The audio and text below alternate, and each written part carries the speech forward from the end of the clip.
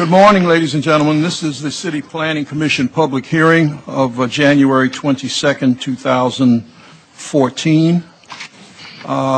Madam Secretary, please begin. Good morning. This is the City Planning Commission public meeting held in Spector Hall, 22 Reade Street. Today is Wednesday, January 22nd, 2014. As a courtesy during the proceedings, we ask that you please turn off all cell phones and beepers. All speakers should fill out a speaker's card at the desk outside of Spector Hall. In addition, we ask that those providing testimony please identify yourself, limit your remarks to 3 minutes, and speak clearly into the microphone. I will now call the roll. Vice Chair Knuckles. Here. Commissioner Battaglia. Here. Commissioner Besser. Here. Commissioner Cantor. Here. Commissioner Cerullo. Here. Commissioner Chen. Commissioner De La Us. Commissioner Del Turo. Here. Commissioner Dweck. Here. Commissioner Edie. Commissioner Levin. Here. Commissioner Marin. Here. A quorum is present. The first item is the approval of the minutes of the regular meeting of Wednesday, January 8, 2014. On the minutes, all in favor? Aye. Anyone opposed? The minutes are approved. Scheduling. On calendar number 1, we have a resolution for adoption, scheduling Wednesday, February 5th, for a public hearing to be held in Spector Hall, 22 Reade Street. On the resolution, all in favor? Aye. Anyone opposed? The resolution is adopted. The next part of this calendar is the report section on page 3. Borough of Queens, calendar number 2, CD 14, C140077HAQ, in the matter of an application for a UDAP designation and disposition of property concerning Ocean Village. For a favorable report on calendar number 2, Vice Chair Knuckles. Yes. Commissioner Battaglia. Yes. Commissioner Besser. Yes. Commissioner Cantor. Commissioner Cerullo. Yes. Commissioner Del Turo. Yes. Commissioner Dweck. Commissioner Levin. Commissioner Marin. A favorable report has been adopted on calendar number 2. The next part of the calendar is the public hearing section on page 4. Borough of Brooklyn, calendar number 3, CD9, C010421, MMK. A public hearing in the matter of an application for an amendment to the city map concerning the St. John's Place Bridge. Are there any speakers on this item? Any speakers on this item? Either for or against? Any speakers? There being none, the hearing is closed. Borough of Brooklyn, calendar number 4, CD9, C010345, MMK. A public hearing in the matter of an application for an amendment to the city map concerning the Montgomery Street Bridge. Are there any speakers on this item? Any speakers on this item? Okay. There being none, the hearing is closed. Borough of Brooklyn, calendar number 5, CD9, C010371, MMK. A public hearing in the matter of an application for an amendment to the city map concerning the President Street Bridge. Are there any speakers on this item? Either for or against? Any speakers? There being none, the hearing is closed. Borough of Brooklyn, calendar number 6, CD9, C010415, MMK. A public hearing in the matter of an application for an amendment to the city map concerning the Union Street Bridge. Any speakers on this item? Any speakers on this item? There being none, the hearing is closed. Borough of Brooklyn, calendar number 7, CD18, C140122, PPK. A public hearing in the matter of an application for the disposition of one city-owned property concerning Yeshiva Rambam. Karen LeBruto? Just questions. Any questions for Ms. LeBruto, who is from the NYC Economic Development Corporation? Any questions? Thank you. Thank you. Are there any other speakers on this item? There being none, the hearing is closed. Borough of Manhattan, calendar number 8, CD2, C140069, ZSM. A public hearing in the matter of an application for the grant of a special permit concerning 110 Green Street. Marvin Mitzner.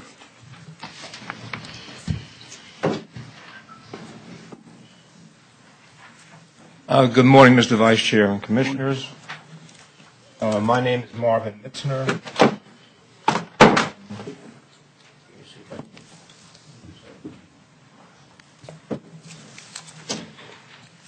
I represent Goldman Properties, the owner of 110 Green Street, which is the building in the far left. 110 Green Street is a through lot located at Green Street and Mercer Street between Spring and Prince Streets. This property was a subject of a 74-781 special permit in 1991, where a substantial portion of the cellar and first floor was allowed to be converted to use group 6 retail. There was an occupancy at that time of a photo lab on both the cellar and first floor, so that space was maintained as a photo lab and wasn't the subject of that application. The photo lab left, and despite efforts to try to lease that space, and we've supplied the Commission with over a year's worth of evidence of efforts to rent or lease, the space could not be occupied for conforming use. We're now requesting the Commission now to grant a 74-781 special permit to allow the remaining portions of the cellar and first floor to be converted to use group 6 occupancy. If you look at the drawing of the cellar space, the large area outlined in red is the space we're now asking to be converted. The same thing on the first floor. The large area outlined in red we're asking to also be converted. There are additional red outline spaces which are really closets and other hallways and things of that nature that really aren't used that I'd like to incorporate within the use group 6 occupancy. The cellar space will be used in conjunction with the existing furniture store on the cellar and first floor. The first floor space, you see here, that's going to be used as a gallery space. And we have a gallery interested in that, so we're prepared to convert that to a gallery. Both the Community Board and the Borough President recommended approval. Their only concern is that we do not have an eating and drinking establishment in the converted space. We've agreed to that and have submitted a letter to them indicating that we will not be using it for eating and drinking. Just as a note, there is an existing small cafe within the building that's used for the convenience of the tenants. That was not a problem with either the Community Board or the Borough President's office. Thank you. Questions for Mr. Mitzner? Irwin. Good morning. The closets you referred to, were they formerly not FAR? No, these were all spaces that were FAR. They just weren't included in the conversion in 1991. And they've reconfigured some of the common areas and the whole space. They were FAR and they'll remain FAR? That's correct. Okay, thank you. Any other questions for Mr. Mitzner? Thank you. Thank you. Michael Sandler from the Borough President's Office, Manhattan Borough President's Office. Good morning. I'm here to speak on behalf of Borough President Gail Brewer. We support this application for special permit. The applicant has shown that they've made a good faith effort to find a manufacturing tenant, but have been unable to do so. The Community Board asked that the applicant agree to a permanent ban on eating and drinking establishments, and in a letter to our office, they have agreed to this restriction. So we are all good. Thank you. Thank you. Are there any other speakers on this item? Any other speakers on this item? The hearing is thus closed. Borough of Manhattan, calendar numbers 9 and 10. Calendar number 9, CD2, C140055, ZSM. Calendar number 10, C140056, ZSM. A public hearing in the matter of applications for the grant of special permits concerning 688 Broadway. Okay, we have a number of speakers, both in support of this item as well as not in support of this item. And as is the practice at the Commission, we will start with those in favor, let them speak, not each of them, but all of the speakers in favor for a 30-minute period, at which point we will then turn to the speakers who are opposed to the item. So our first speaker is Mitchell Corby. Thank you. Good morning, Vice Chair and Commissioners. It's a pleasure to be here. Once again, my name is Mitch Corby, an attorney and urban planner with Herrick Feinstein. Very pleased to be here to discuss this special permit with you. I'm joined by my colleague Jen Dixon, by my client David Schwartz from Downtown Real Estate, and our architect is hurrying to get here, George Schieferdecker from BKSK Architects. Let me begin just by saying that the special permit, as I know the commissioners know, is a two-step process where first one goes to landmarks and then one comes here for a special permit through the ULURP process. This is pursuant to Section 74-712 of the zoning resolution, which in the case of vacant land permits one to come forward in a landmarks district for a special permit to waive certain aspects of the zoning resolution. So I'm going to describe briefly what we seek to waive, talk a little bit about the Community Board and Borough President's recommendations, and then hopefully segue to the architect and our client. So briefly, our special permit seeks to waive a setback requirement and use requirements. Through 74-712, one can ask for use relief. And in our case, we're in NoHo, in the M15B district, where only industrial uses and commercial uses of a certain type are permitted. Pursuant to 74-712 special permit, we seek to waive those requirements and do residential on the upper floors and commercial on our ground floor.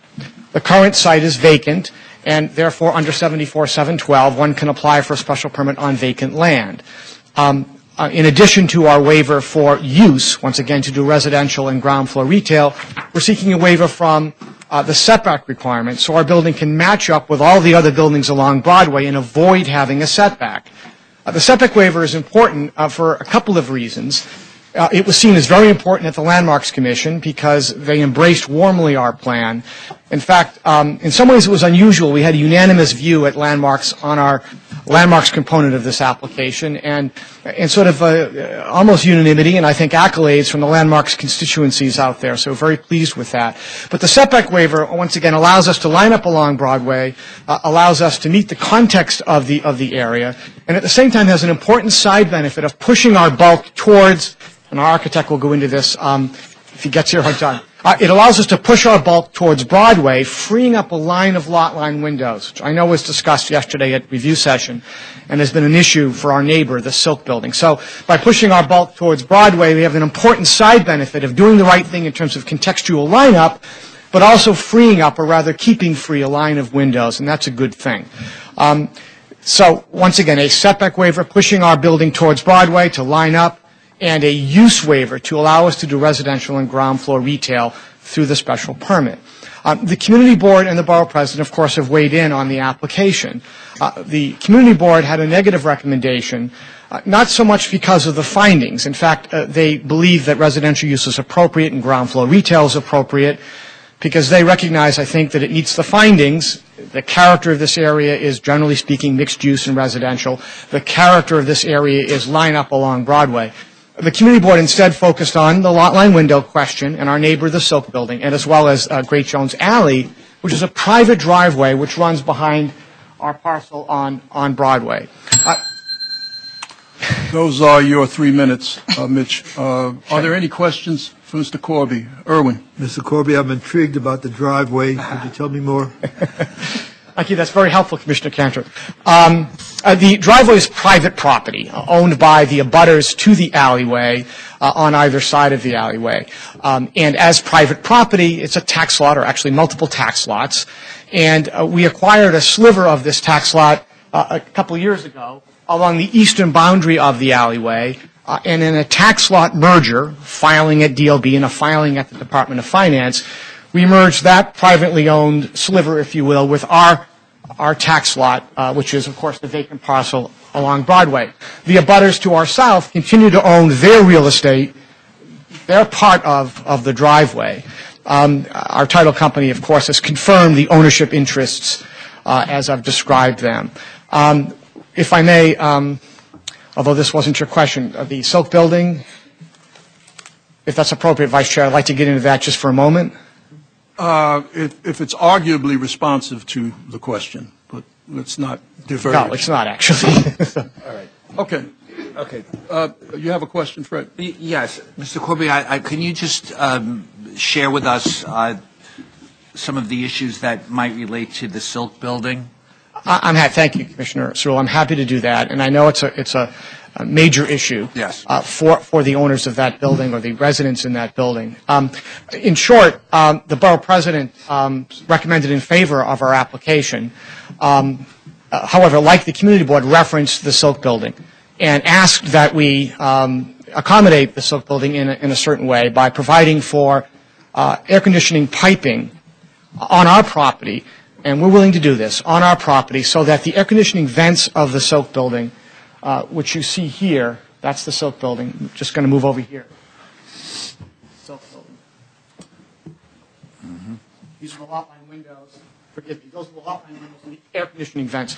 On our property, would be willing, as per the borough president's dialogue with us, to provide a chase cutout on our property so that air conditioning piping for that building can be run up to their roof.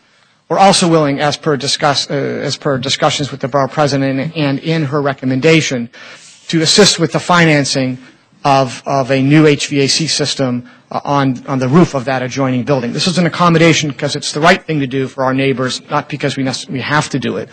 Regarding that building, though, it has occupancy based on a 1980 BSA case. There was a variance issued in 1980 for artisan residence for that building. The Silk building's lot coverage is too big to actually qualify for artisan residence, so it had to get a variance in 1980 prior to the conversion of that building from an office use to I believe it was an office use, from an office use to artisan residence. So the BSA approved artisan residence in 1980 with, of course, the stipulation that the building comply with the multiple dwelling law, that the layouts in that building not use the lot line windows, and there was reference to the multiple dwelling law in that regard as well. So honestly, it's come out in, not from us, but in testimony that there are now residential uses in that building, not in compliance with the C of O. And I'd rather not get into this because I don't have intimate details about the building. I'm just referencing some testimony that came up both at the community board and the borough president. In any event, I also understand there's been some alterations in that building. At the end of the day, of course, any rooms, any space that tries to obtain light and air from the lot line, of course, is not proper. And it's always difficult and troubling when this happens in New York, when windows are blocked. And it's something that happens, of course, often. It's a phenomenon in the city because we have properties that are built a certain way, that are commercial, that can use lot line windows. When we have properties that are residential, they're not supposed to use windows, as you all know, for legal light and air. I'm sorry to belabor this. It's been an issue that has come up. We'd like to be and are trying to be good neighbors. It's helpful to have this setback waiver. I don't know if our architects have been able to make it, but on the plans for the building, which I can show in a sec, our setback waiver once again allows the maintenance of some windows that would otherwise be blocked if we didn't have this setback waiver. And again, by assisting with the air conditioning chase in our property, we are, I think, doing something that's special and helpful to the building. But of course, we have the right to build on this property. If we weren't here for a special permit, and we want to be here, we want residential, we want ground floor retail, want the setback waiver. If we weren't here for that, though, we'd be doing something that's as of right. And that would be a hotel or some other kind of office use, and that too itself would of course block windows. So I don't want to dwell on why we're not here. I want to dwell on why we're here, which we think is a handsome, beautiful building, warmly embraced by landmarks, and one that unfortunately is going to block windows. We've had a long and extensive, and I hope ongoing dialogue with our neighbor. And I'd like to think that will continue, and we'll do all that we can to be helpful to them. Okay. Any other questions for Mr. Corby? Betty. Thank you. I don't know if this is a question for you or the architect, but if you were building, or not you, if your client were building as of right with, whatever that envelope was, do you know how many windows would be blocked under an as of right condition? Well, I think it is a question for the architect, but I don't see him here, so I'll do the best I can to address it. The short answer is yes, we would still block windows. In fact, we may be blocking more windows, depending on how the hotel might be laid out. Hotel only has a 20-foot rear yard requirement. We have a very deep lot. This describes the setback waiver, by the way, and you can see here that we're pushing towards the street, and so there's a line of windows here that aren't being blocked. Regarding a hotel or an office use, we haven't done the analysis or the studies because that's not what we want to do, but it's clear that those kinds of uses would block just as many, if not more, windows. And would that be building height? Would a potential hotel be higher or lower than the residential building proposed? It's hard to say. Once again, we're maintaining the height we are in large part because of the landmarks approval. Okay.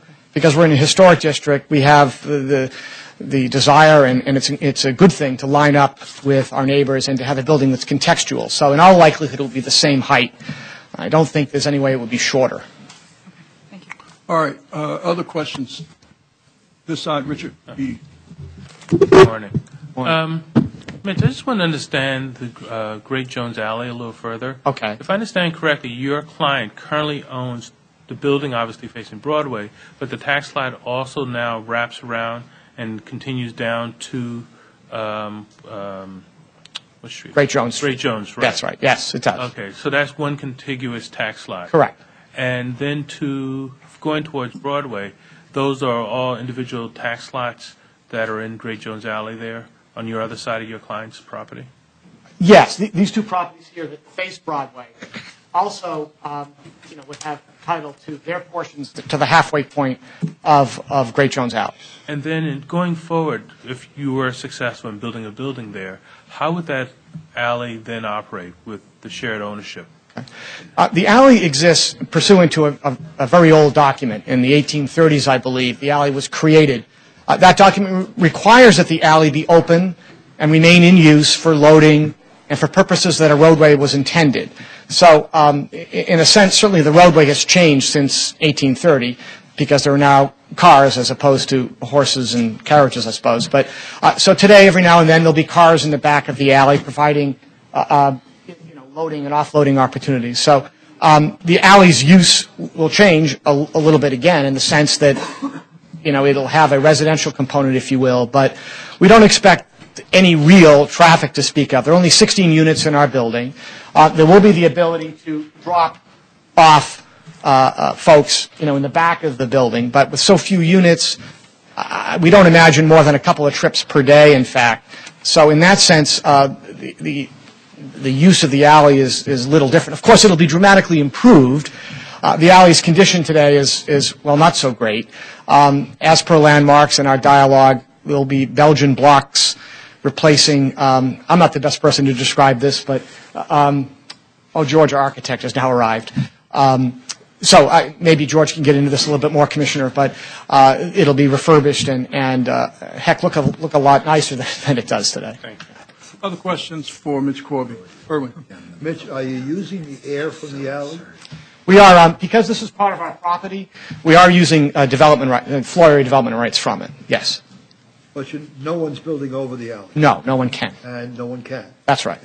And the other part of my question, when you talked about making space for the AC, you are chasing out a portion of your property? Yes. Okay.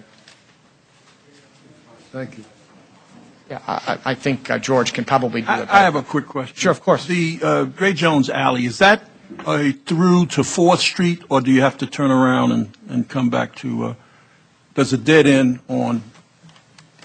Right, it stops here at the Silk Building. At the Silk Building. Right. Oh, okay, that's the Silk Building line. Okay. Yeah, exactly. Okay.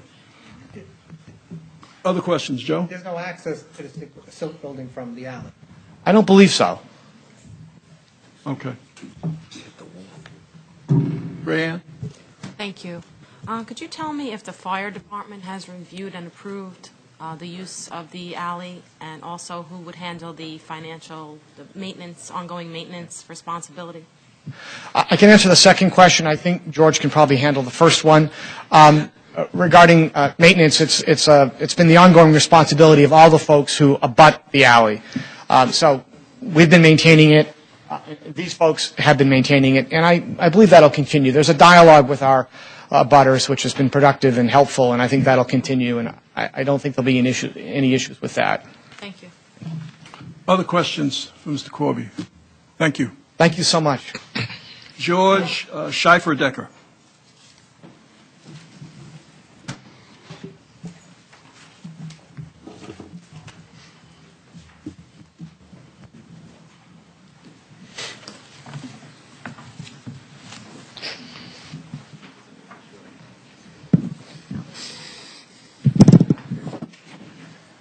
George Schleifer-Decker, BKSK Architects, Acting Chair, Commissioners, thank you very much. I arrived a little late. I apologize for that. If we can short-circuit any of my presentation, please let me know. In terms of the description of our building, I think you know it is 11 stories plus penthouse for a total of 12 stories in height. We are proposing a cellar and a partial sub-cellar. The building will have 15 units. The facade of our building is a blending of various architectural motifs from the area, including, in some immediate context, specifically a kind of colonnaded facade with terracotta, masonry, metal and glass elements. It brings these ideas and these historic motifs into a more contemporary design, and the Landmarks Preservation Commission endorsed it.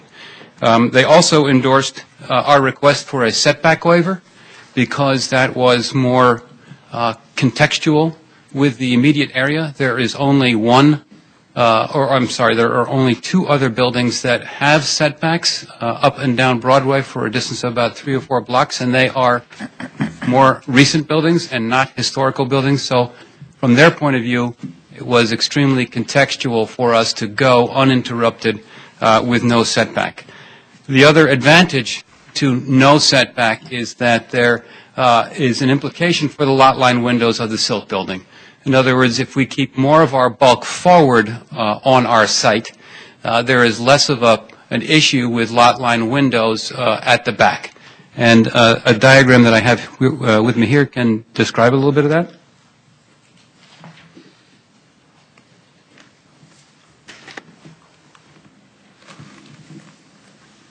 I'll try to speak very loudly, but currently our profile is like this. This is our setback, the waiver we are requesting. It affects 2 windows up and down. Both of these windows on the Silk building, this being the profile of the Silk building and their lot line windows. These 2 windows are on rooms that have light and air from Broadway. If we were to move this bulk back into our building, it is likely that we would take up another line of lot line windows on the Silk building because it would shift our bulk back. These other lines are simply indicating what the possible extent of a residential building on this site could be, because we are an extra deep site, 130 feet deep, with a 30-foot rear yard.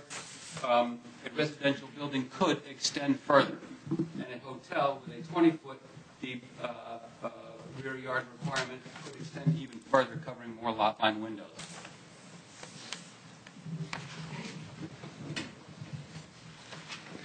You asked a question earlier, I believe, in the yesterday's review session about our lot line windows. We have a total of 14. They are all on rooms that, or rooms that don't count for legal light and air, that have legal light and air from the front or back. Master bedrooms and bathrooms. Continue and explain on the lot line windows. You asked the question about how would we, or how would it be prevented that our lot line windows would be used for bedrooms? And the answer is simply that the Department of Buildings would not allow it. An architect could not file it. And there are provisions, and there is language in our Attorney General's report that makes it clear that they are lot line windows, they are not allowed for legal light and air, and that they can be filled up.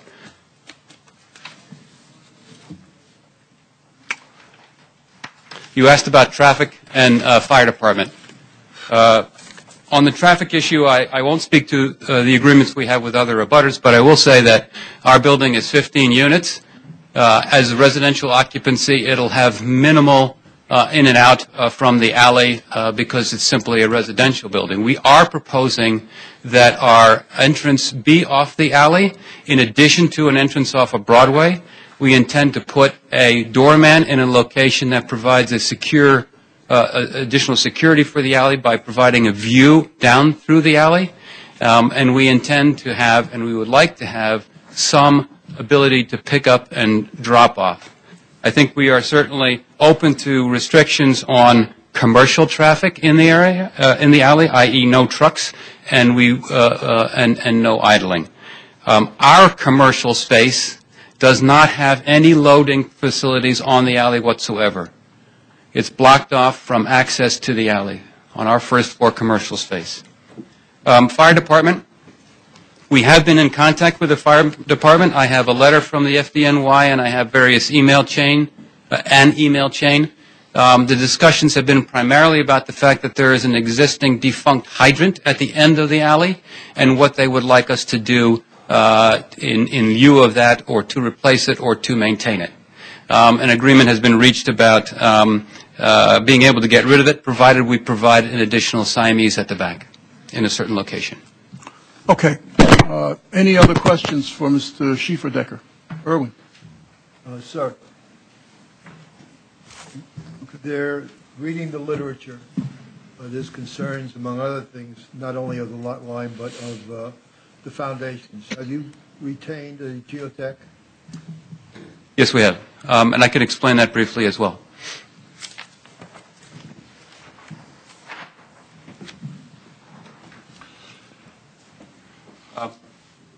Essentially, we are not underpinning the silk building. We have pulled our subcellar back, and this was a redesign at one point at a specific request and discussion with the silk building. We have pulled our subcellar back from the silk building foundation, and By how much? It varies depending upon the area and the height above the grounds. For instance, there's space for a water tank at that location. Here are the elevator pits, that kind of thing.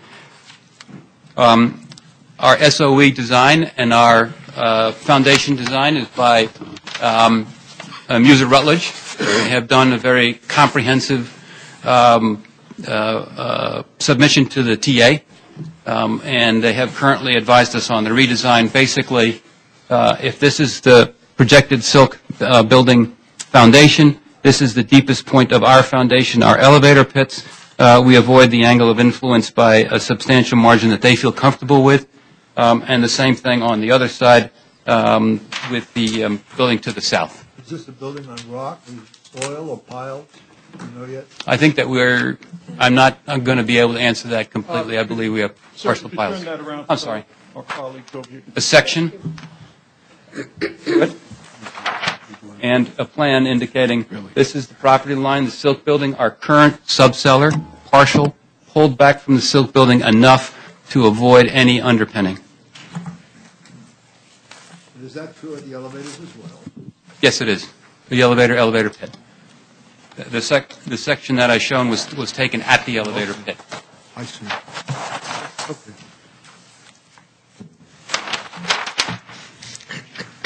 Okay, questions? Ria? Thank you for your presentation. You mentioned that there are no loading docks on the alley for your building. There will not be any loading dock on the Correct.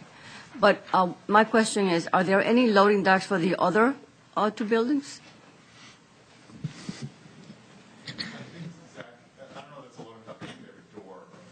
Zacky's, we think, has a door on the alley. A door, meaning? Some access. All the abutters are allowed to have access to the alley, and we can't take that away from another owner of a portion of the alley. There can be deliveries of some sort or other through that door. Right now, they don't do much, do they? Right.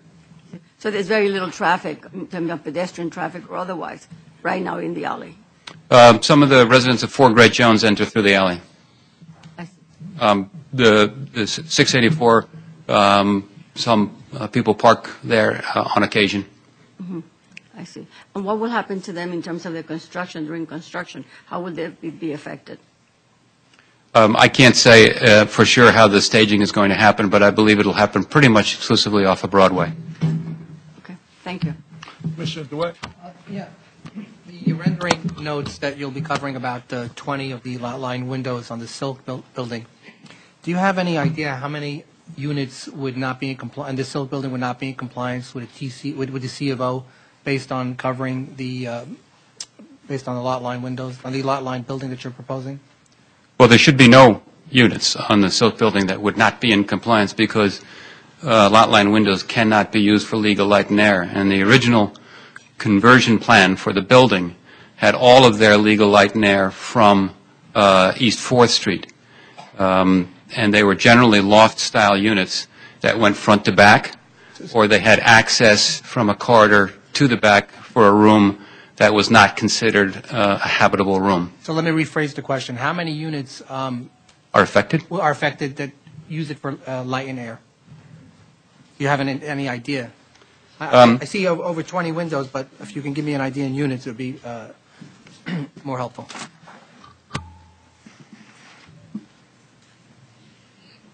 I think that there are about 15. And I may be corrected by the Silk Building, because some of them are duplexes and some of them are triplexes. So over the 6 floors, it looks like there's about 15 units that will be affected? That's my current count, yes. Okay, thank you. Other questions for the architect? Commissioner Good morning. Good morning. You mentioned that in your design you have 14 lot line windows, and in anticipation of what has happened at the Silk Building, you also mentioned that you have those lot line windows affect master bedrooms and bathrooms, master bedrooms of which have 2 exposures. Do the bathrooms also have 2 exposures, or do they have 1 exposure? The bathrooms are not required to have any legal light and air whatsoever, so they have no exposure other than the lot line. So it's simply a benefit. Correct. But if And I so can, in the event that those lot line windows, I understand, in the event that those lot line windows get boarded up, do you have mechanical ventilation in those bathrooms in preparation? yes. Thank you. Other questions for the architect? Thank you, sir. You're welcome. Okay, we will now turn to speakers in opposition. And the first speaker is Frank Jarman, who will be followed by Andrew Collins, who will be followed by, I guess it's Els Phillips. Mr. Jarman?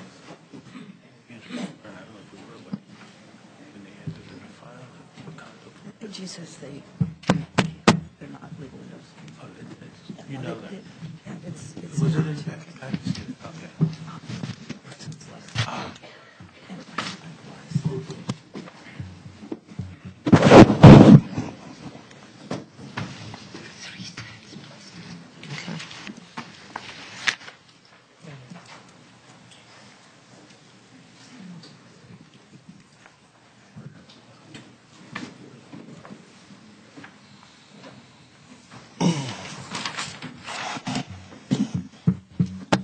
Morning, Vice Chair, Commissioners, thank you. My name is Frank Jarman. I'm a resident of the Silk Building, speaking in opposition to the 688 proposal. Over the next several speakers, you will hear a coordinated argument for why the Commission must recommend denial of this project without some modifications to its scale. I'm here to speak to the devastating effects it will have on the light and air at the Silk Building and the impact that it will take on the residents of the Silk Building. First, the facts. This proposal will break up 27 large-scale windows. These are south-facing windows of the Silk Building. You can see them here. It will also render useless 22 HVAC units that are through-wall, which serve as the primary means of ventilation, heat, and cooling for many of the Silk residents. During the ULURP certification meeting in October of last year, the Commission asked what's behind these windows. In fact, the vast majority of the windows you see on this board are residents' bedrooms, nurseries, living rooms, and artist studios. With your approval of this project's current configuration, my daughter, as well as a number of other residents, will lose the only light, ventilation, and air conditioning on the entire floor of her particular unit. To fully appreciate the damaging effects of this proposal, you must understand the unique layout of the Silk Building apartments. This poster right here shows a very typical layout for all of the units in the Silk Building. This is a 2-floor unit with a bedroom and a bath on the first floor and a bedroom, living room, and kitchen on the second floor. You must understand that this entire floor of this apartment has only one window right here and one HVAC unit. That's the south-facing window right here. Without that window, as well as the one above it, the closest point of light and air to that room, and really to this entire floor, would be all the way at the other end of the apartment, on the other side of the building.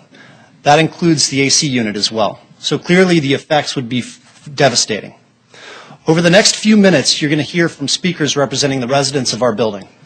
In addition to everyone who took the time today to put on a red shirt and show their concern, I want to submit a petition signed by nearly all of the residents of the Silk Building. On the pages, you'll see 58 signatures confirming their opposition. Our collective presence here today is a testament to the destructive effects that this project will create for so many of the residents of the Silk Building. We ask that as you continue to learn about this project, that you keep all of the concerned faces here in the back of your mind. Bottom line, you will see that the inclusion of Great Jones Alley has permitted the developer to build a larger building than would have permitted under normal zoning regulations. We understand that this lot will be developed. However, we believe there are a number of modifications to the design of the project that could still preserve lives of the residents in the Silk Building. These are residents that have been in the community for a long time and who will remain a part of this community well after the developer has built his building. Thank you, Mr. Jarman. Any questions for Mr. Jarman? Irwin. Yes, sir. Good morning, Mr. Jarman. Sir, in the literature which your people provided, there's a reference to, in the late 70s, there was a conversion. Correct. Is this building a condo or a co-op? It is a condo. And in the documents, were there any references to the lot line windows? So if you review the publicly available C of O, I think you'll find there are no comments with regards to lot lines. But there was a condo offering, was there not? Yes, that's what I'm talking about. What's publicly out there, I have not seen anything. So you don't know whether or not there was anything in the documents? So I think if you... You have to wait your turn, sir. You have to wait your turn. Go ahead, sir. When you purchased your apartment... Correct. Were you not provided with documents as to the condo... So, the condo gave to the Attorney General's office? Yes, so I was. And I personally was not fully aware of specifically what could happen to these windows. I think if you looked at it, to the extent that a building fully utilized this lot, the building would have gone here, similar to how the building that existed prior to this lot being vacant did exist. So the expectation was that if this lot were fully developed, and I know the developers discussed the idea of a hotel, to the extent that this lot was fully utilized, the expectation was that a FAR 5 would only allow that building to go up to this level of our building. And as you'll see, these, for the most part, were commercial units when the building was changed over in 1981. These were all the residential units. The expectation was that these windows would provide light to all of the residents in the residential part of the building.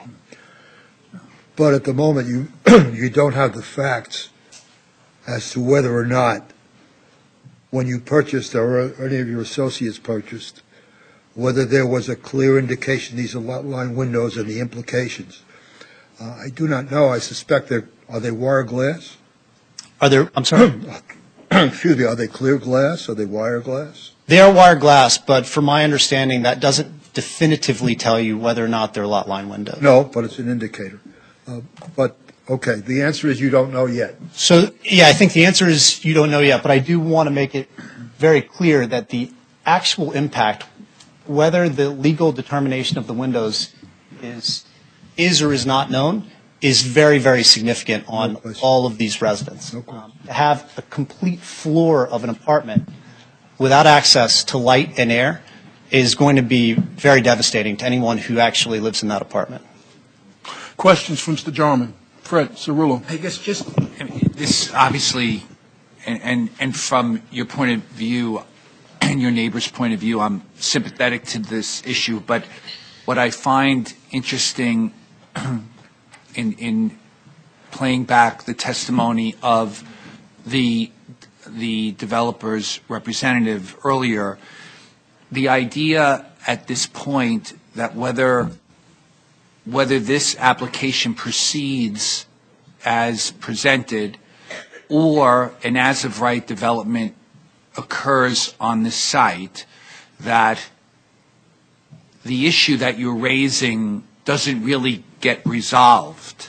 How do you wrap your head around that, and how do we wrap our heads around that? Because there are things in this application that could potentially improve for some of your neighbors this issue, where an as-of-right development might actually make it worse for more of your neighbors. So it's a very interesting challenge for us in assessing the application, the impact of it, and what not acting on the application may be for your neighbors, because at the end of the day, the impacts, as I see it, without something that I may be missing, may actually be worse for more than it would be if the application were to proceed. So, right.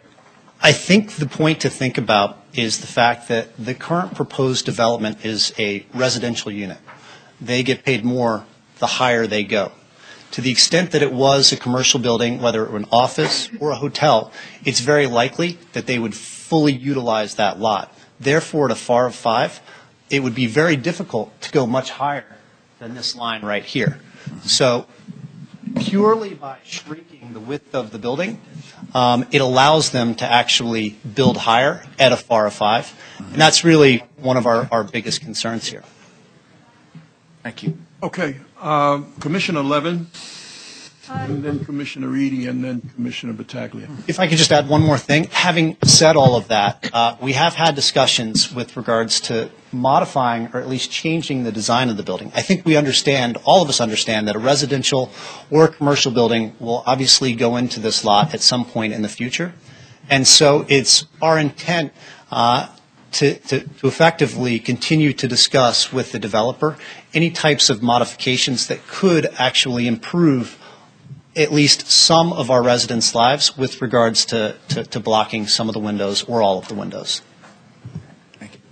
Commissioner Levin. That actually may be the answer to the question I was going to ask. In your remarks, you indicated that there were some changes in the project that you would like to see happen, and I was going to ask about those. Is that principally it, or are there other elements that you would like to see changed? So, from my perspective, besides it going away altogether, which certainly would be the best for you and probably unlikely to happen. So with regards to some of the modifications we've discussed with the developer, there are a couple of things that we have asked for. Number one, we've asked for a side yard. The idea is basically they could still build up from the ground here, but at a certain level, if they could pull the building off of our building, that could potentially save at least access to ventilation and air. Now, we certainly wouldn't get much light with a short side yard, but it would actually change the outcome significantly for most of the residents. In addition to that, if I could show you, here's and I have more of these copies. Well, maybe you can provide this to the secretary, and then we can get copies eventually. Yeah. So in addition to that, this is another sort of idea that we've brought up. If you'll notice the long side of the development, if we think about the north side and the south side, the longest side of this development is built against our building. We've had discussions with the developer as to why they didn't actually build the shorter side against our building, which would actually free up at least one line of windows, and it would also take the building directly off this line of windows. The response was that they want to maximize the light to the south for their building, but the reality is that it does significantly impact all of the residents in these buildings. And we're talking about a change only starting 6 floors up that would relocate one bedroom from the north side of their building to the south side of their building. Not a significant change in our view, and something that would be significant with regards to the outcome for many of the Silk residents. So those are the two modifications that we've brought up with the developer thus far. Thank you. Good, Anna. Commissioner Reade. Thank you. Just following up Commissioner Cantor's questions a little earlier. If I understood you correctly, you made mention that you were unaware of any reference to the lot line windows in the C of O, and it was unclear to me whether or not you were referring to the original offering memorandum from the developer. No, I did not move in 1991, so I did not see exactly what was released at that point, but it was whatever the document that I received when we had moved into our place was the one that I had seen. And so I'm assuming you or your attorney may not have reviewed the offering memorandum? Is that correct? No, I think they did review the offering memorandum. Okay. I think the issue was that there was a view that a building would never actually be built this high, ultimately, because the alley was viewed to never actually be part of that lot. I appreciate the predicament, I guess, you and your neighbors find yourselves in. My understanding is that the offering memorandum may have made mention of lot line windows, but the belief was, I guess, by a number of buyers that those windows would never be blocked because a building would never be built that tall. Mm-hmm. Is that true? I think that's generally accurate. I don't think. Sure. The follow-up question is, the configuration of the unit that you show here, is that the original configuration? Yes. When it was originally submitted to the Attorney General's office? That's correct. So all of these apartments are configured this way. I don't know if these walls were here, but every modification to every apartment has been signed off on by the DOB. It has? Yes, that's part of the condo rules. So, so there have been, no modifications, as the developer suggests, that were necessarily done. Okay, thank you very much. Commissioner Battaglia. Just want to start by thanking you and your fellow residents for coming here today. Your testimony was heart-wrenching, and we have a lot to deliberate over. My question really was to be the same as Commissioner Levin's. Mm-hmm. If you have specifics on paper that you could share with us, that would be helpful as to what you'd like to see there. But more importantly, we do not have to vote on this until the 24th of March. It would probably be voted on or before the 19th, which is another public session, but any negotiations that you do have with the applicant that are to your liking, yes, and certainly let's hope that at the end of the day they will please both sides, please do share with us. We will. Thank you. We have had some discussions with the developer, and we've asked for some design modifications. Thus far, it's been difficult going for us, but we're hoping that with your help and the help of other folks throughout the city, that we can get those modifications enacted. Thank you. Thank you. Thank you. Commissioner Besser. Thank you. Would you happen to know if the building that you reside in is fully occupied? I believe it is. Yes, it is fully occupied. Thank you. Any other questions for Mr. Jarman? Commissioner Quick Dweck. Yes, sir. Out of the 8,900, about 9,000 square feet of lot area, do you know how much is generated from the Great Jones Alley? Yes, so at a FAR of 5, that would be 10,000 square feet of buildable area, which would actually be 2,000 square feet. It's about, it's just under 2,000 square feet, correct. And the 10,000 would translate into how many floors on the building? 2 floors for our building. 2 full floors. Got it. Thank you. Other questions? Thank you. Thank you. Andrew Collins.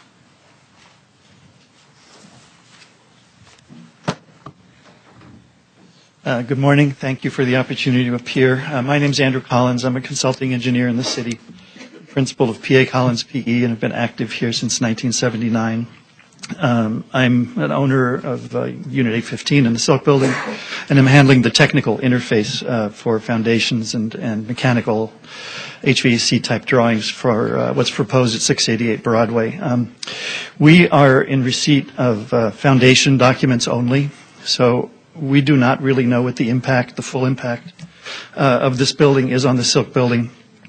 We are in possession of public documents that we've downloaded from the landmark site, but we'd really like to know, how tall the building is relative to the Silk Building, where the boiler flues are, things like that. Our common area is directly it's on the south side of our building, so directly abuts the proposed development. We know nothing about that. We've not been given any borings data. We know that the site is generally sandy or mixed. I've worked extensively in the area. I know a basement on Great Jones Street on the corner of Lafayette, which has very, very sandy soil. We're somewhat concerned that the loose soils will be an issue, and I think the line of influence that's been described is something that needs to be determined empirically once they start excavating. So we're going to be asking them to allow us to monitor that if they will agree to that.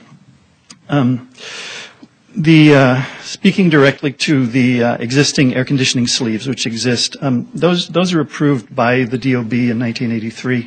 At that time, they were regarded not as intakes or exhausts, but merely air conditioning. We would very much like for the developer to help us get air conditioning to those areas that would lose it by the building of this building. And we know that they would have an opportunity to give us a chase for refrigerant piping go up to the roof. However, the proposed locations for the condensing units would reduce the common areas, so again, we'd have to go back to the city and make sure that the common area square footage is still in compliance with what we're required to have.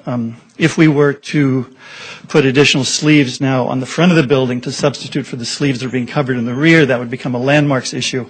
So the nice talk about a 1-inch chase is, first of all, you need at least 3 inches for refrigerant piping. And it's just not that simple. We would like very much to do this rationally, but we are effectively being kept in the dark. So we just don't know exactly what they're proposing.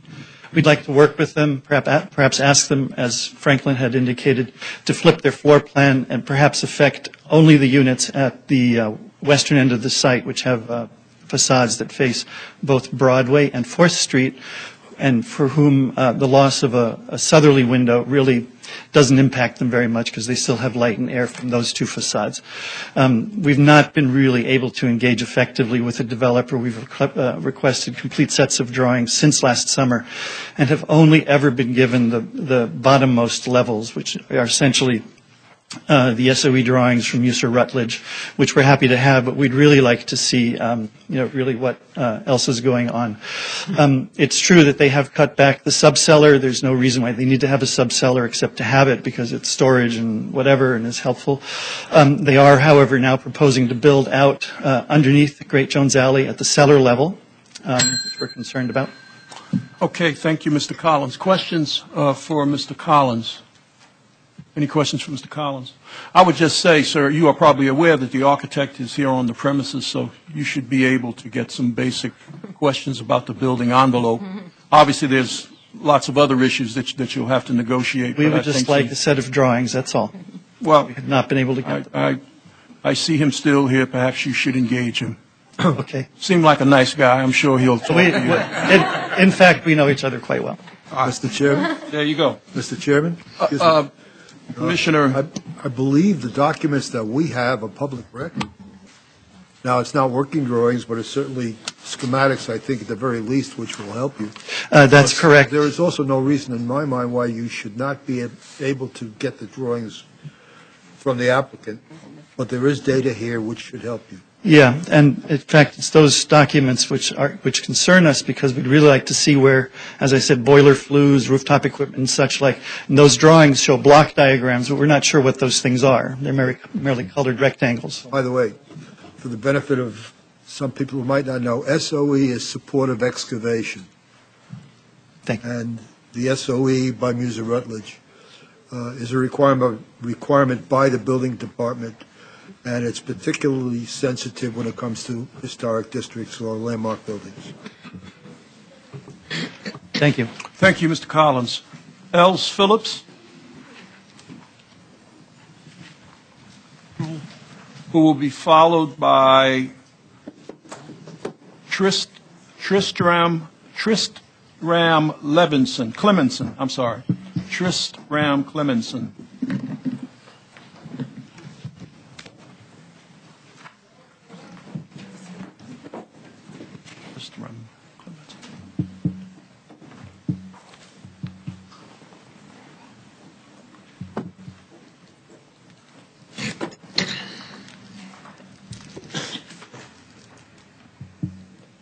Good morning, everybody. Thank you, Vice Chair. Thank you, Commission members. My name is Els Phillips, and I'm a resident of the Silk Building, speaking in opposition to the 688 proposal. I will address the questionable transfer of the ownership of Great Jones Alley into 688 Broadway. Great Jones Alley was created as a separate deeded lot by Samuel Jones for use by the surrounding lots he owned. No part of this alley or any particular part of it was ever conveyed to any of the abutting lots. In fact, the alley remained a separate piece of deeded land for use by all of the abutting lots. These lots are all parties of interest, and therefore any change to the alley, especially a change in ownership structure, must be agreed to by all parties prior to a change. That did not happen. What did happen in 2011? First, the owners of 4 Great Jones, which, by the way, is a fully developed lot, claimed ownership to half of the alley and transferred it to 688 Broadway, even though they did not hold title to that piece of land. Second, the owners of 688 Broadway subsequently changed the deed for that lot, not only to incorporate the half they received from 4 Great Jones, they also claimed ownership to the part of the alley right behind their lot, and again, without receiving title first. And then third, they had the entire alley reapportioned and merged all the parts I just mentioned into 688 Broadway. It changed that lot's size from this one to that one. These transactions I just discussed were executed specifically to create one large zoning lot and add almost 10,000 square feet of buildable area, and to make Great Jones Alley the main entrance of the new development at 688 Broadway. However, these transactions and all the subsequent planning that took place, it took place without the required consent of the other parties of interest. We know that the developer did seek the agreement of the other 2 abutting lots, but was not successful. This, however, is indicative that they were aware that the alley was a common property, and it shows that the developer clearly acknowledges the common ownership of Great Jones Alley. Lastly, we have had an emergency exit onto the alley for more than 30 years. So we urge the Commission to take a close look at the questionable transfer of Great Jones Alley and not allow this alley to be incorporated into 688 Broadway's zoning lot. Thank you. Thank you, Ms. Phillips. Questions for Ms. Phillips? Any questions? Commissioner Reade and then Commissioner Dweck. Regarding the parties of interest you referred to earlier, regarding Great Jones Alley, was the Silk Building one of those parties? That actually is a question that we have been asking various attorneys. If you go by the theory that it's the parties of interest must have received lots from the Samuel Jones estate, then we were not a party of interest because our building was owned by Anthony Bleeker. But if you look and say, okay, nobody really owned title to it, according to a New York City Corporation Council's opinion of 1939, it was referred to that the title was still in the hands of the Jones estate, and if you therefore assume that we are all parties of interest, yes, then indeed we are just as much part of the alley as all the others. Thank you. Commissioner Dweck? Yeah, just my observation is that would not come under our purview. Have you discussed this with the Department of Finance? We actually, but just to give it back up a little bit, what they first did is they made up deeds. In other words, they didn't own title, they made up deeds, and they recorded them in the city. Now, we all know is that all the deeds that look presentable and with all the various forms are simply recorded in the city based on the assumption that it's all done in good faith. So then, subsequently, they went to the Department of Financing for a reapportionment, and they had deeds. So it's understandable from that department that they said, okay, there are deeds. It seems that they own it. They never asked, however, the backup. Have you presented this? And we presented it to the recording office, and they said, just like, a reporter once took over the Empire State Building, and that was recorded, and they said it has to be the parties of interest have to file a lawsuit. And we are trying not to do that. We're residents. We don't have very deep pockets. A lawsuit would go on for many, many months and would cost a fortune. So we're trying to kind of have you tell the developer this is, doesn't look kosher. I think the issue we have as a commission is that it doesn't fall under our purview. We have a very limited scope. It is strictly the building application. And right, but our next speaker will address the same issue which pertains to 74712. So if there are any other questions afterwards, we are happy to answer all of them. Thank you, Ms. Phillips. Any further questions for Ms. Phillips? Commissioner Levin. I don't really have a question, just a comment. I think one of the reasons you're not getting many questions from us is that you made a very clear and orderly presentation, and I just wanted to compliment you on that. Oh, well, thank you. It's complicated stuff that you made Yes, here. but I have researched it ever since I read in the press, by the way, that this building was coming up. We were never told. Thank you, Ms. Phillips. Thank you. Thank you.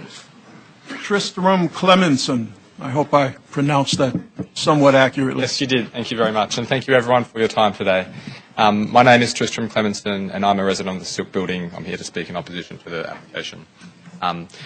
We believe that this application does not conform with the requirements for a special permit pursuant to Zoning Resolution Section 74712. We have two primary concerns. The first primary concern is that the zoning lot did not exist as of December 15, 2003. This issue was raised by the Community Board. Section 74712 states that for a lot to be eligible for a special permit, it must have existed as of a zoning lot, since December 15, 2003. This zoning lot did not. The alley was merged in 2008 into 688, and therefore it's created a new lot. So on that basis, we do not think it is eligible for a special permit. The second primary concern that we have is that 688 has acquired a zoning lot from an adjacent building that is fully developed. We understand that 300 Lafayette is a recent case where zoning lots were merged together after 2003. We think that the current case is different, and that if the current application was approved, it would be precedent setting because the zoning lot was acquired from a fully developed building. In 2011, a lot parcel was transferred from 4 Great Jones to 688 Broadway. 4 Great Jones is a fully occupied lot with a large residential building covering almost the entire lot. If the Commission allows this merger, it will set a precedent that will allow future developers to combine adjacent lots, whether they are vacant or not, as in this case. To take this a step further, if the developer was to raise 4 Great Jones to the ground and then merge the entire lot into 688, that would allow them to build a very big building, and we think that is clearly inconsistent with the purposes of a special permit. We raise this issue because the use of the alley and the use of this zoning lot from 4 Great Jones significantly increases the square footage that they're able to build by 6,800 square feet. That is a number that significantly increases the size of the building, and as a result, a much larger number of silk building windows are going to be blocked. Obviously, the purpose that they want to do this is to get a even higher rate of return than what they would get if they weren't able to build quite so many, quite such a large building. Thank you, Mr. Clemenson. Questions? Commissioner Battaglia. You cite a date, December 15, 2003, of which the lot would have had to already been a single lot in order for them to qualify for a special permit. Do you have proof of that? Proof that they did not, that there was not a single lot. As of that date? In December 2009. She'll get it to us. Yes, we'll get it. In December 2009, the owners of 688 formally recorded a zoning certification that was prepared by American Title, and that showed that 688 at the end of 2009 did not include part of the alley. So I believe that's... Thank you. That's something we can ascertain. That is certainly... Yeah. Commissioner Dweck. I find your arguments very compelling, and my question to you is, in the event we don't approve this and they go as of right, we'll have no purview over what they can build, and they'll be able to build a hotel, and how would you address that issue that you mentioned with the zoning lot, with the tax lot? In terms of whether they would be able to... Use the FAR from the Great Jones alley. I'm not sure how, in that context, I'm not sure how it would be impacted. I still think there's an ownership issue in the alley in terms of whether they're allowed to use it or not, besides the special permit issue that they have. So I think that there is still an issue there. I think one of the advantages, and one of the advantages if they do build as of right, and I think Franklin sort of articulated this earlier, is our expectations of the building would not be as high as what it is currently. Because you don't, whether you're building commercial space for an office or for a hotel, you don't get the same sort of premium for building a very sort of tall building as you do with a residential building. Other questions for Mr. Clemenson? Commissioner Cantor. Sir, I think Commissioner Dweck mentioned the issue of our purview. I've been in the construction business many years, and the issue of transferred surveyor rights is a very arcane, and I'll use the word clever, interpretation of the code over decades, not years, but decades. I would argue, despite Ms. Phillips' observation that you're trying not to have attorneys, at the end of the day, this is a legal question outside of our purview, and you may have to find yourself someone well-versed in this arcane issue. Right, and I agree with you in terms of the ownership issue in itself, but I think there are some related complexities that may be within the purview of the CPC as it relates to whether they're eligible for a special permit, and even if the transfer was appropriate, whether they're allowed to add that to their file when it came fully developed. But air rights transfer, I don't believe, would be one of those. Well, as to whether or not, no, ma'am, you had your, well, we'll take it up. We know what's within our purview and what's not. Mr. Clemenson, other questions for Mr. Clemenson? Yes, as to your argument that the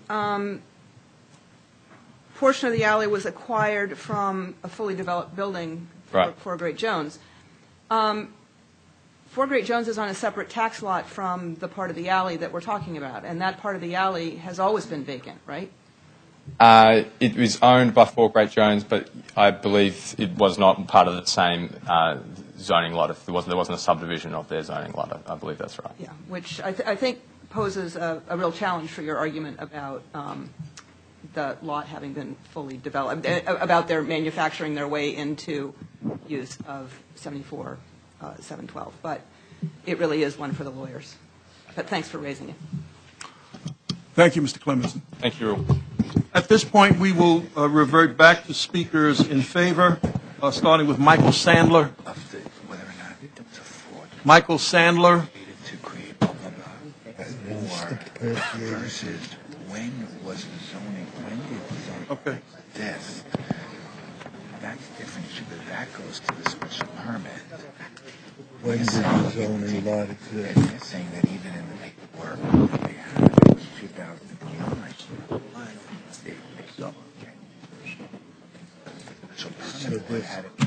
Good afternoon. My name is Michael Sandler. I'm speaking on behalf of Borough President Gail Brewer. First, the special permit for residential use is appropriate in the neighborhood. The small number of apartments in the building make it unlikely to adversely affect surrounding uses, and the proposal meets all other findings for the permit. Furthermore, the applicant is proposing to rehabilitate, maintain, and secure a historic alley, only a couple of which remain in the entire city. There has been some concern raised about the zoning lot size as it relates to the inclusion of portions of Great Jones Alley. 74-712 requires a zoning lot that was vacant prior to 2003. This text is vague and could be interpreted to mean, sorry, I lost myself. The text is vague and could be interpreted to mean that a development cannot use two zoning lots for this special permit. In the past, however, the Planning Commission has allowed 74-712 developments to occupy multiple zoning lots, with the recent 300 Lafayette as a good example. This fits with the legislative intent to encourage the development of vacant lots in a historic district. Indeed, there's no public purpose to preventing the merger of zoning lots, only a public purpose to preventing developers from demolishing buildings in order to classify as vacant. The Commission should work to clarify the zoning text, but in this case, the merger of two zoning lots, both vacant, seems appropriate. Additionally, some concerns have been raised over the ownership of what was previously a jointly owned lot. Whether or not the applicant owns the zoning lot in question is not a land use concern and is therefore not an issue in this discussion. If other owners of Great Jones Alley have issue with how the lot was subdivided, this must be resolved outside of the special permit process. The special permit for bulk modification is also appropriate. The proposed building was unanimously approved by LPC and represents a significant improvement over a vacant lot. The design is contemporary, yet nods to the historic context of the neighborhood, and the building is also smaller than neighboring buildings. The proposed bulk modification will bring a consistent character to the street wall, whereas an as-of-right setback would not be contextual. The proposed building design does impact the neighboring Silk building by covering 27 lot line windows. The waiver of the setback requirements make this impact less, however, and is thus beneficial to light and air on surrounding properties.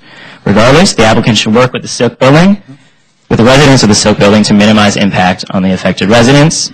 In a letter to our office, the applicant is committed to creating a slit between their building and the Silk building to allow tubing to the affected HVAC systems up to the roof. On top of this, the applicant has offered to pay for a significant portion of the expense to the Silk building and has offered engineering and construction assistance outlined in their letter to the Borough President. Based on these commitments, the Borough President recommends approval of the proposed special permits. Thank you. Thank you, Mr. Sandler. David Schwartz. David Schwartz, who will be followed by Zella Jones. Mr. Schwartz. Hi, David Schwartz, representing Downtown RE Holdings. Good morning, Mr. Vice Chairman and Commissioners. I'm representing the developer on the project. We've been working on this project for many years, but I first wanted to just go over one thing relating to the alley. We do, in fact, have title insurance. We're happy to show that.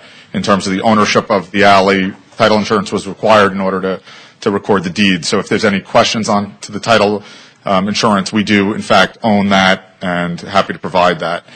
We have spent a lot of time working and meeting with our various neighbors on Broadway, on Great Jones Alley, as well as throughout the neighborhood, including the Silk Building, 686 Broadway, and 684 Broadway. We've also met with NoHo Bowery stakeholders who represent 300 owners in the small NoHo neighborhood, which is only 6 to 8 blocks.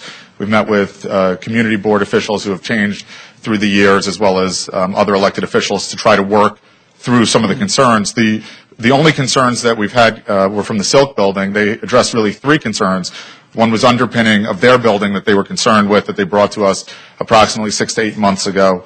The second was the ventilation for the lot line windows, which they acknowledged were lot line windows, and the third were the blocking of lot line windows. We addressed the underpinning by removing it. Originally, we designed to underpin the building, which we redesigned. We spent a lot of time and money, and basically we pulled our entire foundation onto our property. We lost a significant amount of floor area, in our retail and below grade by pulling the foundation in, and also spent a lot on design, and it's a more expensive method. The second item was the air conditioning, which, although you're not allowed to have air conditioning units ventilating onto a neighbor's property, they exist there. We understand that, and through work with the Silk Building as well as the Borough President's Office, we outlined a proposal whereby we could deal with that situation that exists. So, we made a proposal whereby they could run piping on our property line up to the roof so that they could provide air conditioning for units that will end up being blocked, and we've agreed to contribute $250,000 towards that. And this was in conjunction, a compromise between us and the Borough President's Office. Thank you, Mr. Schwartz. Questions? Commissioner Battaglia. Do you think there's any more room for compromise and discussion? It depends on the discussion. We haven't been, we're continuing discussions. We met with the Silk Building last week.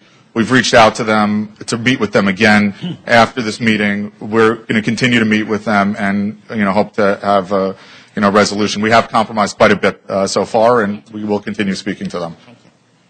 Other questions? Commissioner Cantor. I assume you'll make your drawings available to their engineer?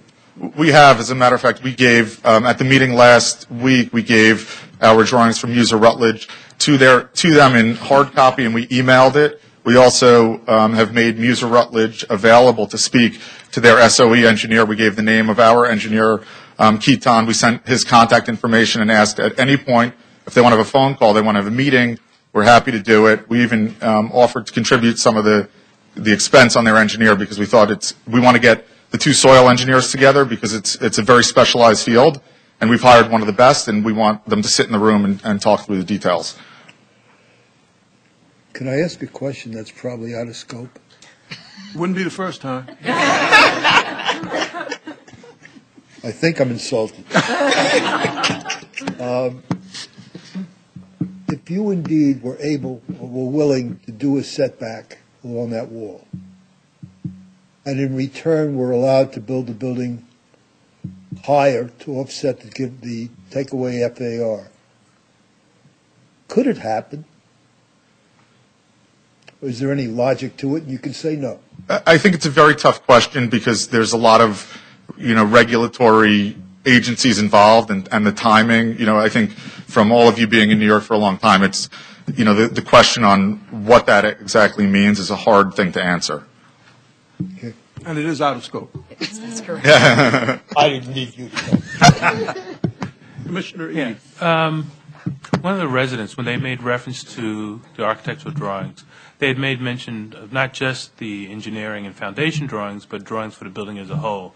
And I think in regards to Commissioner Cantor's question, I think it was to this larger set of drawings that may be made available to them. And you can say yes or no, but that was the question, I think.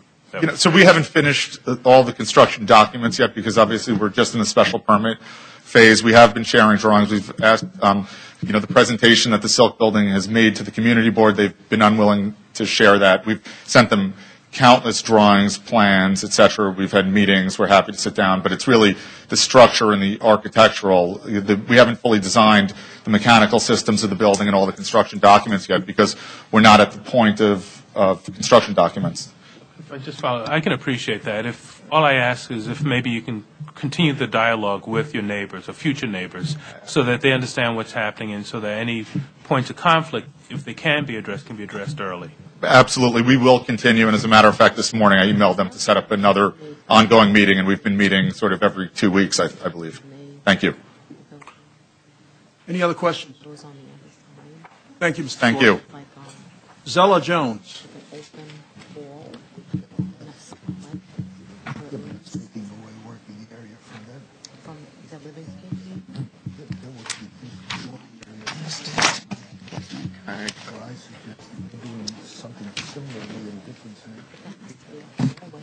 My name is Zella Jones. I'm president of NoHo Bowery Stakeholders Incorporated, a full nonprofit in the state of New York and recognized by the federal government. We have over 300 members who are property owners, residents, merchants, and institutions in the 12 blocks of NoHo. David said we were a little smaller than we are, but we're not. We have been following this application since 2012, and the reason that we followed it is that this developer and these architects reached out to us first to introduce them to the community and to raise an opportunity for discussion at the development stage, even before the architecture was decided on this building. I have published all drawings and all meetings, or the announcement of all meetings on our website, which is read by 5,000 people a month. We have also submitted information to Curbed New York, which has carried this 3 times, and DNA Info. So we are very secure that as many people as possible who live in or relate to NoHo has been very aware of what is going on here. We were very pleased to testify before Community Board 2 Manhattan in both the Landmarks and the Zoning Committee meetings, and at Landmarks Preservation Commission, which, as you have heard, has approved of this application. BKSK Architects are no strangers to NoHo, and their plans and their oversight has been exemplary. I call out 25 Great Jones, 25 Bond Street and 27 Great Jones, which has been a matter of great controversy in the past, and in both buildings they willingly entered into an agreement for construction protocols and protections of the historic buildings next to them. There was no trouble, there were no fines. All neighbors are very happy about it. For this particular applicant, the outreach has been exceptional. The opportunity to have more discussion has been frequent, and I have submitted to them what we have as NoHo Bowery stakeholders, an 8-page construction protocol, which they have adopted and I understand have offered to the Silk Building. I believe that Mr. Schwartz can testify to its attachment in the application or its future use. We therefore, as NoHo Bowery stakeholders, approve of this application. Many of us are AIR tenants, legal and registered. Some of us are property owners. Some of us live in buildings that have BSA variances that allow luxury use. All of us have understood right from the beginning that if we are in an IMD building or an AIR building, that either you have to apply for a change of use, or you have to comply with the Department of Buildings regulations that say that you don't have a habitable space within your loft at a lot line window. That's no secret. Everybody understands this. Thank you, Ms. Jones. And what, for the record, what is an ARR building? AIR, Artist in Residence. Artist in Residence. Yes. Okay. Sorry for my enunciation. Thank you. Thank you very much. Questions for Ms. Jones? Thank you. You're very welcome. All right, we're back to speakers in opposition. The following speakers: Bill Rosser, who is followed by Donnie White, who will be followed by Lynn King. Bill Rosser.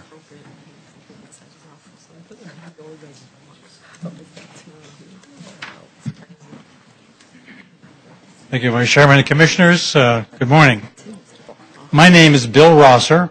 I'm a resident of the Silk Building, speaking in opposition to the 688 proposal. I want to make some concluding remarks. Now, with respect to the alley issue, I want to add another point, and we believe this is a City Planning Commission issue. We think there's a striking contradiction. Here it is. For the purpose of ownership, the developer claims that the easterly half of the alley is part of 4 Great Jones, which is a fully developed lot. However, for the purpose of the special permit, the developer claims that the same alley is a completely separate lot, not one lot as part of. So that separate lot, independent of 4 Great Jones. This is an inconsistency. So I understand this gets into the legal matters and so forth, and it gets complex, but there is something we think is wrong in terms of using the lot 2 different ways to get 2 different ends when they both cannot exist. So, as you can see, this is a deeply personal issue for many of the residents whose lives will be impacted by this proposal. Over 35 residents of the building attended both of the CB2 meetings, and there are many here today, despite the conditions.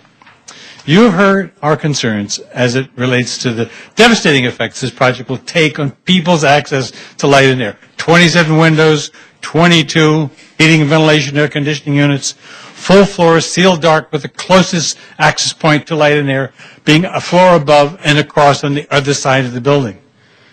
You have heard the concerns about our issues in the foundation and the sandy soil and other structural issues. And you've also heard clearly the concerns about the ownership of the alley and Section 74-712 as it relates to that. In fact, we would like to read a statement provided to us by our neighbors at 684 who share the Jones Alley, Great Jones Alley. They say, due to concerns regarding the proposed development of 688 Broadway, the 684 Owners Corporation has significant concerns over the impact which this new development will have on Great Jones Alley in relation to areas such as vehicle traffic, volume, noise, security, etc. Even though we share common usage of the alley, as of today, 684 Owners Corporation has not entered any agreement with the developer of 688 addressing these concerns. So as you make deliberations on this topic itself, we hope that we think we are trying to be a reasonable party willing to accept an alternative proposal.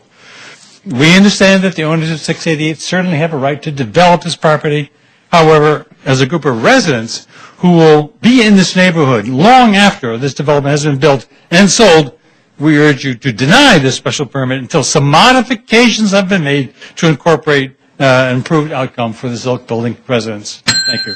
Thank you, Mr. Rosser. Questions for Mr. Rosser? Commissioner Cantor. Mr. Rosser, how long have you been living in the building? 15 years. And you purchased it? In 1996. Did you get condo documents? Yes.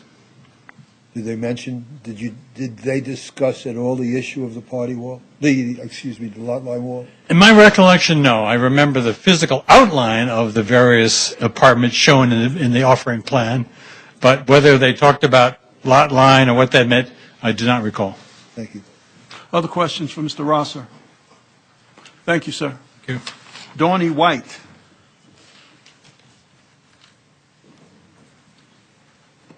Good morning. Being left-handed has its disadvantages. I'm Danny White. Thank you for...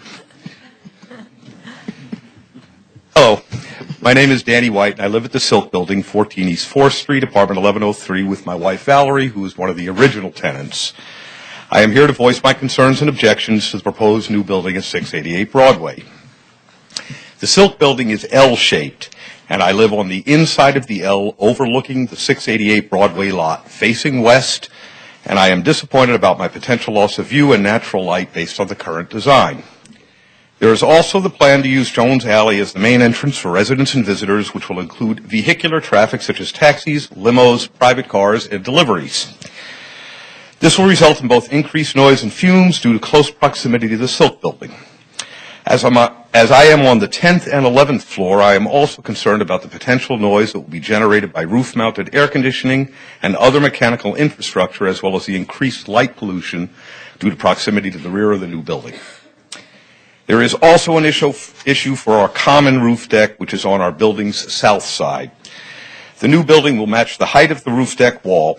Roof-mounted air conditioning and mechanical infrastructure will cause noise and obstruction of the view, severely limiting the enjoyment of the outdoor space and creating potential security issues. A number of my neighbors on the south side of the building will be severely impacted by the loss of lot line windows. Many of the affected rooms do not go through to the north side and only have their window and air conditioning units on the south side. The loss of these windows will render these rooms without natural light and ventilation, essentially turning them into hot storage rooms unfit for living or work. This will adversely affect the individual unit owners' apartments in terms of usefulness and value, as well as to the condominium as a whole. I am extremely concerned about the proposed underpinning required to our building in order to provide structural integrity from the new building and its planned basements. I believe that it is highly likely to cause damage and harm to our building, given the engineering complexity involved in our building's age. Although I understand and accept the right of 688 Broadway's owner to develop their property, it does not seem fair or reasonable to deny the existing owners of the Silk Building condominiums the basic rights of access to light and ventilation, or to suffer the loss of their property value. How could the various approvals have been granted to the Silk Building conversion back in 1982 based on the developer's plans with consideration to the south-facing units, only to now nullify the value and usefulness of these spaces some 30 years later based on the desire of the latest developer? I feel that a reasonable compromise would be for a building no larger than 5 or 6 stories to be constructed, which would be keeping in line with what had historically existed. I implore you to consider the rights and quality of life of the existing tenants of the Silk Building, and I thank you very much for your time and attention to this matter. Thank you, Mr. White. Questions for Mr. White? Mr. Danny White. Thank you, sir. Lynn King.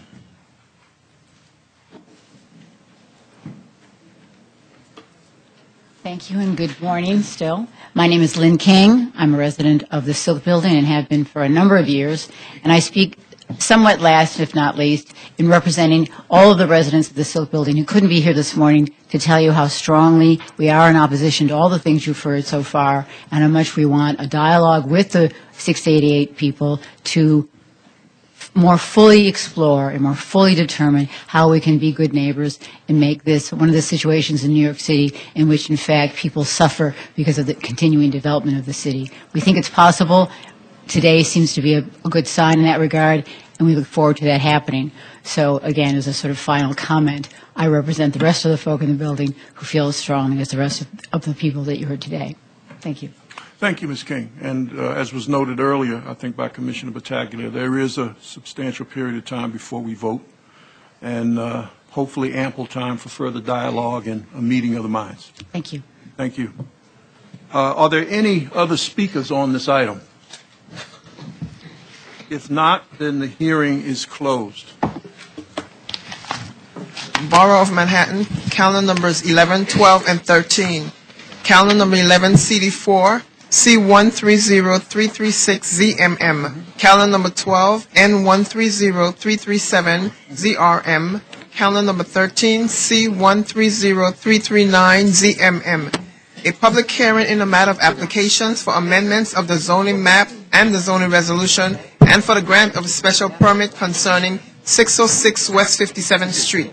Notice, a public hearing is also being held by the City Planning Commission in conjunction with the above viewed appearance to receive comments related to a draft environmental impact statement.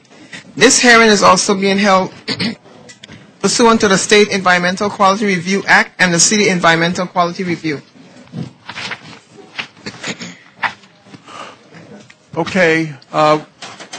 We need, ladies and gentlemen, those of you who are departing, please do so that we can proceed. Thank you. 214. Yes. Thank you. Great job.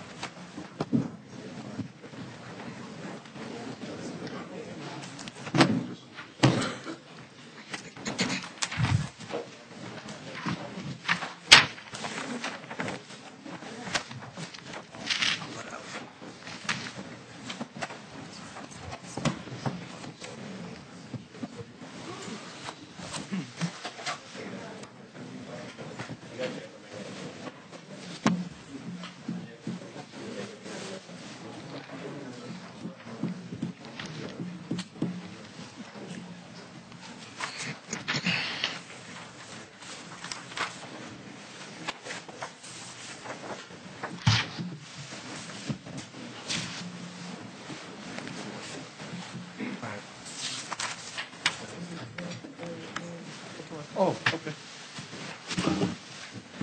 All righty, we'll proceed.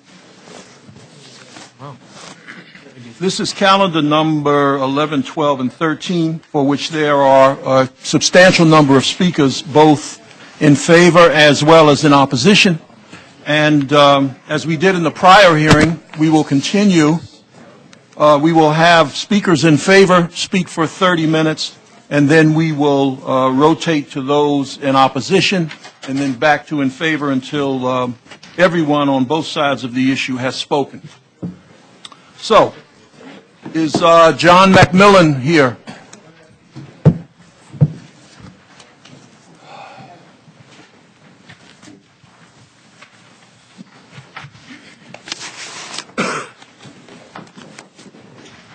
Good morning. My name is John McMillan.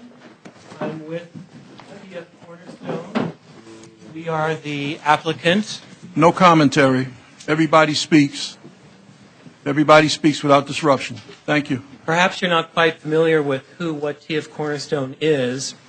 We are two-thirds of the old Rockrose. Rockrose has been a major developer in Manhattan for about 40 years, run by three brothers. About 7 years ago, one of the brothers left, and by the luck of the draw, got to take the name Rockrose. So the other two brothers, Tom and Fred, had to come up with a new name, hence TF Cornerstone. We've been building in Manhattan for many, many years,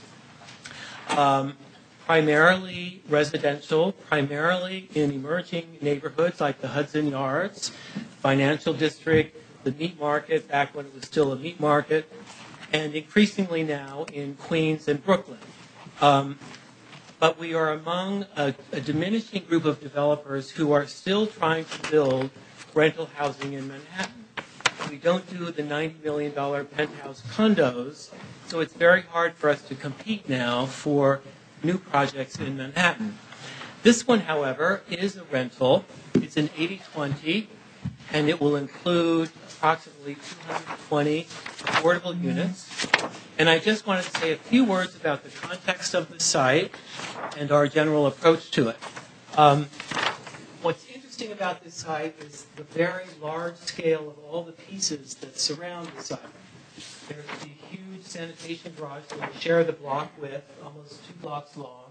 The Durst Pyramid is here. The Con Ed power plant is here, a block long. John Jay, a block long. Big county office building here. CBS studios here, not to mention the highway and the river.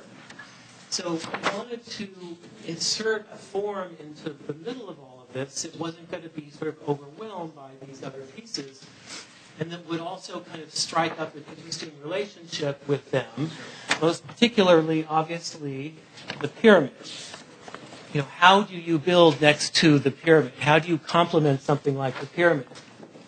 Well, one thing you can do is just try and get as far away from it as possible, which really was our strategy here. We found a way to kind of pull most of the FAR of our building as far east on the site as possible to 11th Avenue, and that sort of allows the pyramid to do its thing as it sort of slopes down to the waterfront. We also feel that our building helps to plug the unusual form of the pyramid back into the orthogonality of the city's grid. And also we set up this interesting pairing at this western entrance of 57th Street.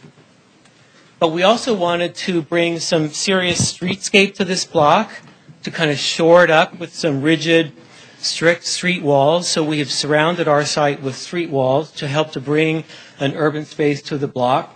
And we've also kind of carefully incorporated a few existing older buildings on the block.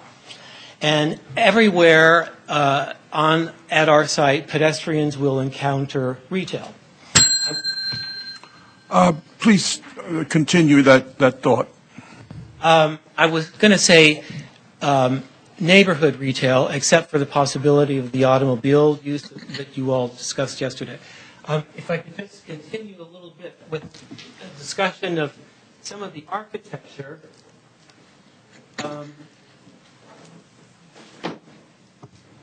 This is the general plan of the building, which is quite unusual. It's in 3 basic pieces. This piece here is this, and this piece here is over here, and this piece in the middle you're seeing right here. And it's this middle piece that has the central core for the entire building. So this core is running up here and then into the top cube. The top cube sort of straddles these two pieces here, but it doesn't line up with them. It sort of overhangs. So everyone comes in at the central point and uses the central core, and then you kind of disperse through the building along these 30-foot transparent glass bridges. So you'll be seeing people walk back and forth on every floor, day and night, which we thought would sort of animate the building from the outside and also be kind of fun for the residents. And these glass bridges will have a very different skin than the major part of the building. The skin on the main building is a very expensive, for us, hybrid curtain wall system, where the glass sort of slides over the expression of the concrete floor plates, and that allows us to create this abstract pattern on the facade with a metal overlay, which is a little bit different for each of the pieces. But in general, it gets more dense closer to the ground. It kind of opens up as you go up higher. On the ground floor, it's primarily retail everywhere that we could get it, except for the lobby here.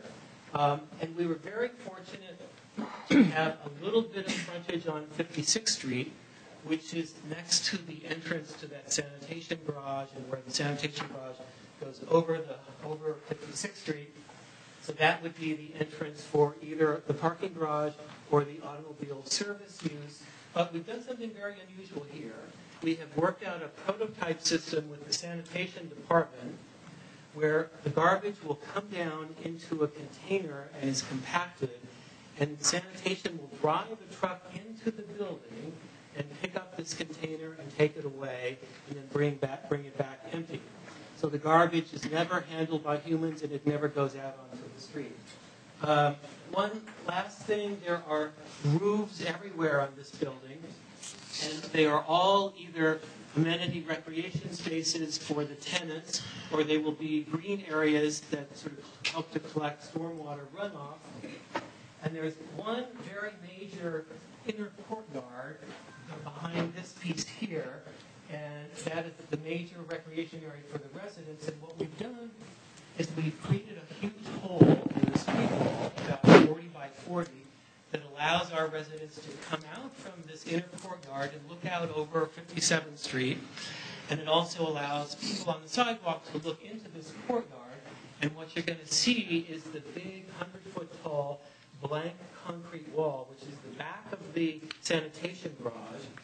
And we're working with sanitation to figure out how to either have an artist do something on that or plant it. Okay, why don't we conclude at that point? I wanted Mr. McMillan to have the opportunity to speak to the architecture since his architect cannot be here today. Questions for Mr. McMillan? Commissioner Battaglia.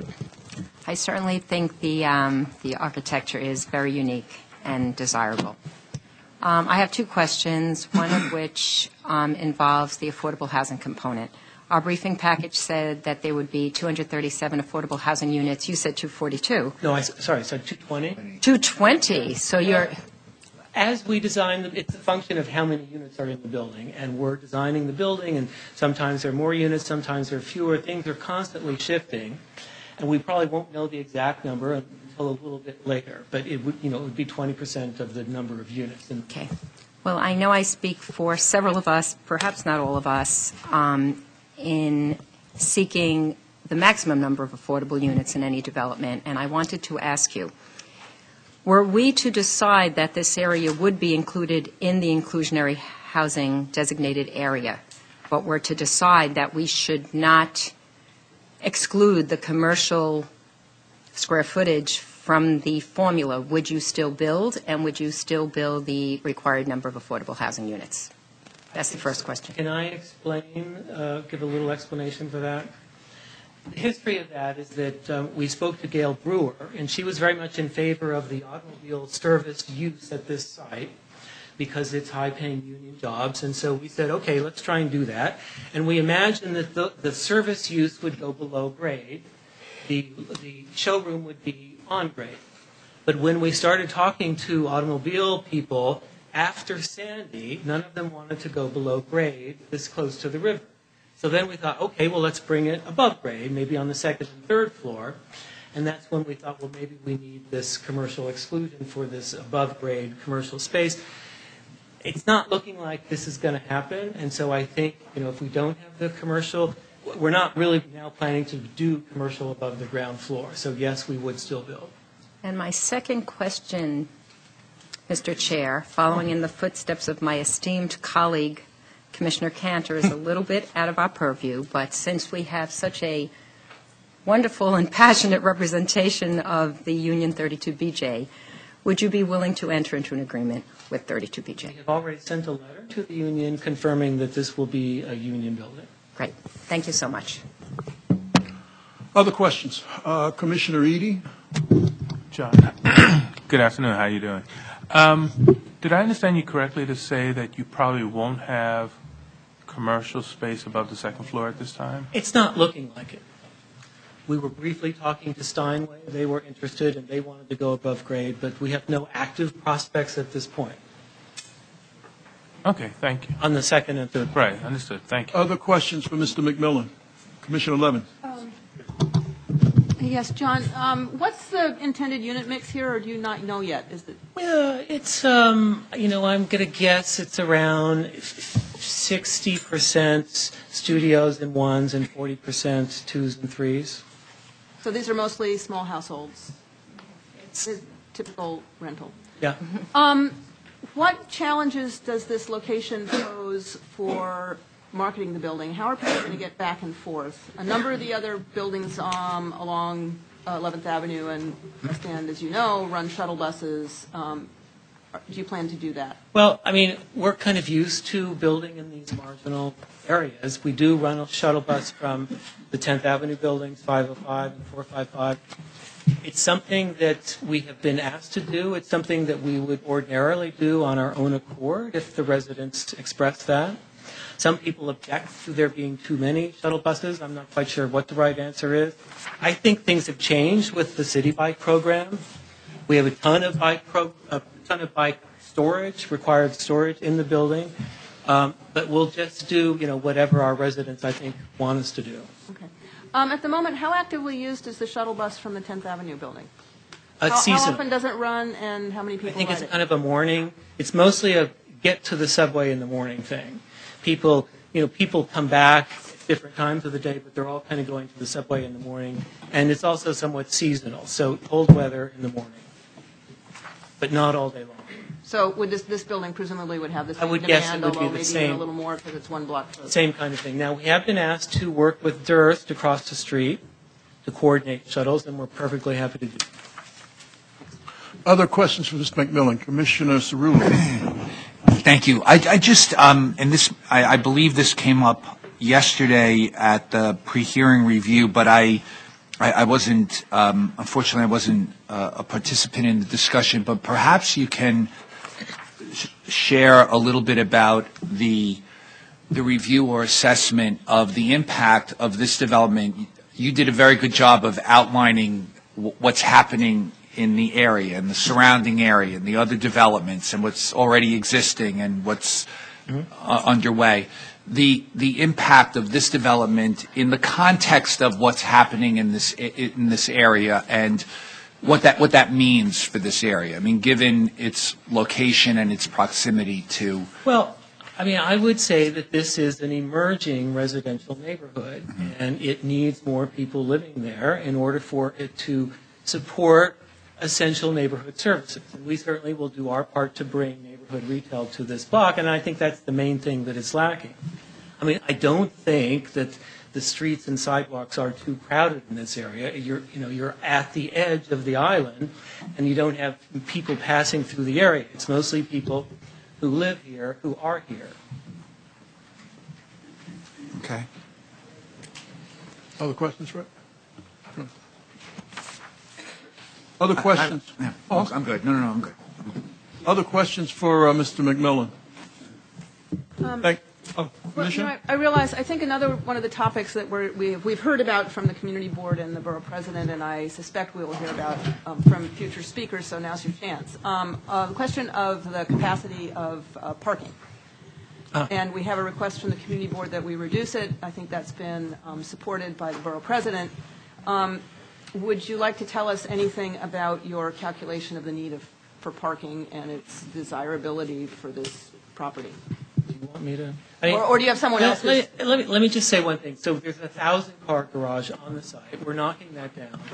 Our understanding is about 70% of the users of that garage are long-term users, suggesting that they are neighborhood residents.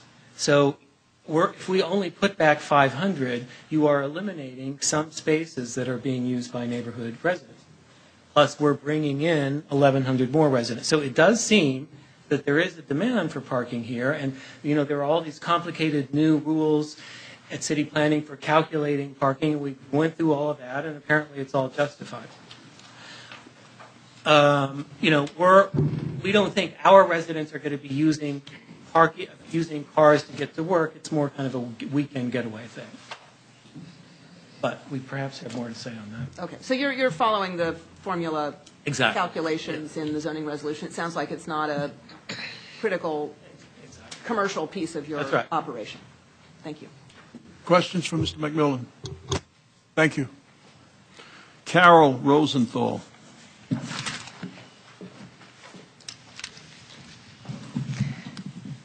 Good afternoon, Chairman Nichols and the commissioners. I'm Carol Rosenthal. I am a partner at Fried Frank. We're land use counsel to TF Cornerstone, who's the ground lessee and the developer of the site before you. We're very pleased to be here on this for this extraordinary project. As you can see, it replaces a ragtag assortment of garages and repair shops along West 57th with a striking building, new residential and retail uses, complementing other buildings in the area, and bringing in over 200 new units of permanent low income to the neighborhood. Income housing. There are four different types of actions that would facilitate this. The first is the rezoning from an M23 district, a piece of an M15, to the C47 zoning district, which is similar to what's across the street, directly to the north. The second is the garage special permit, which I will address a bit more later. And the third is the curb cut authorization. And the last is the zoning text change. So the zoning text change would make this a inclusionary housing designated area, and instead of the 10 to 12 FAR that you typically have it in R10, it would reduce the base residential from 10 to 9. The text change also allows the automobile uses, should we be able to attract those, and a small increase in the base floor area, the 9 FAR, by a 0.25 FAR for each 1 FAR of commercial space above the ground floor. There were a lot of questions about this, and you just asked John about it, and there were some more questions. The reason that John sort of went into a little bit, the reasons why we were asking for this is to encourage and allow the flexibility and not to discourage developers from using space above the ground floor. So in the 80-20, 20% low income, 80% market rate, the market rate housing serves to cross-subsidize the low income housing. If part of that 80% is not residential, its ability to cross-subsidize is going to depend on the commercial rents in the area. So this is an area where that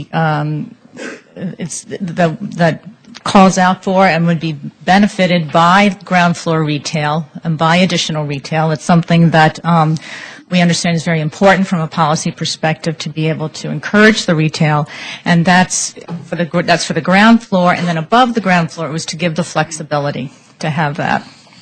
And as John said, this is something that my client, and we're giving careful consideration to the FAR above the ground floor after hearing the concerns of the community board and the borough president's office and the commissioners. I wanted to note on income levels, because this question was also asked yesterday, the inclusionary housing program is an 80% AMI for income levels. This site is intended to be in the 80-20 and the 421A programs. Hopefully they will continue. And the low-income units will actually be at 40 to 50% of AMI.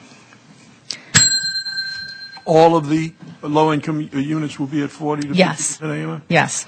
Okay. So it hits that income level. Permanently affordable? Permanently affordable. Okay.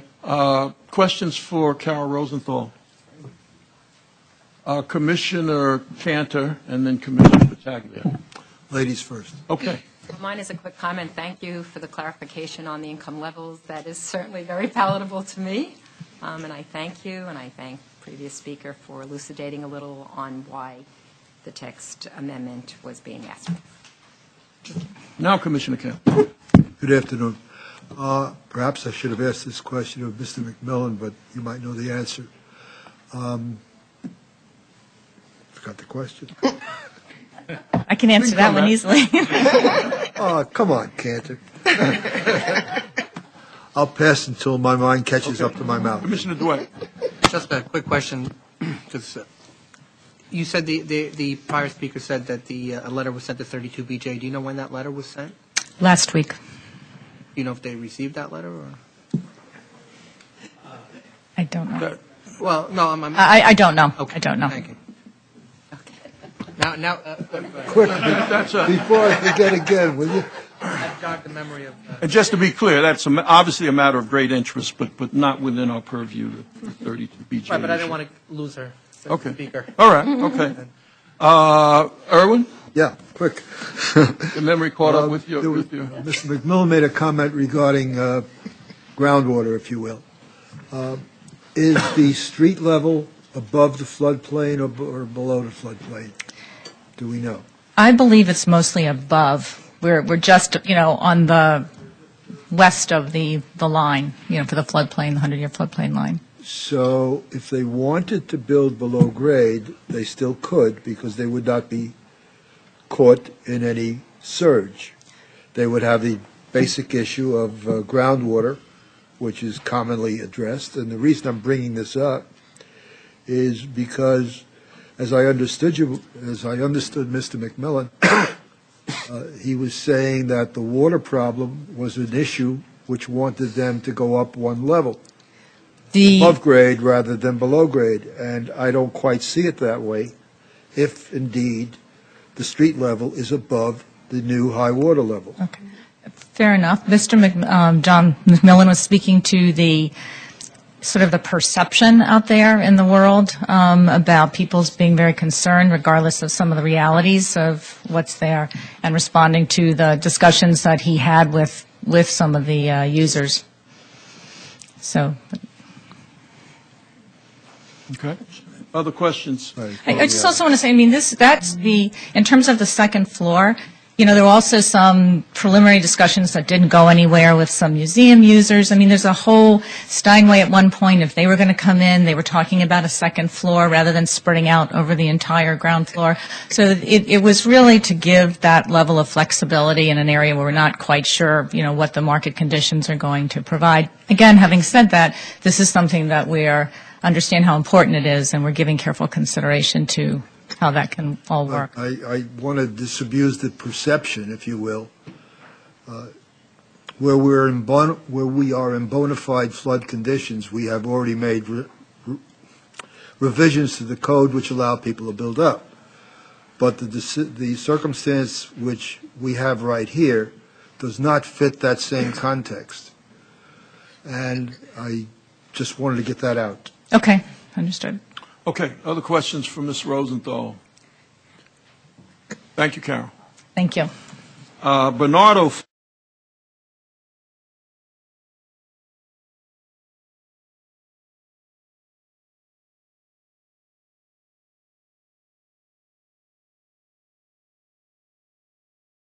I want to disabuse the perception, if you will,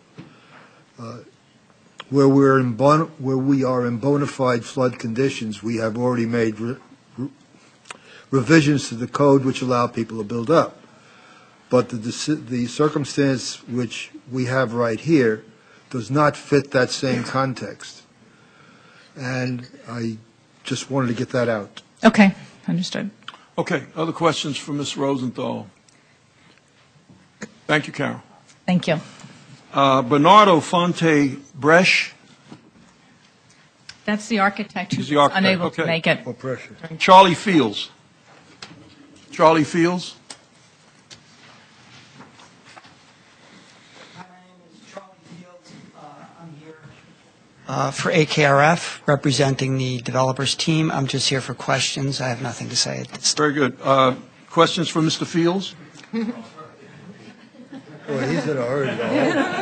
You got to give us an opportunity, Mr. Fields, to say we don't want to question you. So did AKRF did just the traffic piece or the... No, we worked on different parts of the environmental impact statement. Okay, so then I will put to you the question I raised yesterday at the review session, which is we're in this EIS was sort of unusual in that you creep right up to some of the thresholds, but don't quite go over them for finding adverse impacts, notably in the area of schools and open space, and I think some of the traffic and transit impacts. We have a situation in the neighborhood where there has been a large amount of new development, and we've got even more coming with Riverside Central. So there's been a lot of change in the neighborhood. And, the challenge in a project like this is that you do the sort of technical, follow the rules, get the answer that tells you what the developer has to provide. But then there's the common sense notion of looking at a neighborhood with a rising residential population and asking ourselves as citizens whether the city is doing enough, city or these developers are doing enough to provide the public facilities that the area needs. I think schools is a particularly important issue. Is that an area that you looked into in any depth beyond just getting to the number? And can you help us understand the context that you had to look at in order to conclude that this particular project doesn't have a school impact? Well, we used the secret technical manual, as we do for all projects, which is the city's guidelines for determining whether or not there is a significant adverse impact. So that's sort of the baseline for the thresholds that we use. In a sense, you're under or you're over. As it relates to schools, the methodology itself is fairly conservative in getting to determining the impacts. It includes a number of different factors, including background growth, specific projects that are happening in a school district or a sub-district of those areas. It assumes a general student generation rate for units that come online, sort of regardless of where it is in Manhattan or what the nature of the people who move into it are. We have mentioned earlier, John was going through the unit counts. 60% is studio and one bedroom. Those don't typically generate a lot of school children, but we look at the general guidance number to apply for student generation. Similarly, this is a mixed income project, but there's if for the market rate units, the numbers could be expected to be a little bit lower if people have the opportunity to send their kids to private schools.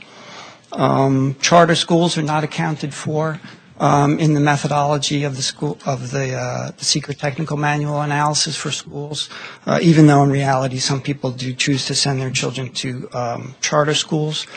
And there's also the data that we used at the time of the DEIS was the most currently available information from the School Construction Authority and Department of Education, but new numbers have just come out in December, so we'll be updating those in the FEIS.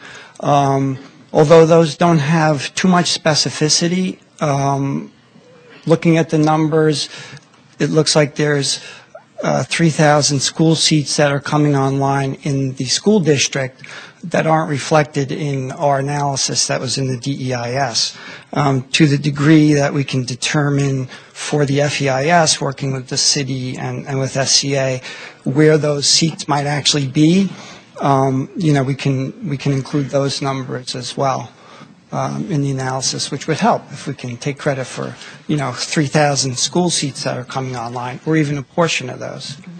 But at the end of the day, even with these sort of conservative assumptions that are built into the methodology, we still were below the threshold for a school's impact. One more environmental question, if I might.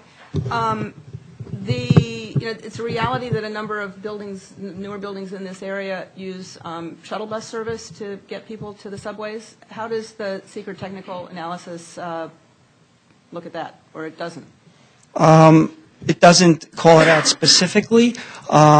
We conservatively assumed in the EIS analyses that a shuttle would not be provided, just because that if people aren't using a shuttle, they're either walking, they're using the transit, or perhaps driving. I don't know. I don't think too many people would be driving, but so it was more conservative for us to not include a shuttle bus. Other shuttle buses that might be in the area would be included in background when we did counts and things like that. I think it would really only help if a shuttle were to be utilized. Yeah, I guess my thoughts run more to the congestion of shuttle buses.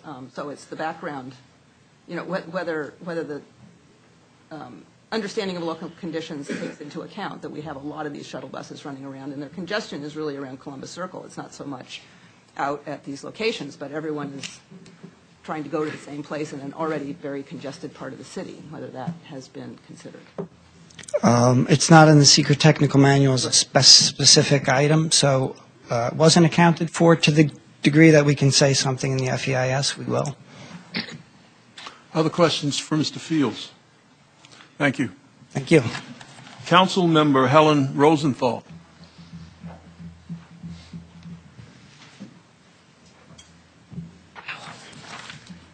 Welcome. Thank you so much. It's an honor to be testifying in front of you and in front of all the commissioners. So, as you probably know, I've been in this job for about 2 weeks, and I'm not submitting testimony. If it's okay with you, what I'd like to do is give you an idea of my top 5 or 6 concerns and submit my formal testimony within the 10-day period. I've not met with the developer. I've not, frankly, met with the community. I've not read the EIS, and yet I'm taking this opportunity to speak about details of the project. Go figure. I was chair of Community Board 7 during the first year of negotiations with Extel over the Riverside South project.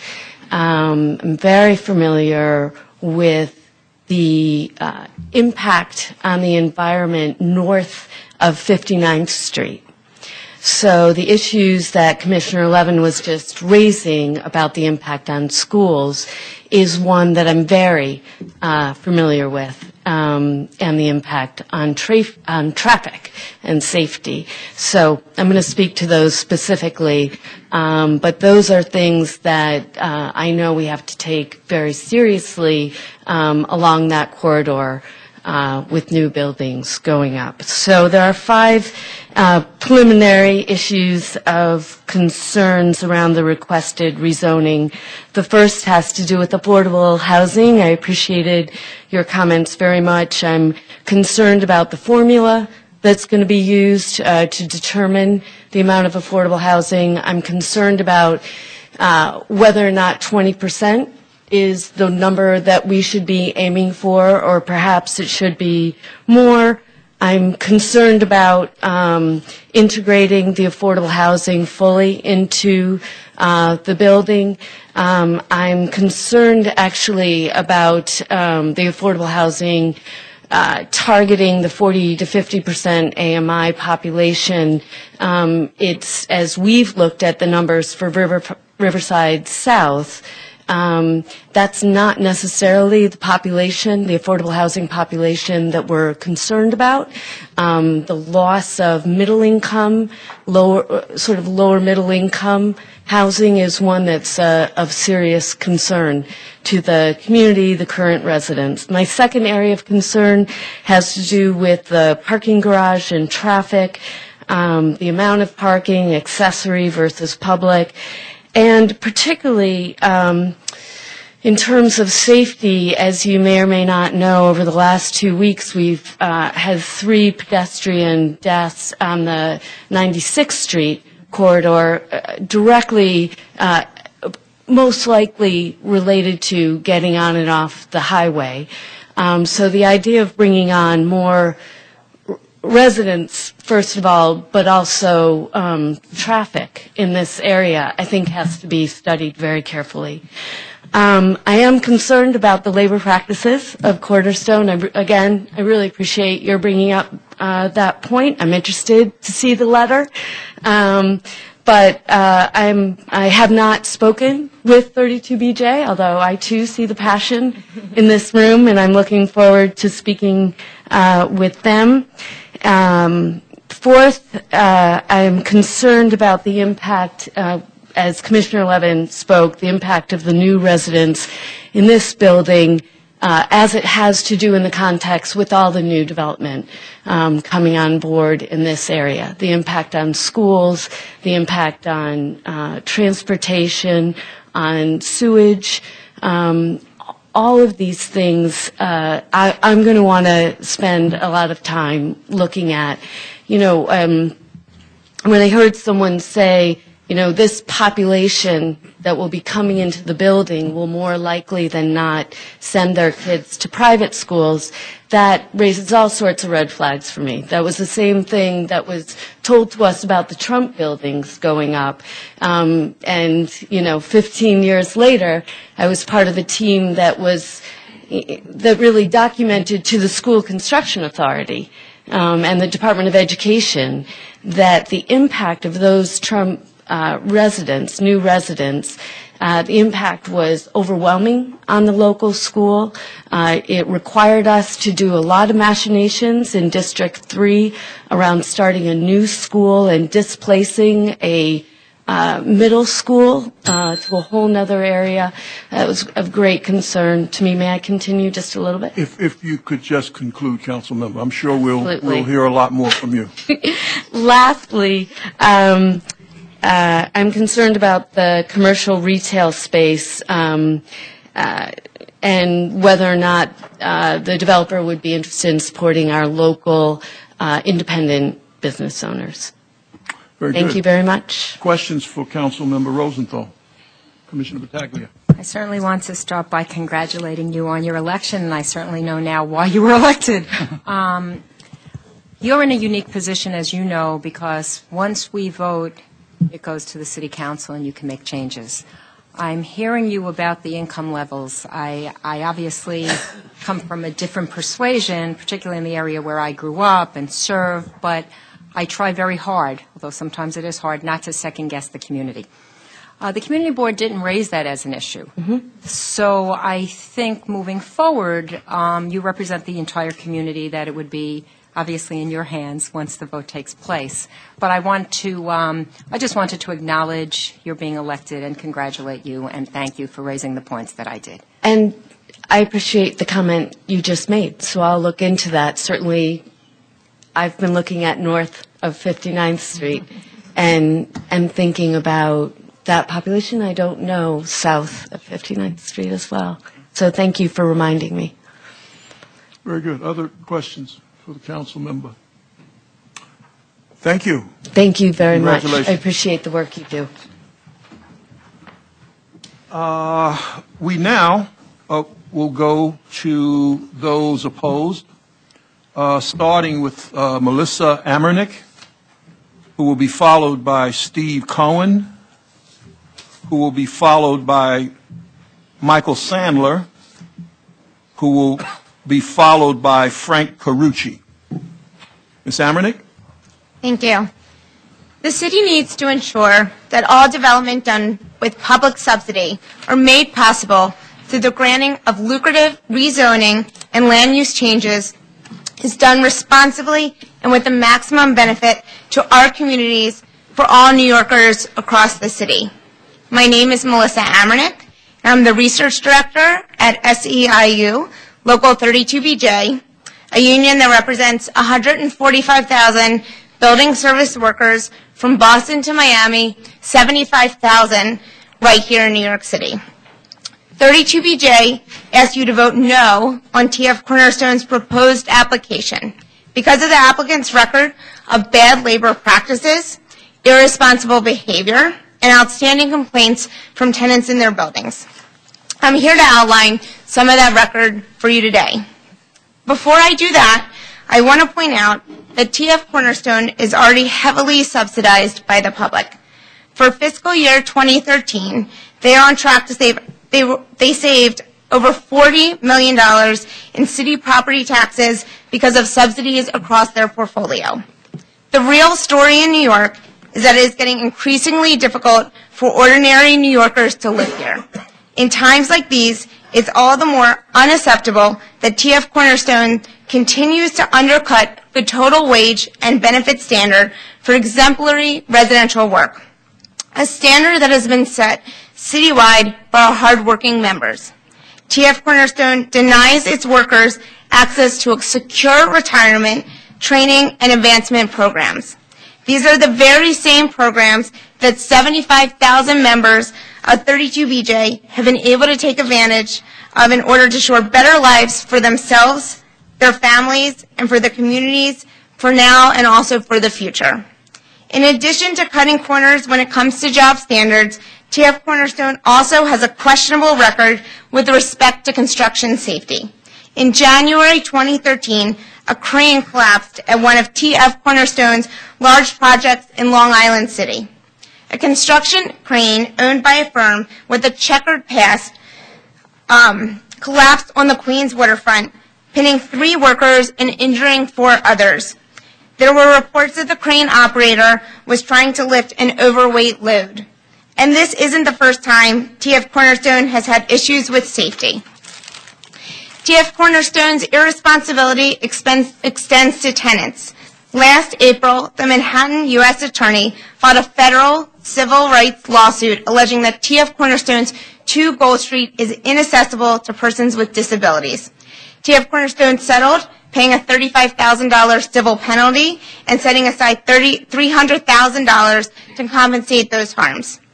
And in a pending class action lawsuit filed by tenants soon after their luxury high-rise apartment had to be evacuated after Hurricane Sandy, residents said there were security lapses that put their apartments and possessions in danger. Okay, Ms. Amanek, could you just conclude? Yes. One more sentence. So to finish up, we are asking the CPC to vote no on this project. We think that TF Cornerstone's record for both its workers, its residents, and the greater community has been irresponsible and shouldn't be approved for rezoning changes. Thank you. Thank you. Questions for Ms. Amanek? Thank you. Thank you. Steve Cohen. Good morning, and thank you for the opportunity to speak today. My name is Steve Cohen, and I have been a proud member of the Service Employees International Union Local 32BJ for 13 years.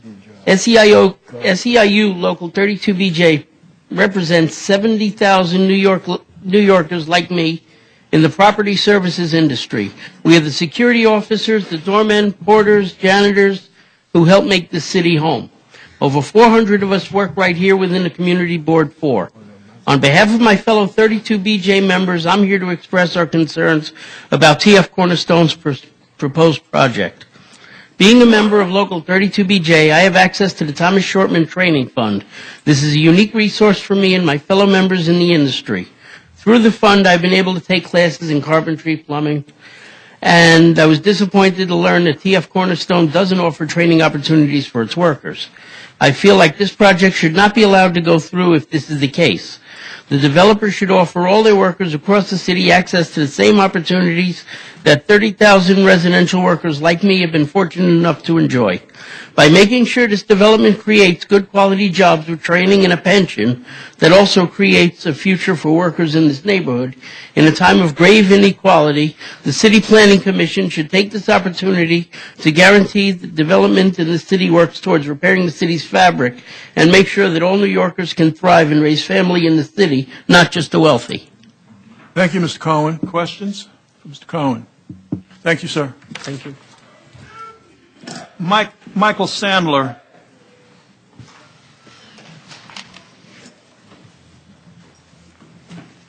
All right, I'm back. This is my last time. So as you know, Borough President Scott Stringer issued a recommendation in December, but now here representing Borough President Gail Brewer, and I have a letter of hers that I would like to read into the record. The proposed 606 West 57th Street development will transform underutilized land on the west side of Manhattan, creating construction jobs and over 1,000 units of housing. More importantly, it will create 237 units of permanently affordable housing and will have large retail spaces that will bring jobs to the community. Any project of this size, however, creates impact on the community, which must be thoroughly evaluated. The proposed project will go into a neighborhood that has seen a number of large developments in the past few years and has many more in the pipeline. The impacts of each of these projects may not reach the level of significant adverse impacts, but the impact of all of the projects taken together is certainly significant. First, the proposed zoning map amendment, rezoning the project area to C47, will support the goals of the Special Clinton District of enabling a mixed-use 24-hour community and is therefore appropriate. The text amendment to designate the area an inclusionary housing eligible area similarly furthers the goal of the special district to maintain a broad mix of incomes. The proposed text amendment for special regulations within northern subarea C1, however, does not further the aims of the special district. The proposed zoning text would offer incentives in the form of reduced obligations to provide affordable housing for the addition of commercial floor area above the first floor. The proposed text has previously been used in rezonings where the city had a planning goal of preserving a broad mix of commercial and residential floor area. The applicant in this instance has not presented a case for why this is a valid goal in the Clinton neighborhood. Community Board 4 has a long-standing goal of providing additional affordable housing, a goal that I strongly support, and this community planning goal should be respected. The proposed text amendment should be changed to match the underlying regulations of the Special Clinton District. These regulations would set the total floor area ratio of the building at 10, which could be increased to 12 through the inclusion of affordable housing equal to 20% of the floor area of the building, excepting any ground floor retail. Finally, the proposed project creates impacts on the surrounding community for which the applicant has not proposed any mitigation. The project will bring an additional 143 elementary school students to schools that will already operate with a shortage of seats by the time the project is completed. Additionally, though the project does not on its own create a significant adverse impact on open space, this project, in conjunction with all projects in the area, will contribute to a neighborhood that is starved of parks. The City Planning Commission should work with the applicant to explore ways that these and other impacts can be mitigated. Furthermore, the City Planning Commission and the Department of City Planning should explore new ways to think about cumulative adverse impacts in quickly changing neighborhoods like this one. These efforts should identify ways that multiple applicants can work together to relieve impacts that are created not by one project individually, but by a number of projects together. My staff and I look forward to working with you to identify potential measures. Thank you for your time. Thank you, Mr. Sandler. Frank Carucci.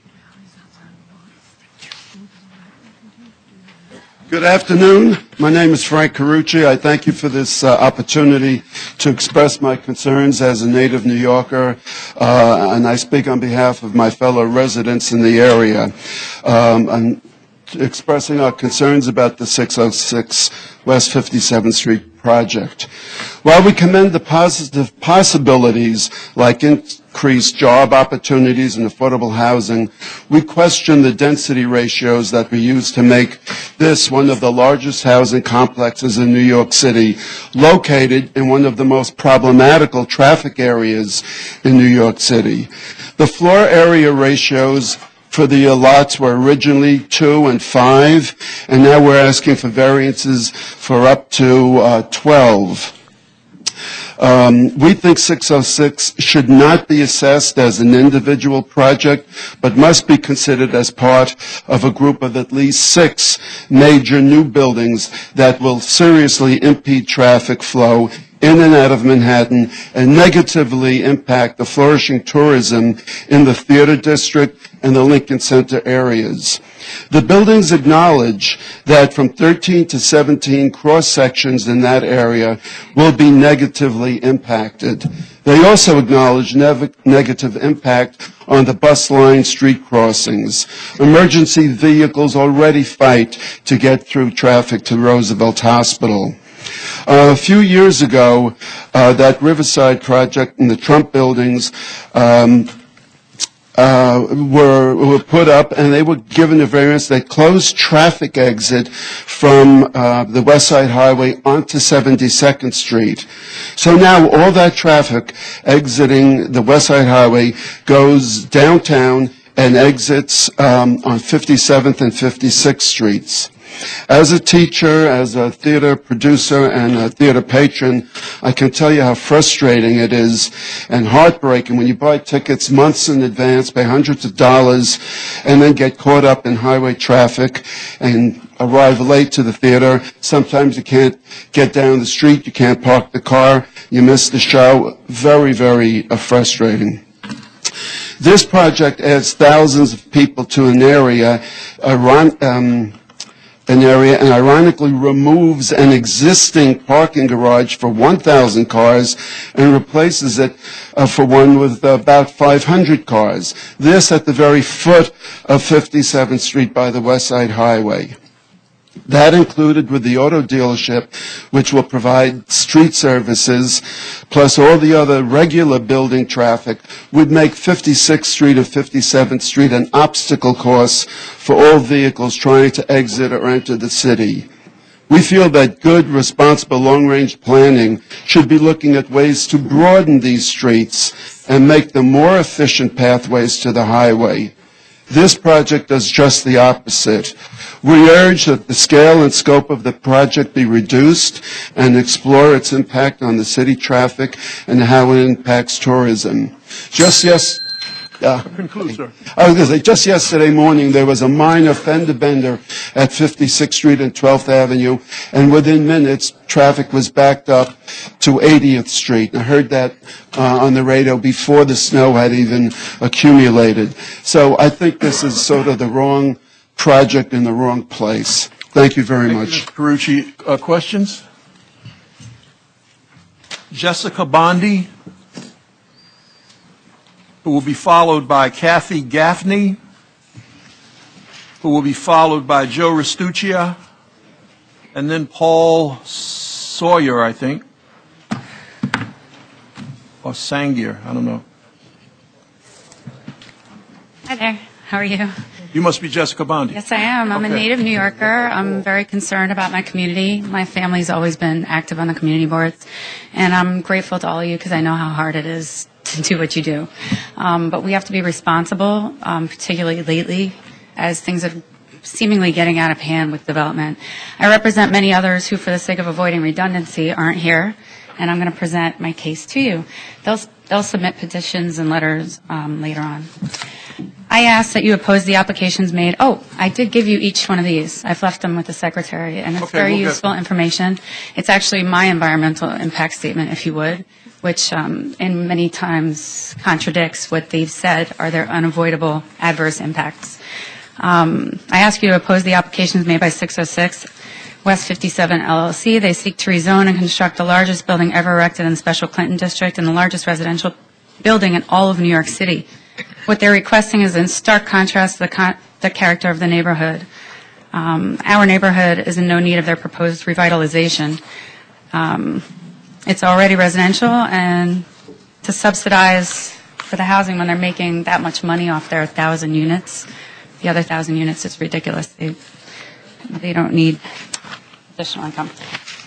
There are two instances. The developer has grossly underestimated the strain the project will have on city resources, which include but are not limited to elementary, middle, and high schools, libraries, Roosevelt Hospital, child care facilities, subway and bus stations, and over 13 intersections. The West Side Highway entrance and exit points are approximately 100 feet from their proposed garage exits on 56th and 57th. Research using NYC.gov, the Census Bureau, and on-the-street observation at subway and bus stations, street crowding and traffic intersections, as well as the developer's own assertions, reveal that they, in two additional instances that they didn't list in their environmental impact statement, in their unavoidable adverse impact section, they, in fact, do meet the CEQR manual, the technical manual's threshold for 5%. You can look at these websites on your own and find that they do, in fact, go over what's necessary for schools. Local schools will not have enough seats to accommodate children from this development. TF Cornerstone inaccurately represented public school data in its tables in Chapter 4 of its proposal community facilities. So I'll look forward to hearing what you have to say when the numbers in December come out, because I think that they'll still show that you are over the threshold and that you will have a significantly adverse effect on schools. They've underestimated the number of available elementary school seats by approximately 194, and they've also underestimated the available middle school seats by approximately 371. This building will have over 400 2 and 3-bedroom apartments, according to their 40% model, and it's sure to produce at least 800 kids, which equals at least 40 classes over each year, staggering kids by 1 or 2 years. That's kindergarten classes, so they can fill up an entire school on their own. TF Cornerstone already admitted to a significant negative impact it'll have on child care facilities, which are operating at maximum capacity already. When gauging their impact on local libraries, they conveniently split the population of their projected population into the two West Side libraries, when in fact most tenants would go to the library that's closest to them. Is that not true? And if they had done that, they would go significantly over the CEQR manual's requirements for further investigation and mitigation. Hospital facilities at Roosevelt would be stressed by this project because the project creates a sizable new neighborhood where none existed before, as they keep saying, and the tech manual rules require further analysis and mitigation for that. Shadows cast by this building will encase the surroundings in darkness for many additional hours where there were no shadows before. The building itself will forever mar the open beauty that is revered by many when facing southwest on 57. They keep referring to the northern C47. But the truth is, if you go south in Special Clinton, there's nothing like this, not even close. It's 22 8-foot curb cut, like I said, was right next to the West Side Highway.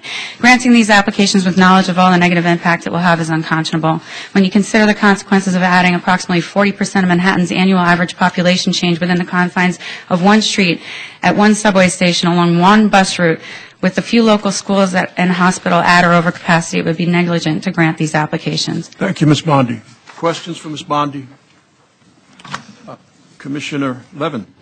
Yes, I'd just like to know, you live nearby the project? I do. I live Where do you live? 2 blocks east of the project. So on 57th On Street? 57th Street. Okay, thank you. Near 9th Avenue, where we have loads of traffic issues. I'm well aware. Other questions? I'm your neighbor. I also was a high school chemistry teacher, so I'm very sympathetic to teachers having large classrooms and not enough resources. Thank you. Any other questions for Ms. Bondi? Thank you. Kathy Gaffney. Hi. My name is Kathy Gaffney, and what I'm going to address, I heard some of it in the others, I'm going to address the population that this is going to bring. Okay, it's adding 1,189 units. You couple this with the project across the street has 876 units. Combined, that's 2,065 units, which will be at least 4,000 new residents on one street, one block. Okay, and then when you combine this with the other developments that are underway in the immediate vicinity, that's more than 21, this is from the Census Bureau, 21,000 new residents added to a 5-block area, which is the equivalent of the anticipated Manhattan growth it's more than double it than they're expecting in all of Manhattan, and this is going to be in 5 years. This is from the 2012 census. Okay, we're an island, and we don't have the infrastructure for this. Okay, the development, he speaks of the developer, he admits to significant adverse effects, and there are virtually no benefits to speak of other than some 240 affordable housing units. So why are we changing the law to make this bigger? I'm just asking that the size of the project be reduced by at least 10 floors. And these are my questions. Should they be allowed to proceed without further analysis? There hasn't been enough analysis about this and the impact. It's unsustainable. I think what we're doing really is putting the cart before the horse. We don't have the infrastructure for this. If you want to put in these kind of buildings, let's work on the infrastructure. I live near 9th Avenue and 57th Street. Columbus Circle, I'm going to send you all pictures of just an average day. It is so crowded. And now they're going to bring jitneys with more people there? Right now, they're passing, like they'll say all the time, there's an A train coming up right behind this because it's getting dangerous how many people are getting on the subway. And there is no A train right behind it. They just have to say that because so many people are crowding in. And on the one train, I'm not just the A train, that's the one I usually take. Right now, M31 and M37, at rush hour, they pass by bus stops where people are waiting to get to work because they can't fit any more people.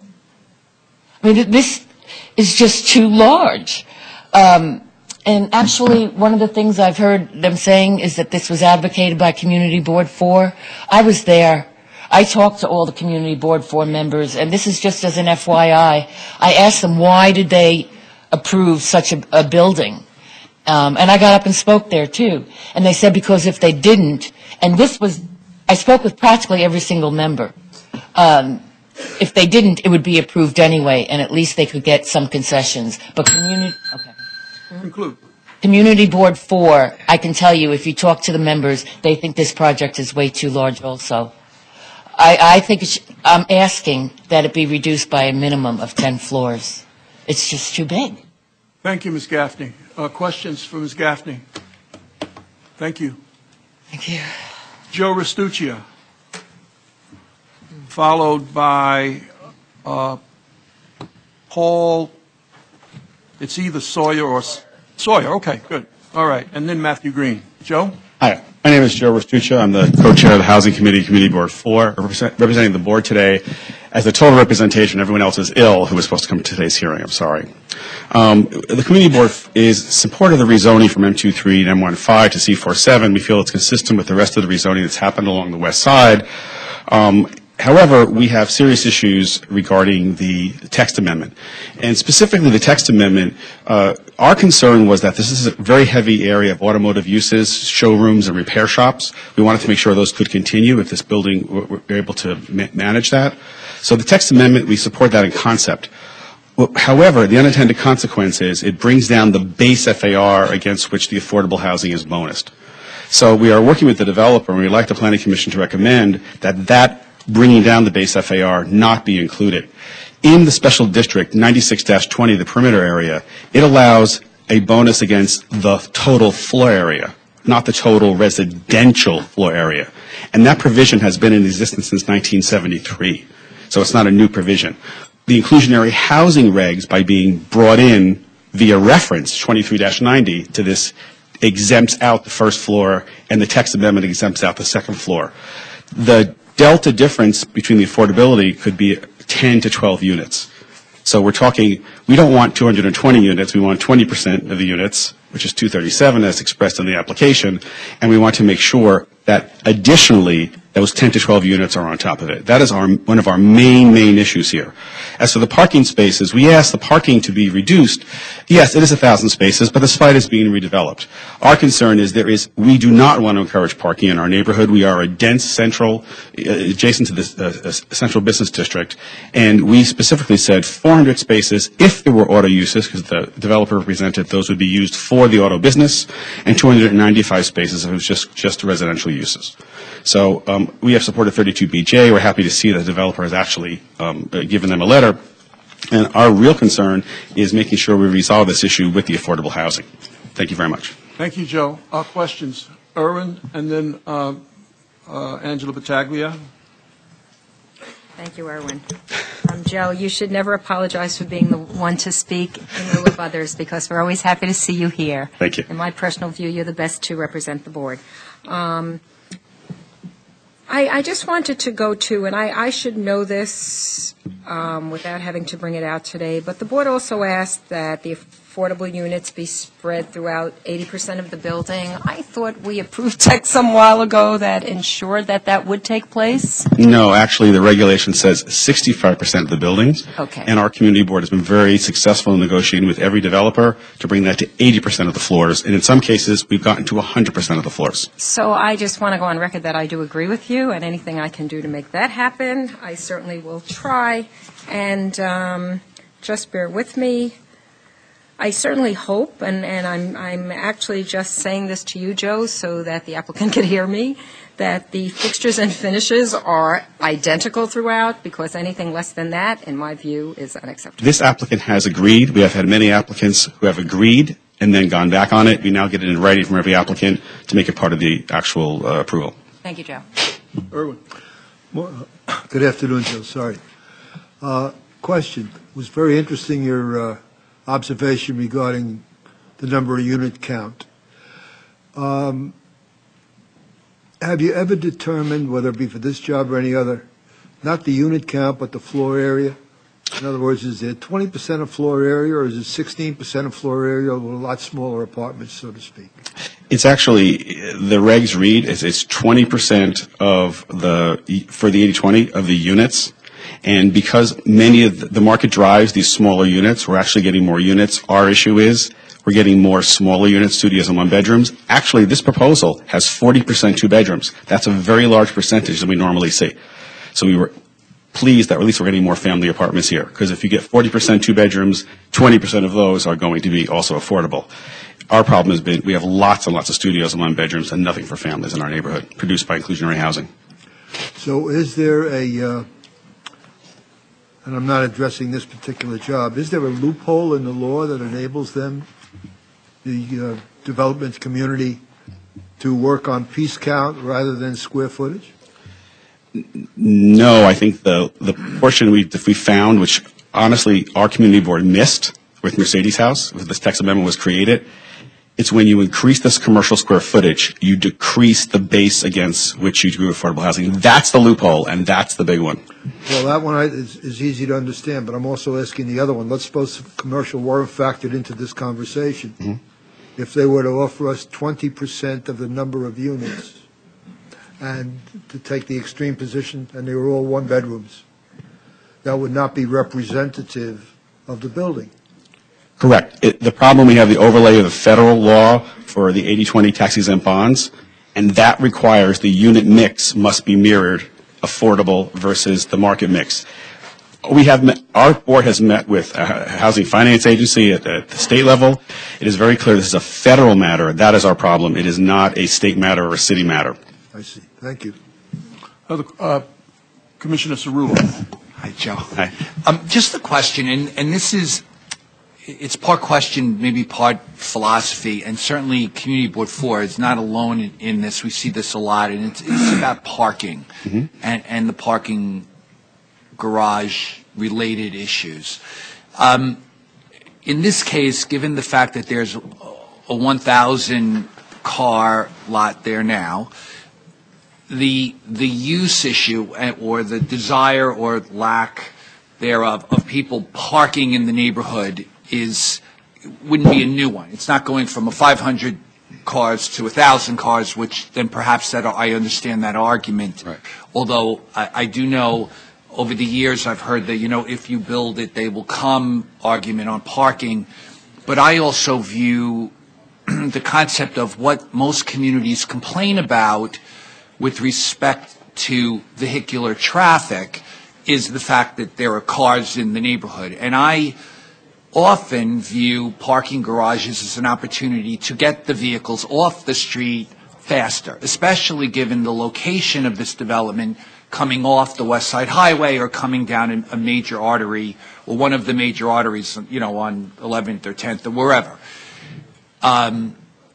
So I find it interesting that there's an objection to the parking piece of this when it's actually smaller, although it seems from the analysis that has been done from a formula point of view, which we know isn't always practical but more technical, that this number seems to be sufficient. But what's the impact you really see given the reality of what's actually happening here? And don't you see the opportunity for people who are used to being able to park in this area to now be traveling around expecting to find parking somewhere where they won't, and just spending more time in their car in the neighborhood, creating all of the other environmental and other potential issues that grow out of vehicles in a dense,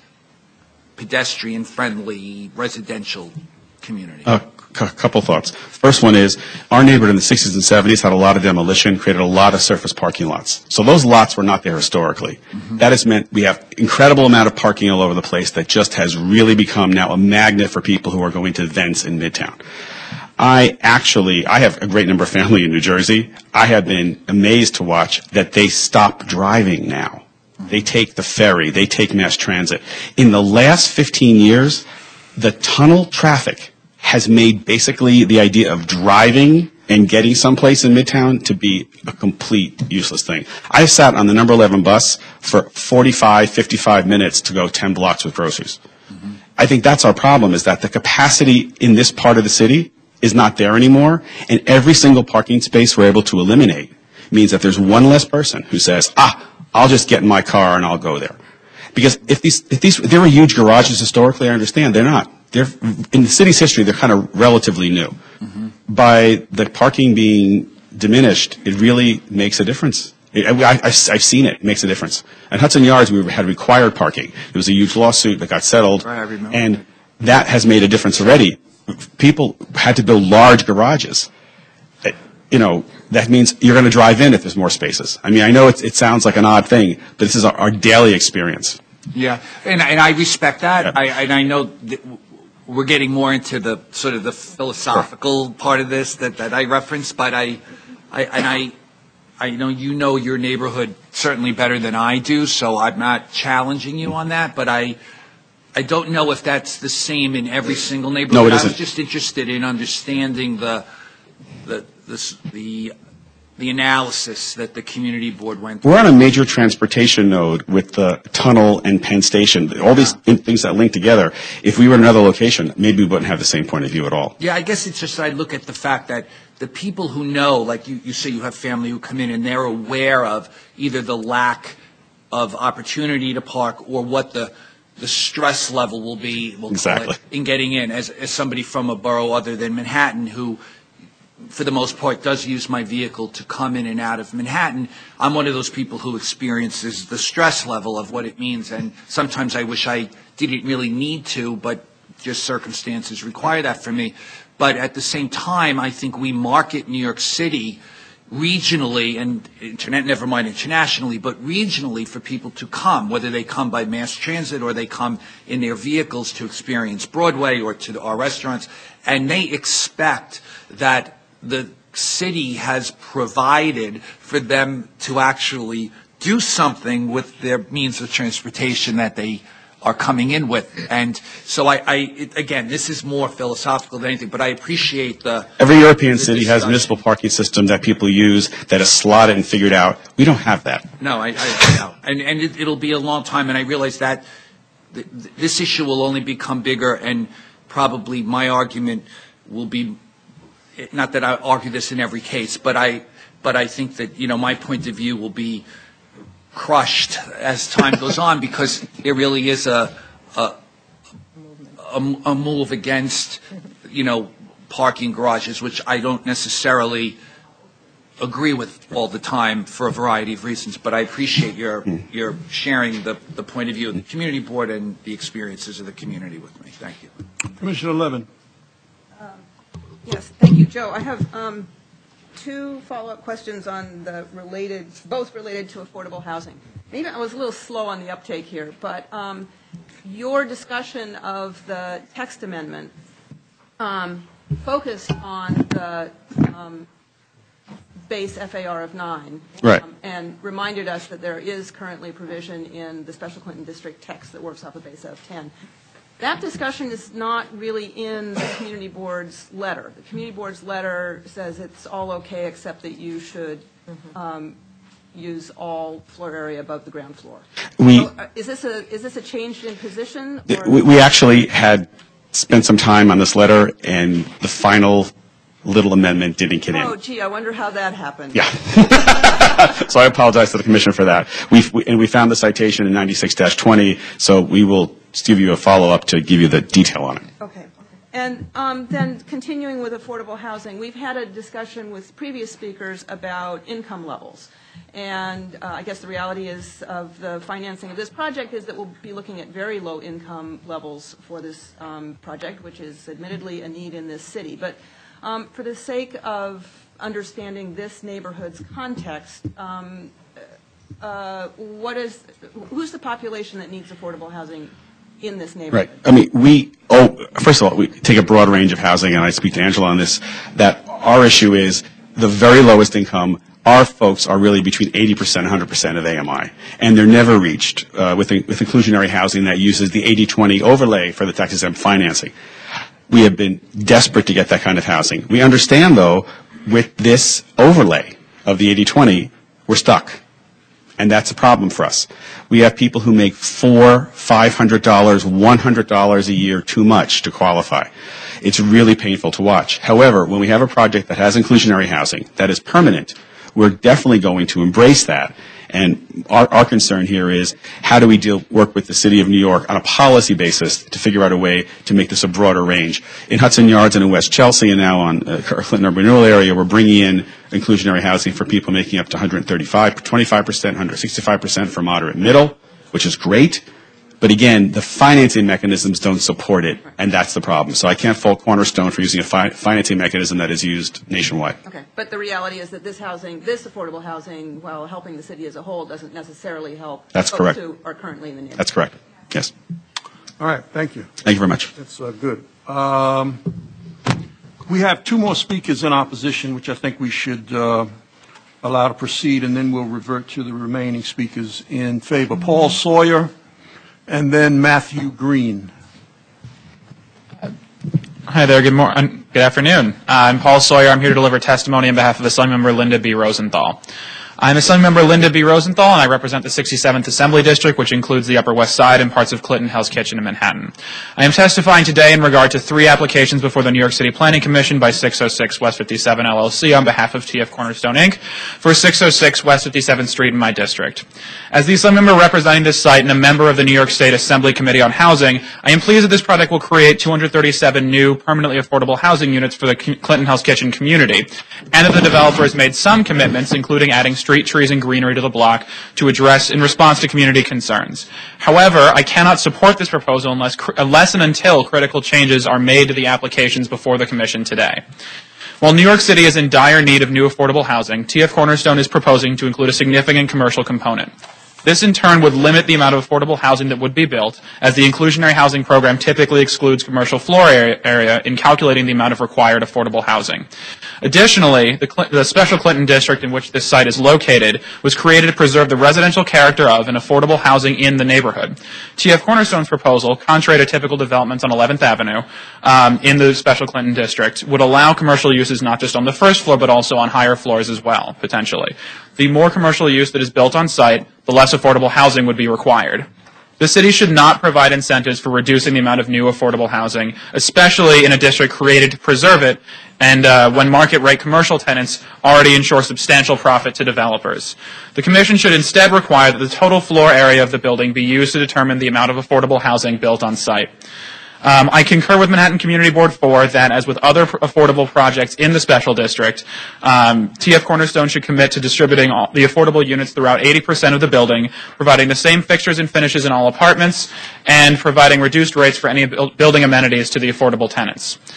The proposed special permit for a 500-space parking garage would also worsen existing congestion and pedestrian safety problems in the neighborhood.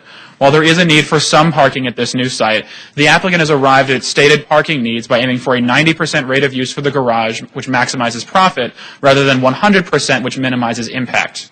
The rezoning of 11th Avenue has caused an explosion of residential development and is essential to keep new parking spaces to an absolute minimum to protect all users of the streets. Even though, as with the Durst Pyramid site across the street, City Planning has previously approved a special permit for more parking than is being requested.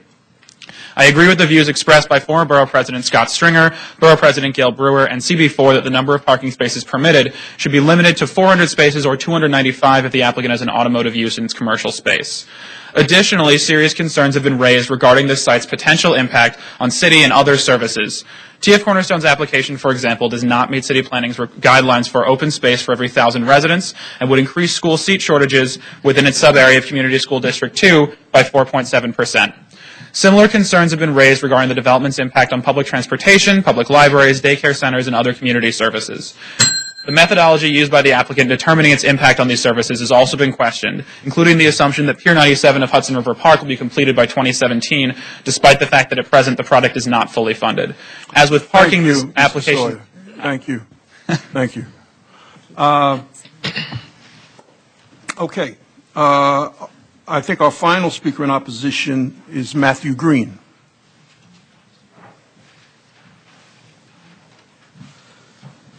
Good afternoon, Vice Chair, members of Commission. My name is Matt Green. I'm here on behalf of Councilmember Corey Johnson. There's a stated meeting this afternoon in City Council, so Councilmember Johnson regrets he can't be here to deliver his testimony, but I'm here to deliver it on his behalf. My name is Corey Johnson, and I'm the council member for the 3rd Council District. The proposal before the City Planning Commission by TF Cornerstone is wholly in the 6th Council District. However, I believe CPC should take into consideration the concerns and interests of both the 6th and 3rd Council Districts, as they will share the burden from the increases in development and pedestrian and vehicular traffic. I thank the Commission for the opportunity to testify today. The proposal by TF Cornerstone would permit the development of a 1,050-unit residential rental building in a rezoned C47 district. Up to 2 floors could be used for commercial purposes and may include an auto repair facility. The applicant is also seeking to build a parking garage with 500 parking spaces. Unless the amount of affordable housing in the project is increased to 20% of the total floor area of the building rather than just the residential component, I recommend disapproval of application number N130337ZRM for special regulations in northern sub-area Area C1 of the Special Clinton District. While I do not oppose the newly permitted use for auto repairs or the increased FAR from 9.0 to 12.0 pursuant to provisions of the inclusionary housing program, I ask that all commercial and residential FAR be used as a base for discerning the size of the 20% affordable units. The proposed text incentivizes commercial uses above the first floor up to an FAR of 4.0, which if utilized would reduce the amount of affordable housing in the building. The marginal increase of approximately 10 units by including commercial spaces in the base calculation is by no means economically infeasible in a project of this size. I urge the Commission to require TF Cornerstone to consider the building's entire square footage when calculating the number of affordable housing units.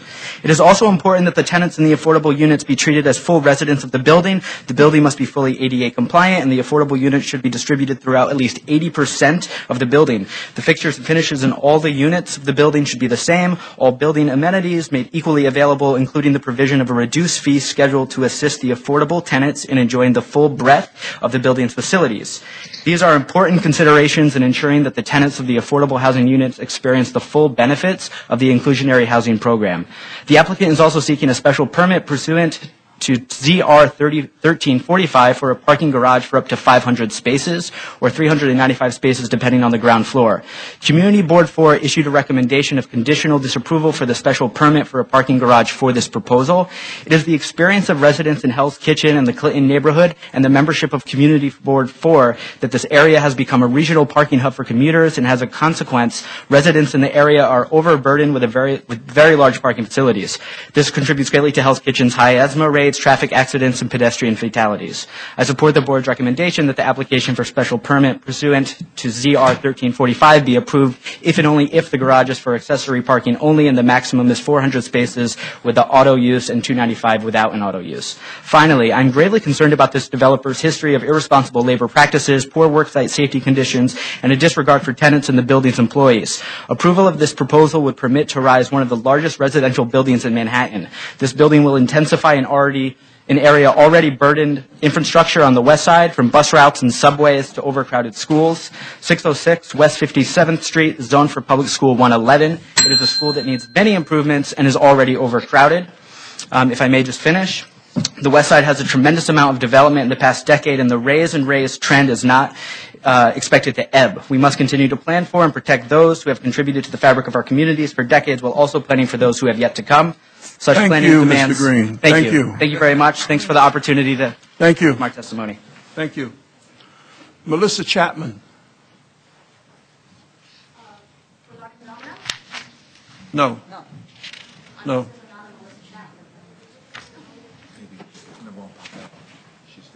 Okay. Evelyn Wolf.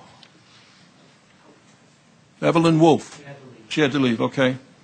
Greg Holisco. I'm just here from AKRF to answer questions on the EIS with Charlie. Okay, any questions for AKRF? No. Okay, thank you. Are there any other speakers on this item? Any other speakers on this item?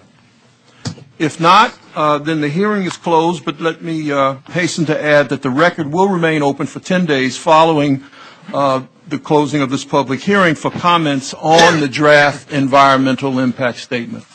Thank you. We'll have to follow up on this. Certainly we will.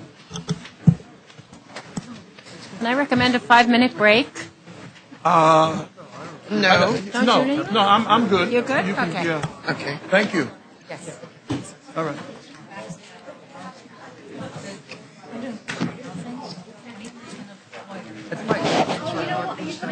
I don't know. We have to do the calendar. I gotta read, but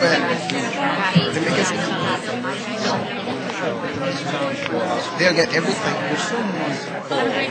Okay. This number. I can read it. Oh shoot! I can't do none of that right now. I gotta read another item. 365-3973. I'm waiting for everybody to leave. And ask for Len, who is a social worker. I think what he's calling to do is to confirm gotta that go. she's being taken back to. But you're not doing this one? United Hebrew. Oh, okay. Nursing home. I just like someone to call on my behalf to confirm that. Maybe and then we could do it. Okay. Thank you. You have a calendar? You can submit it to me. break, let me know. Yeah, the address is on the calendar. I'm good. You want water? You got one? You got No, because then I will need a break. You can send it to me. My name is on there. Look inside. Domino big one? You send it to this, and it's pretty big. Put my name. Yeah. Wow. Right. Okay, I'm going to read the next item. Can I help you? Yes, you can. So you can leave. Thank you. We don't have a quorum yet. Give me a. Here we go. Oh, okay. Yeah. What quorum? 1, 2, 3, 4, 5, 6, 7. Okay. Now we're good. Quorum plus. Now we're good. Okay. Okay. Borough of Brooklyn, calendar numbers 14 through 18. Calendar number 14, CD1, C140132ZSK. Calendar number 15, C140133ZSK. Calendar number 16, C140134ZSK. Calendar number 17, C140135ZSK. Calendar number 18, C140131ZRK. A public hearing in the matter of applications for the grant of special permits and for an amendment of the zoning resolution concerning Domino Sugar. Okay, those of you coming in, please do so with haste so we can begin the hearing.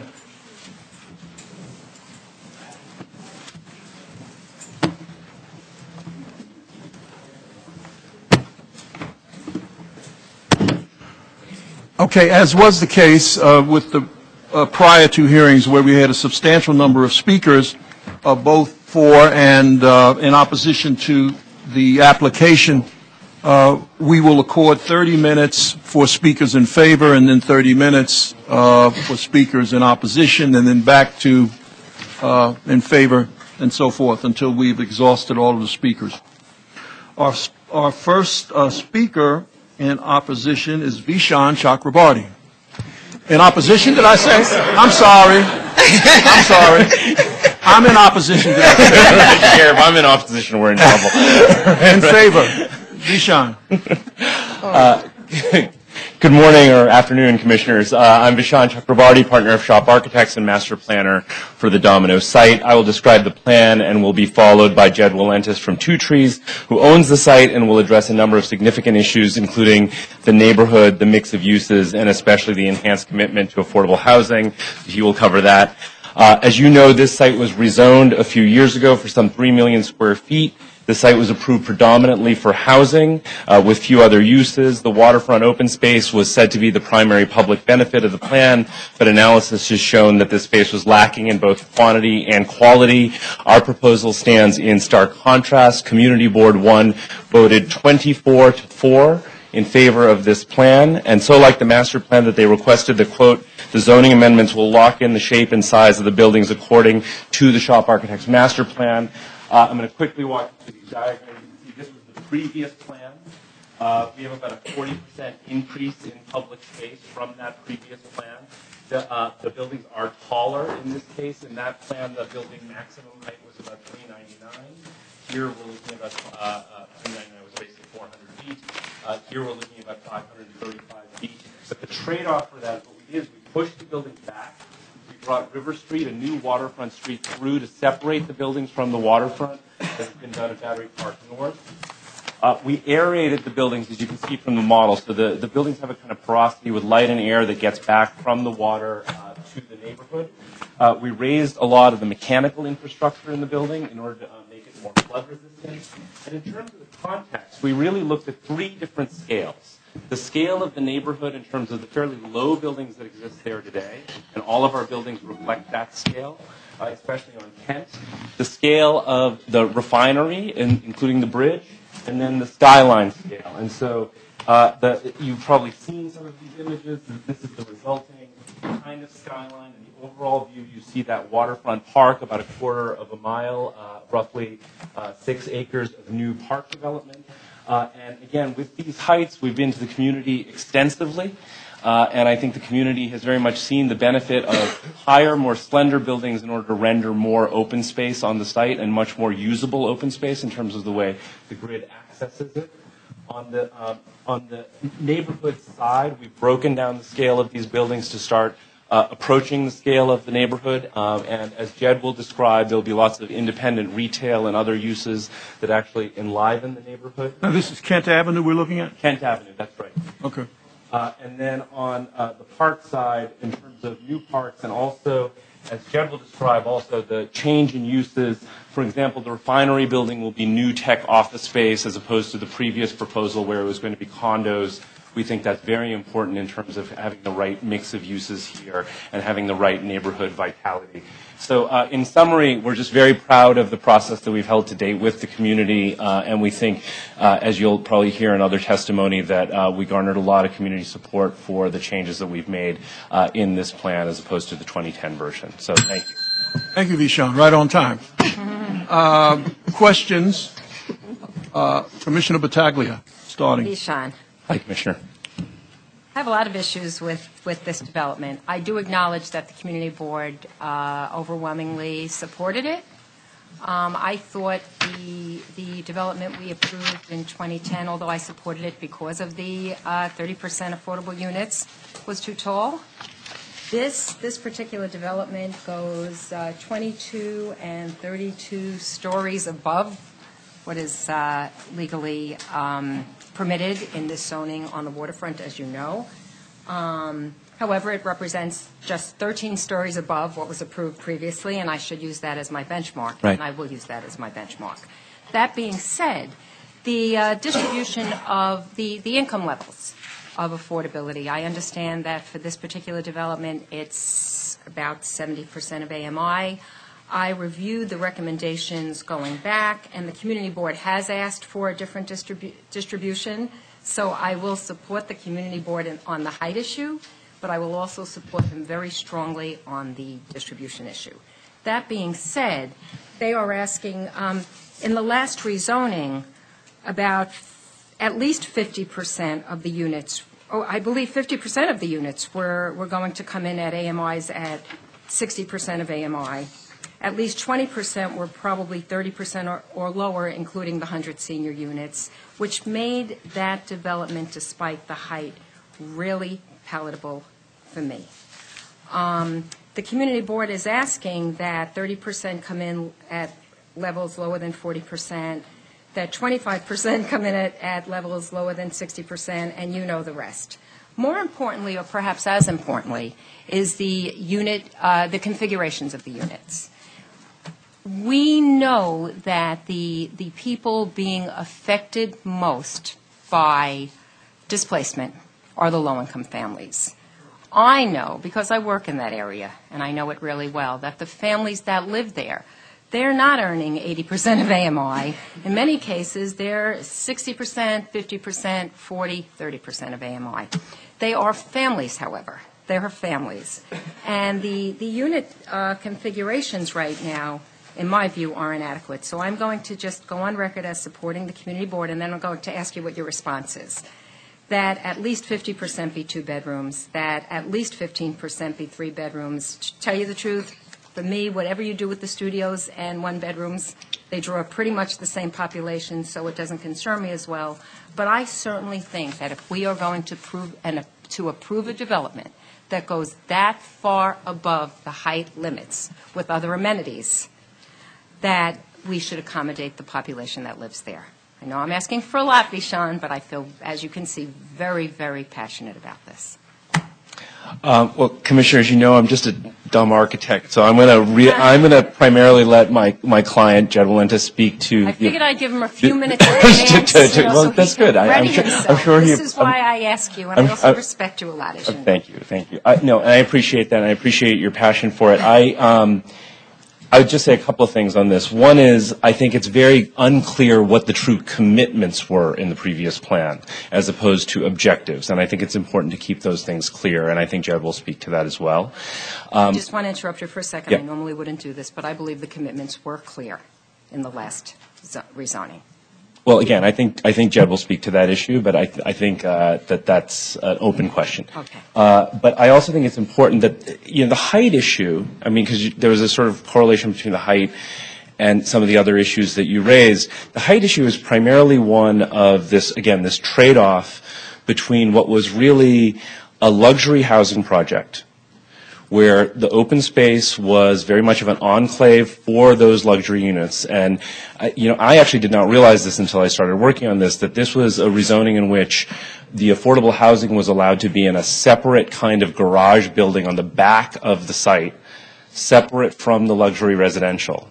Which, of course, we don't do most of the time in New York City. We usually have true mixed-income housing, and Two Trees has an extraordinary record. I tell you, I don't remember that. But if right, it but says well, and we've seen it being built on this waterfront, and it's really socially abysmal, it seems to me, that you would build a separate affordable housing building of lower architectural quality, and in which people could not access the amenities in the luxury tower from that affordable housing. Two Trees has an extraordinary record with this. Their construction people actually don't even know which units are the affordable units versus the market rate because it's all mixed, it's fully integrated in their buildings. That's absolutely the proposal here. And so I think it's very important to understand that this is much more of a truly mixed-use, mixed-income neighborhood kind of, well, it's essentially what Jane Jacobs talked about, because the other thing I think that we should really think about is whether a mixed-use project is really a luxury residential tower on the water, a separate affordable housing building, and a Dwayne Reade at the bottom. I think New Yorkers have grown sick of that kind of development, and this is a very different proposal, including this very important tech office space. And there was a great op-ed in the New York Times a couple of weeks ago about how important tech office space is to minority hiring and the kind of families that you're talking about in need. So I actually think there's tremendous social advancement between this project and what was last proposed. And I would think, Vishan, if you are as committed as you are articulating to service the low-income community, that you would then also acknowledge the need for larger units and lower. Sure. And again, I'm sure Jed will acknowledge that, but thank you. Thank you. Commissioner Levin. Sean, I'd like to ask you a question that is an architectural question. Sure. While I share Commissioner Battaglia's concerns about affordable housing, I think we'll have a big discussion about that coming up. But I'd like to ask you to sort of persuade us why this height is appropriate at this location. It struck me at the review session yesterday the degree to which the previous plan was really geared off of the height of the Williamsburg Bridge. And to me, when I look at the waterfront views, waterfront renderings of this project, what really stands out is that very tall, slender tower that is the tallest building in the development. It's at some remove from all the others. Next to Domino Square, which is a great intervention in this project. I think the idea of having big public open space like that is really, really useful. But the upshot is that you've chosen to put extraordinary height separate from the rest and next to the bridge. So can you talk a little bit about that urban design choice and the impact it will have on the, I guess we now get to talk about the Brooklyn skyline instead of the Manhattan skyline. Well, I hope so. And I actually, I'm glad you said that right at the end, because, Commissioner, that's really the answer to your question in a lot of ways. We've seen emerging on the Brooklyn-Queens waterfront now essentially this flat datum at some 400 feet. And it frankly looks an awful lot like what we see across the Hudson riverfront. And, no disparagement to our friends in New Jersey. Why not? Go ahead. But they have their own troubles right now. I just think that one of the things that we went out with, and as you know, we designed the Barclays Center, and we really firmly believe that Brooklyn deserves better than what it's been getting architecturally. And the fact that these buildings are more slender do allow more light and air back, but they also give you much more slender proportions along the waterfront, which we think is very important. In terms of the bridge issue, I find this fascinating. I find no real history or precedent in terms of this notion of shorter buildings by bridges. This commission has approved, for instance, several tall buildings near the Queensboro Ed Koch Bridge. On the Manhattan side, we've seen Frank Gehry's tower go up right next to the Brooklyn Bridge, our most historic bridge. And I actually think that the fundamental urban tension of those kinds of changes are what makes the city dynamic and interesting. And I'm not sure why Brooklyn should have to play by a different set of rules than Manhattan in that regard. The other thing I would just point out about this site in particular, and actually I'm sorry, I don't have something that shows this, but this site occurs at the bend in the East River, which is really kind of an extraordinary moment because it both bends towards the west, towards Governor's Island and Liberty Island, and also in the opposite direction up towards Roosevelt Island. And what that means is it's actually the center of the skyline of Brooklyn along the East River waterfront. And in Manhattan, of course, we have that great parabolic moment where you approach Midtown Manhattan and suddenly buildings get kind of more exuberant and taller. This is fundamentally the same thing. It should have a different solution than Manhattan. It's Brooklyn, and I think in terms of material quality and the expression here, it will be quite different than what you see in Manhattan. But we believe Brooklyn deserves the skyline, and not just, what you see across the Hudson River, that we should do better than that as a city. And I think here, we're doing it for very firm reasons in terms of letting light and air back, that I think that the community in this case really embraced. On the question of the skyline, Vishan, I think one of my colleagues, I don't recall precisely who, had asked whether or not there could be a depiction of the view of the project from the bridge. You want to go ahead, Commissioner Del Toro? Yeah, well, now, of course, I see this differently, but all the drawings that we have seen has been from the skyline from the Manhattan side. And I asked whether we could see a drawing of how it would look if I was standing on the bridge. We can easily provide that. We haven't generated that drawing, Commissioner, but we can very easily provide that. Openings and so forth, as I look in one direction, but if I look in the other direction, I'm not going to see any of that. I'm interested to see what... Yes, we're happy to provide the drawing, but just to give you a little bit of insight into that, this is obviously closer in than what you'd see from the bridge, but one of the fundamental things here is that by pulling, may I walk up to the model? Be careful with it, though. I know. By pulling this building back, what it really does is it aerates.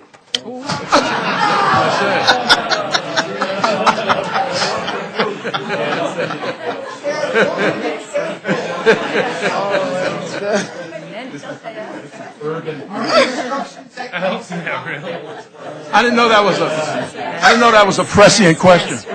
Jinxed him. Sorry about that. The whole pulling back of this is really to aerate this site. You can see from the bridge, what that means is you don't just see this wall of buildings, right? And what it really means, especially for the landmark, is that rather than just see the landmark as this kind of two-dimensional object that you only kind of view from Manhattan, that you really experience the landmark in the round, in the full, and you'll also see that from the bridge because we pulled that building away from it. And we think it's one of the most important moves that we ended up with in the site. It's because, again, we've seen this line of buildings marching up along the waterfront that we think is really very problematic in terms of giving more space and green and light and things like the bridge. But we can provide that specifically. That would be wonderful. Sure, I'm going to step away from the Other questions for Vishan? I did have one. I recall in the text reading that as it related to the open space, I guess it's called Domino Square, yeah. that in order to address the floodplain issue, it was going to be elevated. Could you, at least the surface level would be elevated? All of these buildings, Commissioner, are actually further away from the water than in the previous design. So as to so basically floodwater, the site will flood on occasion. That there's more, and our landscape architect, Lisa Switkin from Field Operations, will be here, and she can explain this in further detail. But there's a lot of porous material that can absorb that flood water. But it does, as you're indicating, it slopes up with the natural grade of the site. It follows the basic topography. That's not what occurred in the previous plan. In the previous plan, this open space you see in the previous plan, it was all set down, right? And so, a grandmother with her grandchild would have to go down about 20 steps off this cul-de-sac to move from that cul-de-sac down into the waterfront plan. This, by naturally grading, what that means is when the water comes, it's going to fall back down those streets and fall down the grade back into the river as it's supposed to. Okay. Other questions for Vishan? Erwin. Vishan, wasn't that plan done before Sandy? That plan was done before Sandy, yes. And it's not meant to be critical of it in that regard. It's just I think we know a lot more. And, you know, one of the things we're doing, for instance, was we're raising all the mechanical equipment out of the floodplain and so forth. And as you know, Two Trees owns and operates Dumbo, so they have extensive experience with flooding. So this would be consistent with the new building regulations regarding the floodplain? Yes. Okay. Thank you. Thank you. Jed Walentis. Be careful of the models.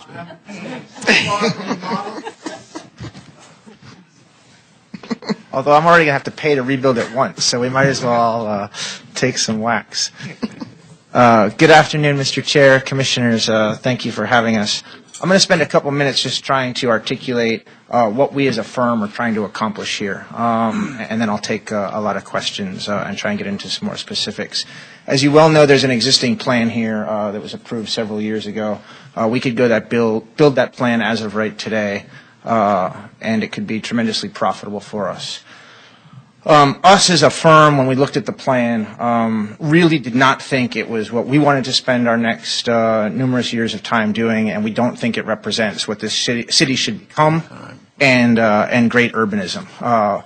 What we're trying to do is to create long-term value, a place that we're going to invest in and own for a long period of time, and to create a sense of community with our neighbors. We're not interested in building condominiums and selling short-term. We've obviously learned a lot from our success and experience in Dumbo the last number of years, and we think we've made a great New York place there. And drawing sort of a distinction from some of the other planned communities that we've seen around town that are probably very financially lucrative, but in our estimation, not great New York City urban communities that really integrate with their surroundings. Where we think Dumbo does very much. And if we look at and analyze some of the reasons that that's the case, we think a real sincere mix of uses is really important to what goes on there. It's not just housing. People come to work there every day. We have an incredibly active and interesting streetscape with retail and parks that are truly accessible and a regional resource to their surrounding communities. Those parks are not simply a front lawn for the people that live there. And when we looked at the original Domino plan, it was replicating a lot of the things that were inconsistent with that, right? The open space really was just a front lawn for the people that were going to live here. The affordable housing was very much segregated, and there was no mix of uses. So we're before you today with a plan that tries to bring all of those elements to this thing. The architecture that Vishan proposed, while we think it's great, is obviously not contextual with what's going on in the immediate surrounding neighborhood. As time goes on, it will continue to be. We think the key to making this project a success is to socially integrate this project, to have the existing residents and neighbors from this community come down to this park and bring their families to participate in the retail, whether it's as entrepreneurs or visitors, but to truly participate, to work in the office buildings, to start entrepreneurial companies there, and for the affordable housing to be truly integrated as well. And lastly, I will just touch on and emphasize the affordable housing. I'm sure Commissioner Battaglia and others will have questions. The original proposal mandates 20% affordable, and there was a non-binding MOU that said they were going to try and go to 660 units. At the top of that MOU, it says it was non-binding, and then in the text of that MOU, it says that all the housing that was built between 440 units and 660 units would get paid for by the public sector. Okay. Can I just finish 1 second? What we would like to do through this process, both with you all and when we get to the City Council, is make an absolute binding commitment for 660 units of affordable housing, number one. And if you really understand the economics of what we're trying to do, we are creating a huge amount of value with this plan vis-a-vis the other plan. And in my opinion, we're giving the overwhelming value of that value back to the public in the form of this increased affordable housing and the much, much improved open space, which you'll hear more about in the future. You forgot the if. If? Yes. 660 units if. You said you'd like to do it, but The conditions of our 660 units of affordable housing are that 421A continues, which, to be totally honest, is a condition of any affordable housing that's going to happen in this city. And there are some off-the-shelf subsidies that we're currently negotiating with HPD that will become part of this ULURP process and our negotiation with the council that really only apply to Site E. I can give you a more technical answer, but there's, in the spectrum of government assistance that we're looking for, it's way less than the previous application, than the previous domino plan was looking for, way less by orders of magnitude. And I think in comparison with other affordable housing projects around the city, vis-a-vis Hunters Point South or what's being done at Atlantic Yards, the balance of public to private here, the onus that we're willing to take on is way, way more than any comparable situation I think you'll find. I think the public sector is getting an extraordinary deal here. Okay, questions for Mr. Walentis. Angela Battaglia. You've heard my points. I've heard some of yours, and I stand strong on some of mine. In many of our actions, and I probably shouldn't admit that I in some cases do rely on the City Council, particularly based on the council member and other members, to perhaps make modifications to what we decide here that are of more of a benefit to the low-income community. I fear if we don't do what we need to do here today, that it won't change for the benefit of the community, and that's why I want to hear it today. That being said, I did read in your letter, and I appreciated your response to the questions raised by the community board, that your ratio of studios, one-bedrooms and twos would match the market units. The truth of it is the market units will draw from outside the community, and in many cases from outside the city, whereas the affordable units on site should and will draw from the immediate community. And I really do think the configurations of these apartments must change. Are you willing to look at that? A couple of things. First of all, we're obviously willing to look at anything. I'm not in the business of promising things we don't deliver. We've never done that. We're not going to start now. The truth is the economics of affordable housing from our standpoint is about square footage and how much square footage gets devoted to that. Obviously, to build 3 bedrooms as opposed to 1 bedrooms takes a lot more square footage. At some juncture, this becomes an economically not viable project, and we're going to go back to the alternative. Just as I want to be very clear with everybody, there's only so much that we can do. To the extent government wants to help us do that, we're obviously agnostic from a social standpoint between building 1-bedroom apartments and 3-bedroom apartments. But if you're asking me to fund that privately, there's a limit to what I can do. Third, I'd like to make the point, the previous MOU is completely silent as to size of units. Okay, and when we took on this project, from a spiritual standpoint, we said, okay, we want to go and accomplish all of the urban things that I just articulated in my little spiel. And we also said the community, even though that technically the MOU was non-binding, in our now 18 months of discussions, and there have been hundreds of them with the local community, it was very clear to us that that community did not understand that that commitment was non-binding. They did not understand that many of those things probably weren't going to happen. That community, now our community, truly believed that that's what they were getting. And our organization got together and we said, you know what, when we go through this process, we are going to try and make good on everything that was in that MOU. Part of what's happening now is there are a lot of requests that are going above and beyond that. The 70% AMI that we're delivering is what was in that MOU. That's what we're delivering, okay? The MOU is also completely silent on the 2 bedrooms. So I don't begrudge people for asking for more than they had previously asked for. That's totally their prerogative or your prerogative or anybody's prerogative. But I just want the facts to be clear about what was actually approved several years ago and then what was in that non-binding MOU. Now, I would say that I haven't seen the MOU. We will send it to you. Okay. And obviously, as this process continues, there may be changes. But I would venture to say that the community that lives in the area surrounding this particular development I can't say that I was asked to speak on their behalf, but I think I do speak on their behalf when I say that they would probably prefer to see a lower number of affordable units, but more that accommodate families as opposed to individuals, because the smaller apartments, I will say this again, they may draw low-income people, but they draw them from outside the community.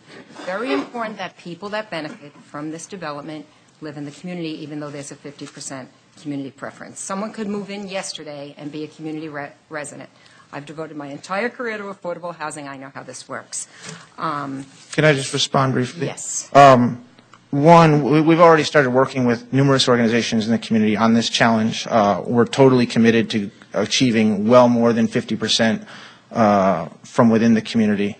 That said, and we've spent lots of time out in this community and I've had lines of hundreds of people stand before me to talk to me one-on-one about their specific needs for affordable housing. I certainly agree with you there's a huge need at the family end of the spectrum. However, I disagree with you that there's not a need at the smaller end of the spectrum. I think You didn't there's say there wasn't a need. broad need all the way across the spectrum, and this project, while hopefully it will make a dent in that need, is not going to solve all of the needs. And yes, working with you all and with the community, we're going to have to pick and choose the right balance of those things and still enable us to have a project that we can build.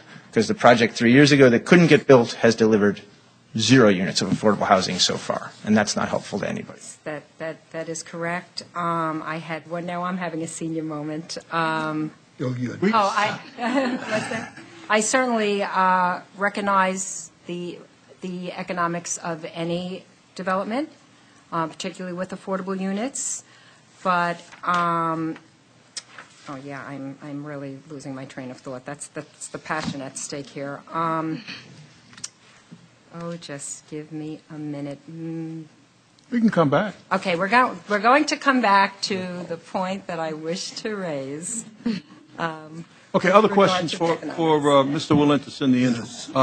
Excuse me, I just want to state that there are accommodations that you were asking for, and a lot of them. And I do believe that if we are to consider that level of accommodation, whether it be height or whether it be she's good. Boy, am I really losing it? Forgive me. Regardless of or the text amendment, the affordable housing text amendment that you are asking for, I do believe that in return the affordable housing should be enhanced. Thank you. Can I explain the text amendment for a moment? Okay, that's for the benefit of all of us. Go ahead. So the text, in the event that 421A maintains itself, the text amendment we're asking for is a completely irrelevant piece of text that will never, ever get utilized here. What the text amendment says, for those of you that aren't familiar with this issue, there are 2 buildings where we're proposing to house the 600,000 feet of commercial space.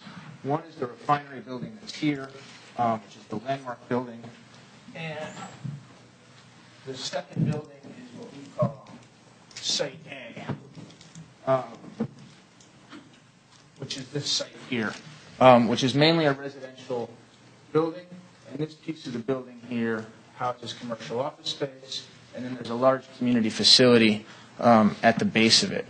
The way the current inclusionary text is written is that even for in a truly mixed building like this, both the office space component and the community facility component at the base will essentially get taxed, and we will have to provide 20% affordable housing units for that square footage as well, somewhere in the overall project.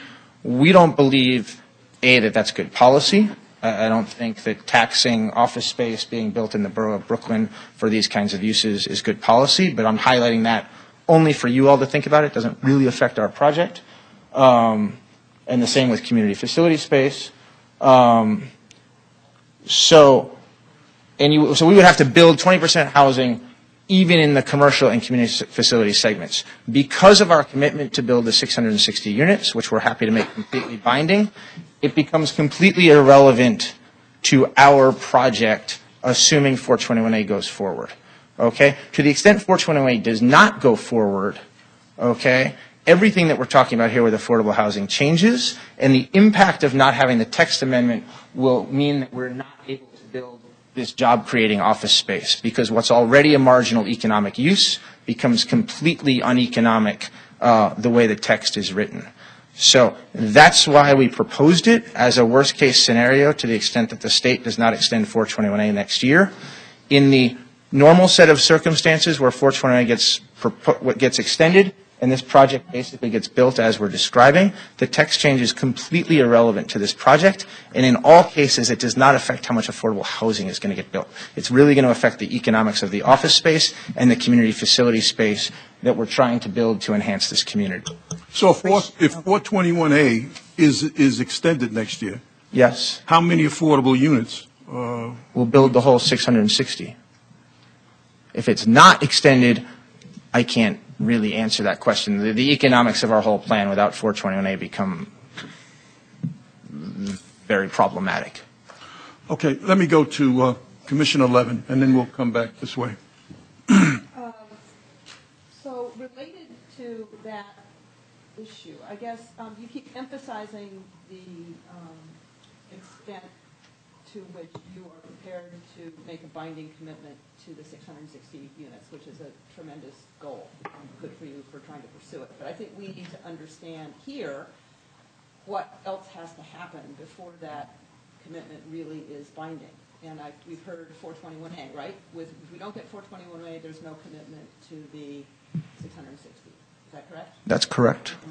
If we do get 421A, so that means there's some work in the public sector to do as well in order to be sure that it happens. And so For sure. If that's the reality, I'm not so sure that your commitment to the 660 is that much different than the MOU's commitment, because that also was contingent on financing. But never mind. No, I don't think that's fair. Finish your question. But how many of the additional, how many of the 600, the inclusionary units will have to be permanently affordable no matter what? Yes. The additional units, will they be permanently affordable? Yes.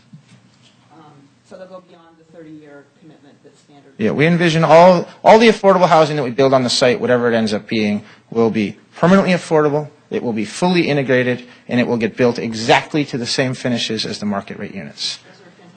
That's how we do as an organization. That's how we've always done in every project we've ever built, and that's how we're going to continue to do. Okay, so the big unknown is the public support of the financing. Yeah, so just to put yourself in my shoes for a second, we've got a $1.5 billion project that's going to get built over many, many years through an array of market cycles. And understandingly, we have a community, we have public servants and city officials who do an outstanding job, looking to us to say, you need to promise us, you need to guarantee. Okay, and I have no idea what interest rates are going to do. I have no idea what the market's going to do. There are lots of variables that are my job, and that's my business to worry about those things. What should not be my business to worry about is if my current understanding of the basic way that housing gets built in this town changes overnight, you shouldn't be asking me to foresee that in the future. Okay, so I don't think it's unreasonable to say, okay, I am happy to put the 660 commitment in the deck, to attach it to the land somehow, not just to write it on some nice letter that says it's non-binding on the top, or even write it in some nice letter that says it is binding on the top, that isn't really enforceable by anything. We are happy to have it become part of some sort of deck that gets approved at the council, have it be truly, truly, truly binding. But the city and the state has to basically conduct themselves from a real estate finance standpoint in a way that we understand the way the rules of the game are being played now. And the two things that we're asking for is for 421A to get continued. And the second thing, as I said, is we're asking for off-the-shelf HPD and HDC subsidies, very much typical of what they're doing. We've been negotiating this with Ruth Ann and her folks. Offline, I'm happy to give everyone, I don't think this is a great format, but you know, from all accounts, we're asking for completely reasonable things. This is stuff that's on those agencies' websites. This is the business that they're in. And this is to accommodate the first building, which will be 50% affordable, which again is looking to balance a community need of, they said, okay, there's been public process around this site for 10 years now, and no affordable housing has been built. part of what we're trying to accomplish here is say, okay, the first inland site, which we can start construction on next January, will be 50% affordable. And it won't solve the entire community's needs, but you'll end up with 250 families that 2 years later will have a place to go that they don't have today. And which building would you build first? That's the inland site. So there's about $35 million worth of infrastructure work that we need to do to rebuild this entire waterfront platform and infrastructure underneath this park. Right. Because of that work that we need to start next year, we can't start now. The one inland site on the other side of Domino Square, this building here, which we call Site E, will be the first building that we build, regardless of which plan goes forward or whatnot. Simultaneous to that being done, we'll do the infrastructure work here, and then we'll start to build the park and some of the waterfront sites. Okay, Commissioner Chen, and then Commissioner Cantor, and then Commissioner Battaglia. So the architect and you have both spoken about starting with this baseline as of right previous proposal by others, and from that wanting to create a better vision, for the site, higher aspirations, improving the quality, sort of the urban site planning. And so you've compiled this sort of holistic package where we're not looking at elements individually. And you've also talked about this absolute, commitment to the 660, but, everything we're reading in what you're saying is that it's an absolute commitment with this caveat if the I'm just asking government to commit alongside me. I heard what you're saying. I'm getting to my question and comment. And we've also heard that you're a businessman. It has to work for you economically. You can't foresee what's going to happen with the financing and the public policy. I think what I'm having a problem with is in our action, then what you're asking for really is this asymmetrical situation where we're going to lock in the size, the shape, the uses on the development potential. So that's locked in. But on the other side, the responsibility for providing the affordable housing is not locked in. That has a series of caveats that, yes, are out of your control, but that piece of it is not necessarily going to come along with all the pieces that are locked in and available to you.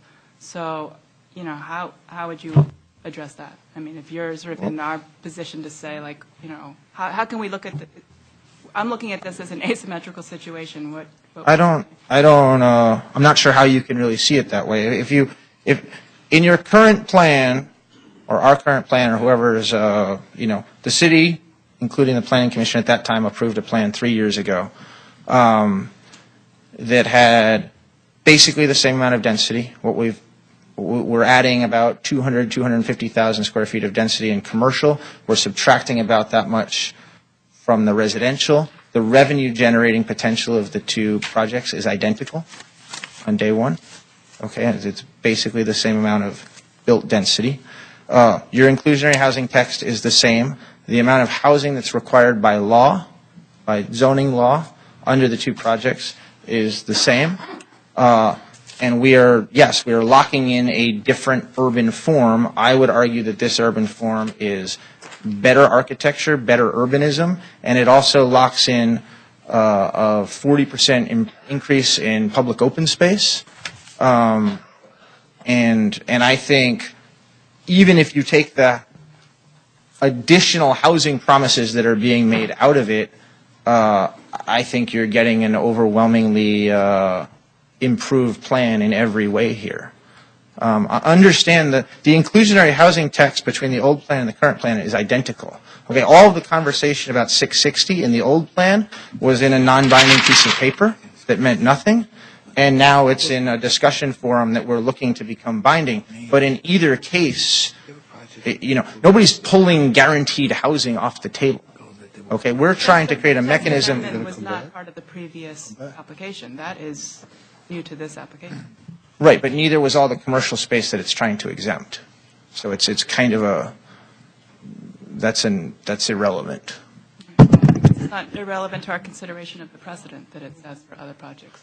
As a commission, you certainly need to think about whether the intention of that policy is to take a building like this where you've got a 75,000-foot community facility at the bottom, not on the ground floor, and you've got an office component of the building, and whether you think it's good city policy to essentially tax those non-residential uses and force the creation of affordable housing as part of that built square footage. I think in Brooklyn that's bad policy. I think you want to encourage people to build community facilities and office space. If you look around Brooklyn, we've created no new office space. I think from an environmental context, building these mixed neighborhoods is an incredibly valuable thing. I think it's the direction the city is going.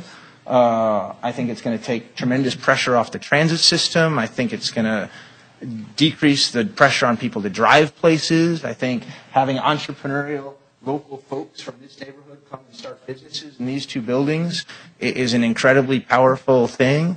It's not an accident that nobody builds new office space in the outer boroughs. It's not affordable. It's not financeable. You can't do it. And if you ask me from my being a citizen and reading the newspaper and talking to folks that were around when this inclusionary housing text was written, that was not the intent. You're not coming to us with a single commercial office building. You're coming to us with an entire package. So that's how we have to look at it. The text change only affects this site. Okay, but you're coming to us with an entire project, not Sure. just that one building. Okay. Right. So we have to look at it in the context of the residential as well. Okay, Commissioner Cantor.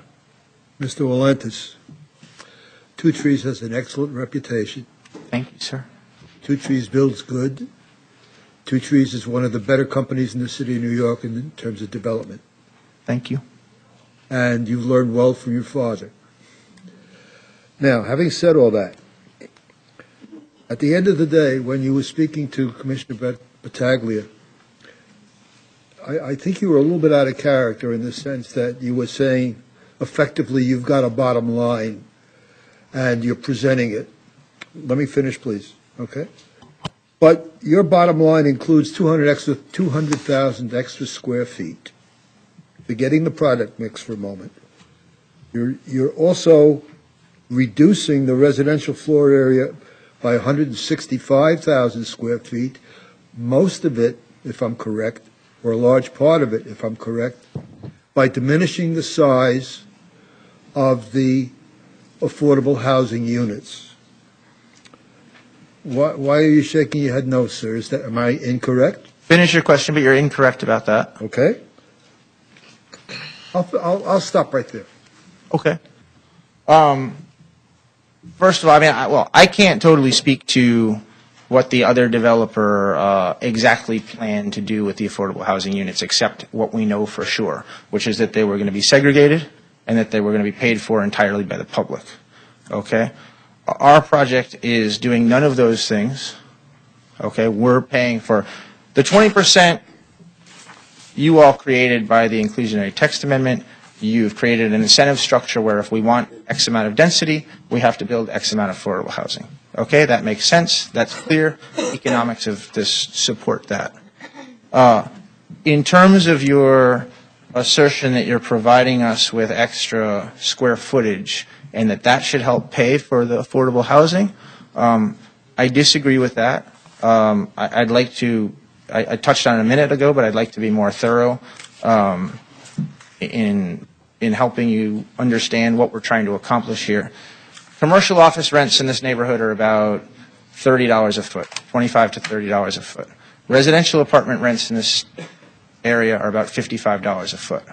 Okay? What we have done, as you pointed out, is reduce the residential square footage of the plan by 175,000 feet or whatnot, and increase the commercial square footage of the plan by double that. Okay? But the rents of residential are about double those of commercial. Okay? So my economics, my day one revenues, or when the project is built and stabilized revenues, are identical. Right? I'm trading this much $55 space with this much $25 space. Okay, and these are gross numbers. These are not net numbers. If you make them gross, it gets worse. If you make them net, it gets worse.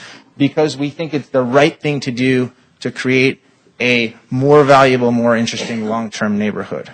Okay, you are right that by reducing the residential square footage by the 175,000 feet, what you're getting simply by the inclusionary math will yield slightly fewer slightly fewer, guaranteed from the inclusionary text residential units. We recognize that. We're saying we are willing to go above and beyond that. We are saying that we think this plan is a more valuable plan, that it creates way more value.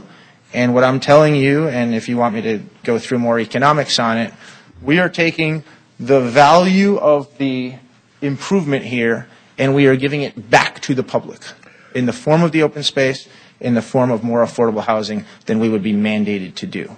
Putting the issue of 421A away, because as Commissioner Chin and others have said, and you said, you don't know where you're going until you know where you're going with 421A. So I'm not there, okay? But I think Ms.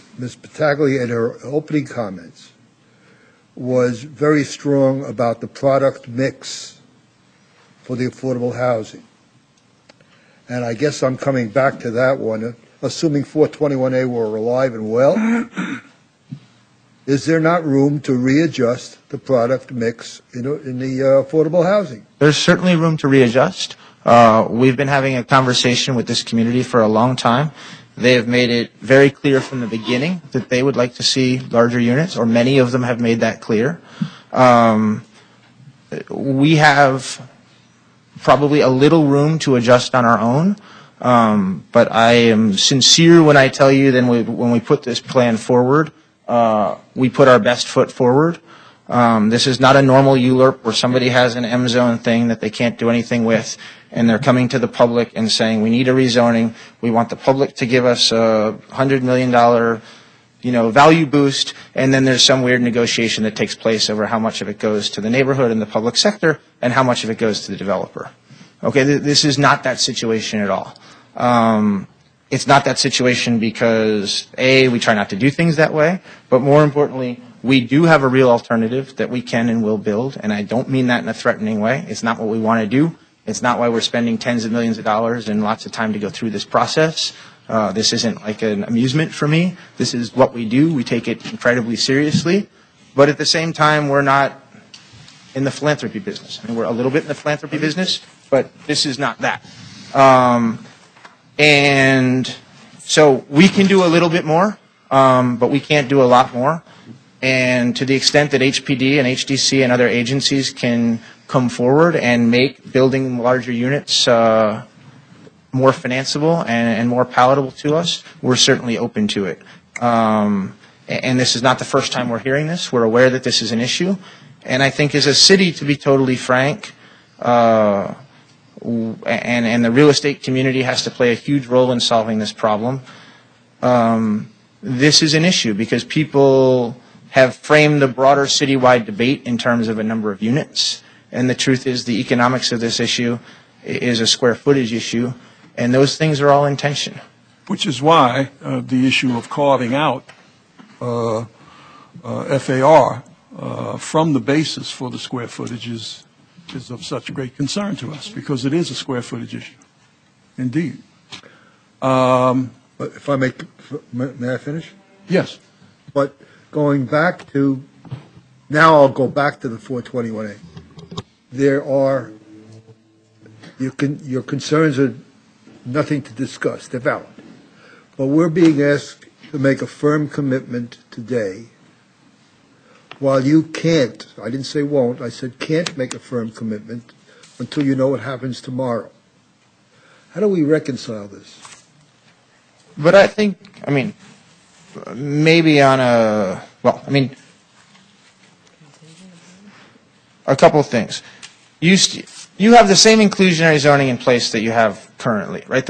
Our plan that you're going to vote on a month from now or whatever has the same inclusionary zoning that the underlying plan does. Okay? So if I think you need to really evaluate what the realistic alternatives are here, right? The 420A issue doesn't go away if you vote this plan down. Okay? If I have to build the old plan, the 421A problem is still a problem. Okay? If the public's interest here is creating affordable housing, the 420A doesn't get extended, not just for this project, but lots of other projects around town. everyone's going to build less affordable housing. What would you do if you had to build the old project and you ran into the 421A problem? We would probably build, I don't know what we would do. I don't know what we would do, but it materially affects the whole economics of the whole thing. But part of your consideration internally would be, let's go back to city planning for a revision? No. We're not coming back to city planning. No. I mean, we would evaluate some combination. We would probably have to build some market rate condos to get ourselves out of the thing. We would probably evaluate building a lower density project and building no affordable. I mean, for those of you that really understand the economics of the affordable housing, I mean, building rental housing in this city is difficult enough. Doing affordable rental housing without 421A is I mean, I can't even imagine. Okay. Commission, we need to give equal time to those in opposition. So if there... I will stick around. I have nothing more important to do. What was that? If we could what? Could we have him come back for some additional questions? We move on now. He's waiting. I think we should. No, once he speaks under our process for the purpose of this hearing. So if there is another question for him, one or two more, but in fairness, we need to... I don't know if it's appropriate, but I would volunteer if people have additional questions to submit them in writing, and we could respond in writing to the commission. Well, yeah, we can certainly do that, but... So you have another question? I do have a question that's not about affordable housing. Okay. Now, but before we do that, Angela, did you have another question? No, I will rest. I just want to make a comment that I want to echo Commissioner Chen's comments that at the end of the day, the applicant knows what they're getting, but at the end of the day, we don't. And I just want to say for the record that I think it's too tall, but I like the design. You may have heard me say that on Monday. I think the open space is wonderful, and I would love to see this built with some accommodations to the issues that I've raised. So I don't want you to think that I'm against the proposal. But I would like to know by the time we vote on this, which will probably be March 5th, it has to be by March 5th, that there are some accommodations to the unit sizes and some firm commitment to the affordable housing. Well, that indeed is to be determined. I know Rayanne had her hand up, so I wanted to... I just had a quick question. Thank you for taking all this time, and wanted to know if you needed a chair. You've been there so long. But the borough president of Brooklyn had also asked about 100 units of senior housing, like if that would be part of the initial phase of the development. So I was just wondering if, you had put any thought into that. No, there was a senior, that we've put a lot of thought into it. There was a senior housing component as part of the original plan. I'm not an expert in building senior housing, but there's a specific federal subsidy program that the previous applicant thought they could tap into to build a segregated seniors building, essentially, that was a community need. We certainly recognize it's a community need. We've told the local leadership that we would certainly work with them to accommodate seniors. But because the philosophy of the plan and the architecture now is to build fully integrated buildings, that concept of a seniors-only building doesn't really exist anymore in our plan for those reasons. Thank you. Okay. Anna, and then I'll come back. Jed, just switching gears, I have an open space question or two. First off, I do agree that this open space plan is significantly more appealing and has many more benefits for the surrounding area than the previous plan. But the prior, so I have a question about overall open space and then a specific question about Domino Square. The prior plan, as I remember, I might be wrong about this, but I think that the front porch open space was going to end up being owned by the city. And maintained by the applicant, and in this case, that's not what you're planning. And then, shall I at least put out there my Domino Square question? Sure. And that one has to do with the phasing of this, because I think Domino Square is, as I said before, one of the great appealing features of this revised plan. But the realities of construction being what they are, it looks like we're waiting a very long time for Domino Square to be a completed portion of the development. And what your thoughts are about what happens at that location in the interim. Okay. Again, I can't speak to the intent of either City Hall or the previous applicant vis-a-vis how they envisioned the open space being run and managed. In most of the Williamsburg waterfront conditions, where in my view, and maybe it's a little unfair, the open space is really not legally, but it's really overwhelmingly utilized by adjacent residencies. It's not at all a regional resource, unless you're talking about the ferry stop or something like that. In most of those cases, ownership has stayed with the developer, and I think they pay a fee, and the Parks Department has taken on management burdens, and the developer essentially pays for it in the form of a pre-negotiated annual fee or something like that. We went to the previous administration and argued against doing that for a couple of reasons, really. One, we see this as a much more densely programmed, unique open space that brings a whole number of elements that the Parks Department is not used to doing or dealing with in their normal parks. And we have Lisa here that will go through it in more detail, but we have something we call the artifact walk here. But we see this as a densely programmed and populated open space that we really hope can become a bit of a regional resource. And I'm trying to draw a sharp contrast to other things you've seen along certain parts of this waterfront. So one, we felt like we had a responsibility in today's day and age to pay for that on an ongoing basis, not just to pay for creating it and negotiating some stipend that we kind of gave to the Parks Department. But we thought it was appropriate, given what was going on here, that we paid for it and took responsibility for it indefinitely. Second, as you all are aware, and as this affordable housing conversation has certainly shown a light on, you know, our municipal resources are getting more and more scarce every day. And we didn't want to be in a situation where the park that was going to clearly be a reflection on a massive investment that we made was all of a sudden in competition with 1,000 other parks around the city for resources. And I didn't want to wake up 8 years from now and have there be a massive citywide municipal finance problem and have the Parks Department do shutdowns. And we thought it has the ability to really affect our asset values and diminish what we're trying to accomplish here. So we're trying to create a structure with parks where the public is absolutely protected, where the park absolutely feels and looks like a New York City park, where we have to maintain it, and if we don't maintain it, they take it back from us, where every year we put up millions of dollars in escrows so they know that we're solvent enough to meet our responsibilities. And to the extent we don't meet our responsibilities, A, we're financially responsible, but also parks can kind of intervene and make sure that the public is properly, gets what their version of the bargain is. Okay, so that will all be documented in an agreement between... We are doing an MOU now with us and the Parks Department. Obviously, with the change in administration, everyone wants to make sure that they're still on board with that. I can't speak for parks, but I think for the city and the public, if it's executed properly, this should be a good deal, right? All the protections on the downside should be there to the extent that we don't do what we're saying. And at the same time, we're willing to throw more resources at it than the normal parks protocol would be, and it frees up other Parks Department public resources to go to other places. That's the intent. From a sequencing standpoint, as I said, we have about 2 years' worth of infrastructure work to do on this part of the park, not the Domino Square piece.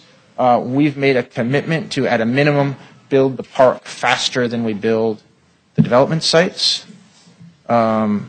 And I will tell you, people in my office might start throwing things at me. I would very, very much like to build at least half the park, but probably the whole park on day one. I think it'll do a lot to change the complexion of the neighborhood and what we're doing there. In terms of Domino Square, I don't know if you're aware or not, we've already started a fairly significant interim use program on the site. It's a very vast site. It's 11 acres. We've done all the abatement on the site. We've started demolition on the site. It's ongoing as we speak, although it's very cold out today. We ran on Site E last summer a very extensive public program that we worked on with the community, where there was a bike park and a community garden and all kinds of things that were incredibly popular. That will be present there again this summer. Next winter we'll start construction under some scenario. And yes, we will then move a bunch of other interim uses to the waterfront sites. We're doing the demo there now. I'm also the board chair of an organization called Creative Time, and I'm working with Ann, and we're doing a great exhibit in the Raw Sugar Warehouse this summer with a great artist named Carol Walker as well. So interim use will be a huge part of this throughout the development, no doubt. Okay. Commissioner Del Toro, then Commissioner Cerullo, and then hopefully we can... Mr. Wallentas, first of all, thank you for your candor, and I certainly appreciate the fact that you have taken so much time in explaining your rationale for almost everything that we have asked. But as you know, the affordable housing unit is that the affordability and the number of units, that's an issue that is really very, very important to us. And so I don't want to take, I don't need for you to answer this right away, but I'd like to know exactly what I'm voting for. And I know right now there's not enough clarity for me. I know what is the best case scenario, 660 units. I don't know what the worst case scenario. I know that you sort of didn't want to sort of anticipate what would happen if such and such happened. Nevertheless, I think it would be important for us to know what is the worst case scenario. And if you could somehow get back to us, and I would like to see what would be the range here? What is it exactly between what is the best case scenario for the 660 and what is the best case the worst case scenario, contingent on a number of things? Can you provide that for us? Yeah, we're happy to provide it. And I do want to reinforce, your inclusionary zoning is still in place. Yes, here. I understand that. Just like on every other project that you look at, the zoning mandates something, and then... But there is this issue of the commercial space, whether we're going to use all this square footage, what happens if the commercial space above the ground floor is excluded or included, et cetera, et cetera. Can you provide that information? We would be happy to provide that Thank you. information, absolutely. Okay. Commissioner Cerullo. Thank you, Mr. Vice Chair.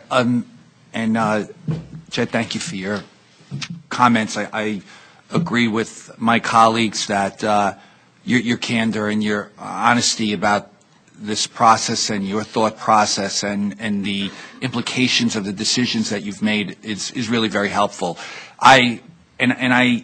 For a moment, I was going to pass once Commissioner Levin and you were having your discussion because we got off the topic, but sort of the bridge back to this issue by Commissioner Del Toro just makes me, this is really less of a question than a sharing of a thought process for me. And I say this with all due respect to my colleagues, although I do share with them the same sense of satisfaction in terms of the design, which clearly is superior in terms of what you've proposed, and in fact, in many ways, may be a very iconic addition to the skyline in Brooklyn and therefore to our city. So I just want to say that. And I don't want to minimize some of the concerns that have been raised because they are very real. But how I feel and what I was thinking that I'm going to share out loud is that I have no reason not to believe the commitment that you've made with respect to the affordable housing piece of this. I also feel that and believe the condition, we'll call it the condition, on that commitment is not at all unreasonable. And I know that we have approved projects in the past where we have been told there will be a certain number of affordable housing units, but the financing is not yet complete, and that the developer was talking to HPD and HDC, and there wasn't anything. And obviously, for the issue of 421A, it's going to affect any of this issue. The bigger, some of the projects we may have approved that are still waiting may not ever actually happen because of what the future holds that none of us can see, and certainly you can't because we can't see it either. The government doesn't know what will end up the local government doesn't know what will end up happening. So I just want to say that because, and again, it's I just feel like the hooking into this project as if that condition is somehow unique and is providing you something that perhaps we have provided or not focused on and just let and accepted in the dialogue that we have with applicants that we're doing this is what we're going, this is, what we're going to provide in terms of the number of units, and we're working out the details. We really don't know how those details end up getting worked out, and we perhaps modify or whatever we do with the project, but we act on the project. So again, this is sort of a sharing of my thought process. I've been listening very carefully to this discussion. I think issues that have been raised are very important, but I want to acknowledge that the condition you outline is very real, and I don't know that we should be holding you necessarily to a different standard than we've been holding other developers over time who face the same challenges that you face, that really is that you can't see into the future, and the devil is in the details, and the details aren't yet available to any of us. Otherwise, we should be changing our process and not be getting these applications until all of those details are set so that we can then do it. But that's not a good policy either. So I will be anxious to see how this proceeds, and I know you will do everything you can to fulfill this commitment within the best of your ability. That's just my... Thank you for that. We certainly agree with that. And as I say, the previous administration, just to make it clear, refused to let developers and owners commit beyond what the zoning required. There have been people that offered what we offered before, and it was administration policy, whether for legal or policy reasons, I'm not sure, to not put affordable commitments into restrictive decks. And our team has started to work with the new administration on getting over that hurdle. I think it'll go a long ways towards certainly improving the situation here. Mr. Walentis, thank you for a very long 3 minutes. Wouldn't you say?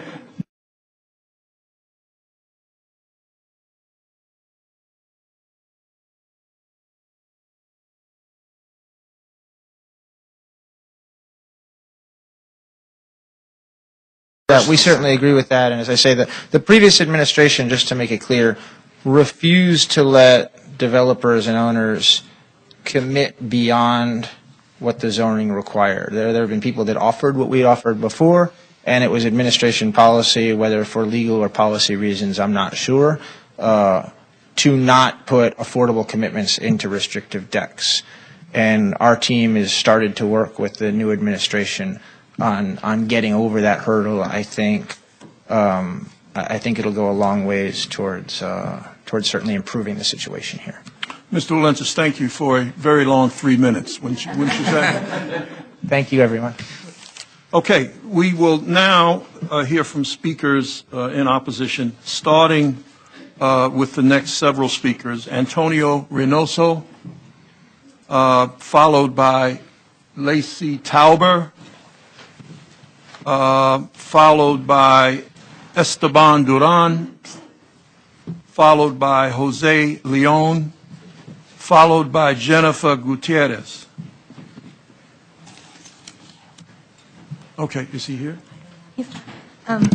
My name is Lacey Tauber. I'm Legislative Director for Councilmember Antonio Reynoso. He sends his regrets that he's not able to be here. He was here this morning, but he had to go to the stated council meeting, so unfortunately he's not able to be here now. So I'm going to read a prepared statement from him. Please proceed. Thank you. Okay. Thank you, Commissioners, for giving me the opportunity to speak today. I am here representing the 34th Council District, which includes Williamsburg and Brooklyn. The proposed Domino development falls only one block outside my district, and its impact will be felt most heavily in the communities I represent. Specifically, this development has the potential to significantly affect the south side of Williamsburg, Los Suris, where 10,000 families of color have been displaced in the last decade due to gentrification. In order to ensure the best possible outcome of this plan for the south side, a coalition of community-based organizations representing thousands of constituents has come together to present a set of asks to the developer, Two Trees. This coalition includes Churches United for Fair Housing, CUF, El Puente, St. Nick's Alliance, and Southside United HDFC, aka Los Suris. Until recently, this group was pleased with Two Trees' proactive efforts toward community engagement. However, now, as we come down to the wire, the coalition is growing concerned that Two Trees' commitments to the community, particularly those related to affordable housing, open space, workforce development, and community facilities, lack both the depth and the teeth to truly serve our community's needs and mitigate the intense impact that luxury development of this scale is sure to have. We have seen it many times before. The groups that make up that coalition are all here today to share their concerns with you. Before I turn it over to them, I want to make an important point about elements of the plan that you will vote on. Specifically, I want to encourage you to vote no on the zoning text amendments that would affect the inclusionary housing requirements in this plan. One would remove the planned commercial and community facility space above the ground floor in the project from the total square footage applied to the inclusionary housing requirement, resulting in a loss of approximately 43,000 square feet of affordable housing. Another would change the required AMI levels of affordable housing built under the inclusionary program from 20% of units at 80% AMI to 10% of units at 80% AMI and 15% of units at 125% of AMI. While we are pleased that Two Trees is planning a mixed-use development, we disagree with any changes that would result in a decrease in the amount of and the accessibility of the affordable housing required at this or any site. Commercial space is not a public benefit, and its inclusion in the project is the developer's choice based on an analysis of the market. They should not be held to a lower standard of affordable housing development as a result. We believe that Two Trees' capacity is such that they can build both commercial space and affordable housing successfully, and we believe our requests are reasonable considering the large amount of subsidies this project will receive. Additionally, in order to meet the community's needs, the AMI levels in this project must remain as low as possible. Now you will hear in more detail from the four coalition organizations. We are hopeful that, through continued conversations with Two Trees, we will reach an agreement that satisfies the needs of all parties involved and promotes fair and equitable development in North Brooklyn. Thank you again for your time. Thank you, Ms. Tower. Esteban Duran.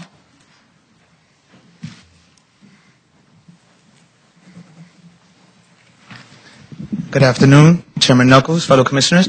My name is Esteban Duran. I'm a community organizer with El Puente. I want to talk a little bit in regards, part of the coalition as environmental impact, sustainability, and community oversight.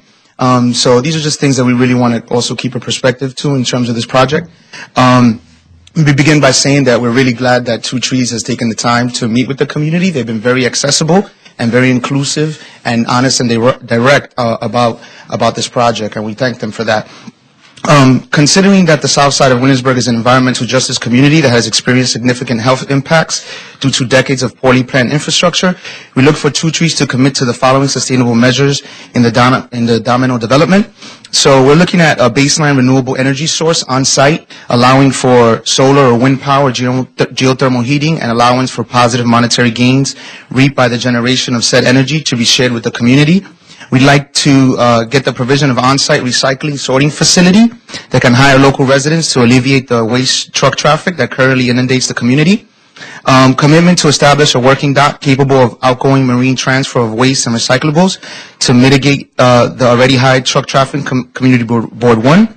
This waste transfer system would be a citywide model, the first of its kind, and would significantly reduce the negative burden on the surrounding neighborhood.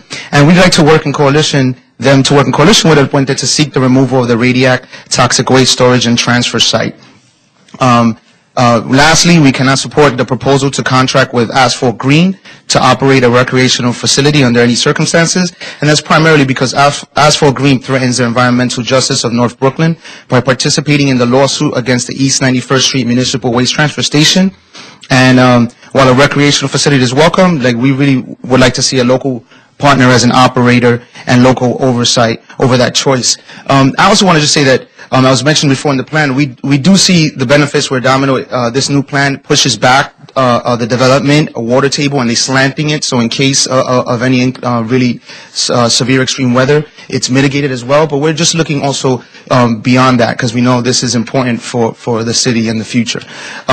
Then one last piece that I'd like to talk about again is community oversight, and there's currently no enforceable commitment to community oversight and accountability. All agreements reached with 2 trees, especially regarding the areas above, must be legally enforceable and binding. As much as possible, all agreements must be included in the restrictive declaration of the technical memorandum. What cannot be included in the restrictive declaration must be included in a community benefits agreement or a strong MOU, enforceable by the city as well as by a community oversight board, and we'd like that board to reflect the makeup and interests of Southside community and meet quarterly throughout the duration of construction and annually from that point forward. So again, we're really thankful and we want to see development on this site. I mentioned this before in past hearings that I live 9 blocks away from that waterfront. We want to see it develop. We just want to make sure that it's done in a way that's really helpful to the entire community. And as was mentioned by you all, make sure it's a real good partnership and really expands the city and makes it a world-class attraction. And we know that together we can do that. Thank you, sir. Any questions for Mr. Duran? Thank you. Jose Leon. Jose Leon. Okay, thank you. Jennifer Gutierrez. Thank you. I'm going to say this slow because I'm... Anisha Venkataraman. Venkataraman, yeah.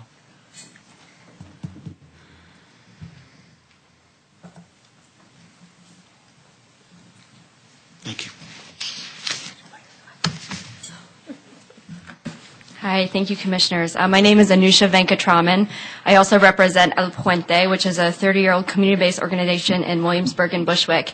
And we're a member of this aforementioned coalition of community-based organizations in North Brooklyn that are seeking good community commitments from Two Trees and the city regarding the Domino development. While this group has communicated extensively with Two Trees, we've received very few indications of commitments to our areas of concern to date. Therefore, we cannot express our complete support at this time and urge the City Planning Commission to address our significant concerns in consideration of your vote and recommendations here today.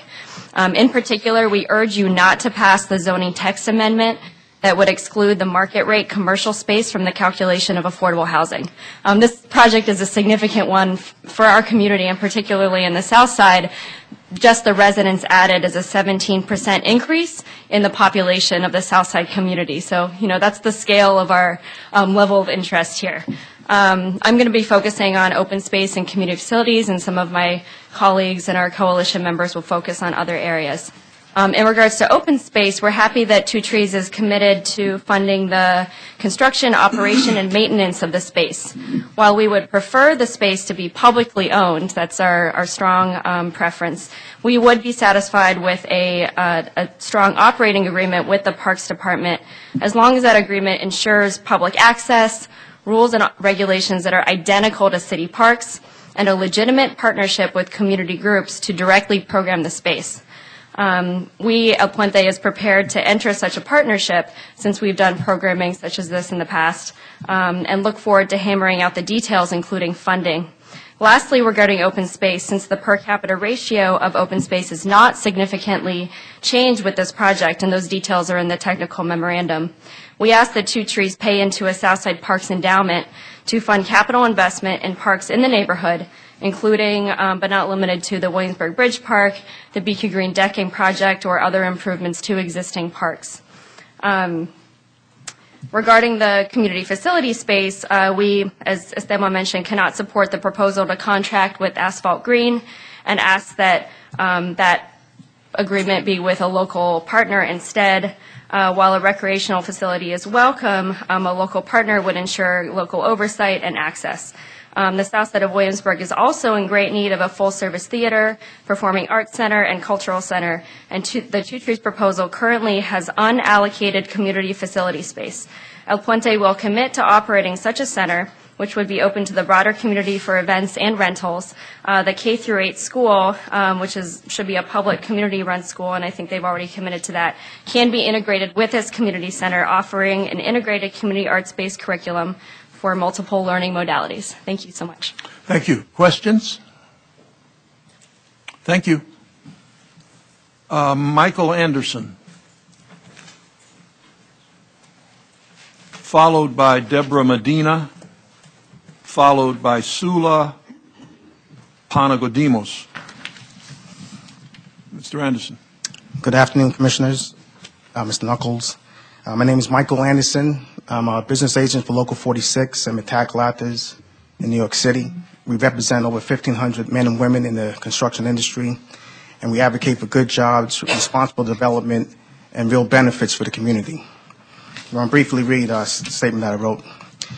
Two Trees the Management is proposing a major rezoning of the Domino Sugar project, which fundamentally alters the Brooklyn waterfront and the surrounding communities if approved. Two Trees' proposal includes 2,300 residential units, as well as 250,000 square foot of retail, commercial space, and facilities. The Domino Sugar project will be the first major rezoning project considered under the de Blasio administration. Given Mayor de Blasio's priority of tackling inequality and ending the tales of two cities, it is crucial that we ensure that the massive projects like Domino Sugar raise up all of our communities instead of just creating big profits for private developers. When the city decides to rezone property to benefit a private developer like Two Trees, it's necessary to ensure this rezoning promotes responsible development practices that provide real benefits to our community, including good jobs and affordable housing. This means ensuring that projects like Domino Sugar create good jobs for all workers on the project, promote high safety standards, and employ responsible contractors who will follow the law. This is the only way to tackle the growing inequality in our city and turn back the clock on the tale of two cities. The Domino Sugar rezoning should create good jobs for all workers, including construction workers, by providing middle-class wages and health and retirement benefits. Good construction jobs provide some of the best opportunities available for workers without college education to join the middle class. The Domino Sugar project should support and grow these good jobs, not undermine them. Good jobs build strong communities, stimulate the economic development, and increase the tax base. The previous development plan for Domino Sugar ensured good jobs for all workers on the project, including construction workers. The new proposal should uphold these standards. The city has a responsibility to promote real community benefits and maintain these standards for the middle-class construction jobs here at Domino Sugar. We look forward to working with the city and Two Trees to see this vision become a reality. Thank you. I'm sorry. No, his name hasn't come up. Who is it? Are you on the staff? Yeah. Oh, okay. I'm sorry, Mr. Anderson. Were you completed? Any questions for Mr. Anderson? Thank you. Deborah Medina.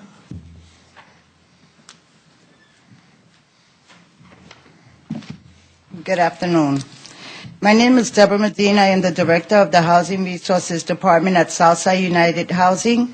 I am here today to express the need to include resources for anti-displacement work to offset the detrimental effect that the market price units in the Domino development would have on this community. As an organizer for 27 years, I have seen negative impact that luxury apartments have on low-income residents. Money put aside to ensure that both the individuals that will be coming in to rent the luxury housing and those that live in the luxurious accommodations will go a long way to balance our community already stressed by overdevelopment. I strongly believe that we should continue working together to make this happen. Thank you. Thank you, Ms. Medina. Questions? Okay. Sula Panagodimos. Hi, good afternoon. My name is Sula Panagodimos. I'm the Development Associate at Southside United HDSC, otherwise known as Los Sures. We've been developing and managing affordable housing for over 40 years, and because of this, we have an in-depth look at the AMI levels that would be most needed by our community. We're concerned by the proposed number of units at 125% AMI, which would attract outside tenants but ignore those from the community. By increasing the number of units at 40 to 80% AMI, Two Trees can still average out their affordability to 70% while making the units more affordable to potential tenants from the current population. We are committed to working with Two Trees to reach this goal. In addition, while we accepted 660 units of affordable housing under the previous developer's plan because it would make up 30% of the total units in the project, we believe that this larger project under Two Trees could support a higher number of affordable units. We would like to work towards a guarantee by Two Trees to provide as high a number of affordable units as the project could financially support. With those concerns expressed, Losutis is optimistic about the potential of this project and is excited to keep working with Two Trees to meet an agreement to provide as many benefits to the community as possible. Thanks. Thank you. Questions? Commissioner Battaglia. Can I call you Sula? I don't dare try to pronounce your last name, and I know mine is difficult as well. Needless to say, I agree with you.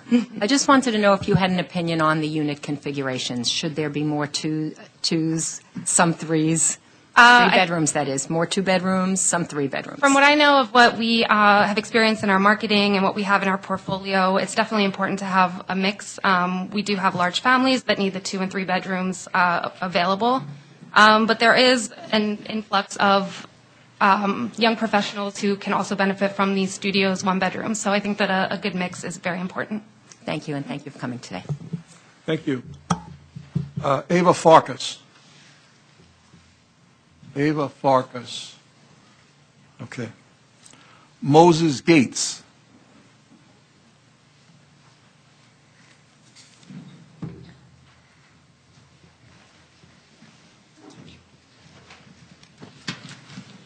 Hi, thank you, Commission. My name is Moses Gates. I'm from the Association for Neighborhood Housing Development, which is an association of 95 member groups throughout the city that work on providing affordable housing and advocating for affordable housing citywide.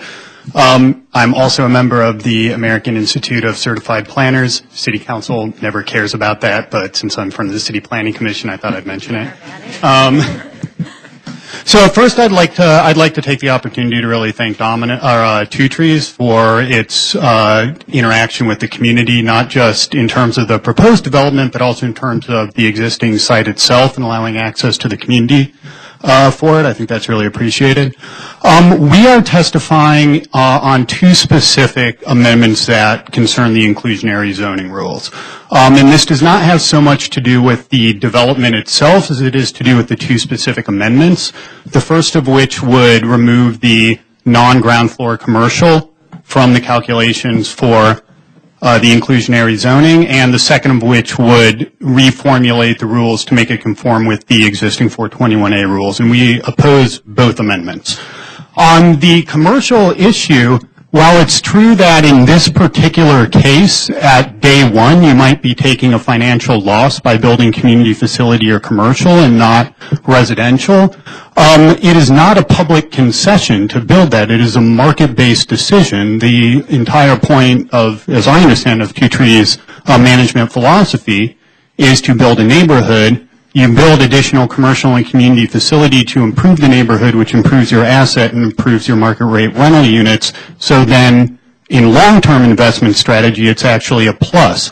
I happen to think that's good urban planning. I happen to think it's good neighborhood development. It's not a public concession. It's a market-based decision, and as a result, it should not result in weakened inclusionary zoning rules for the particular development and the subtraction of 43,000 square feet of affordable housing.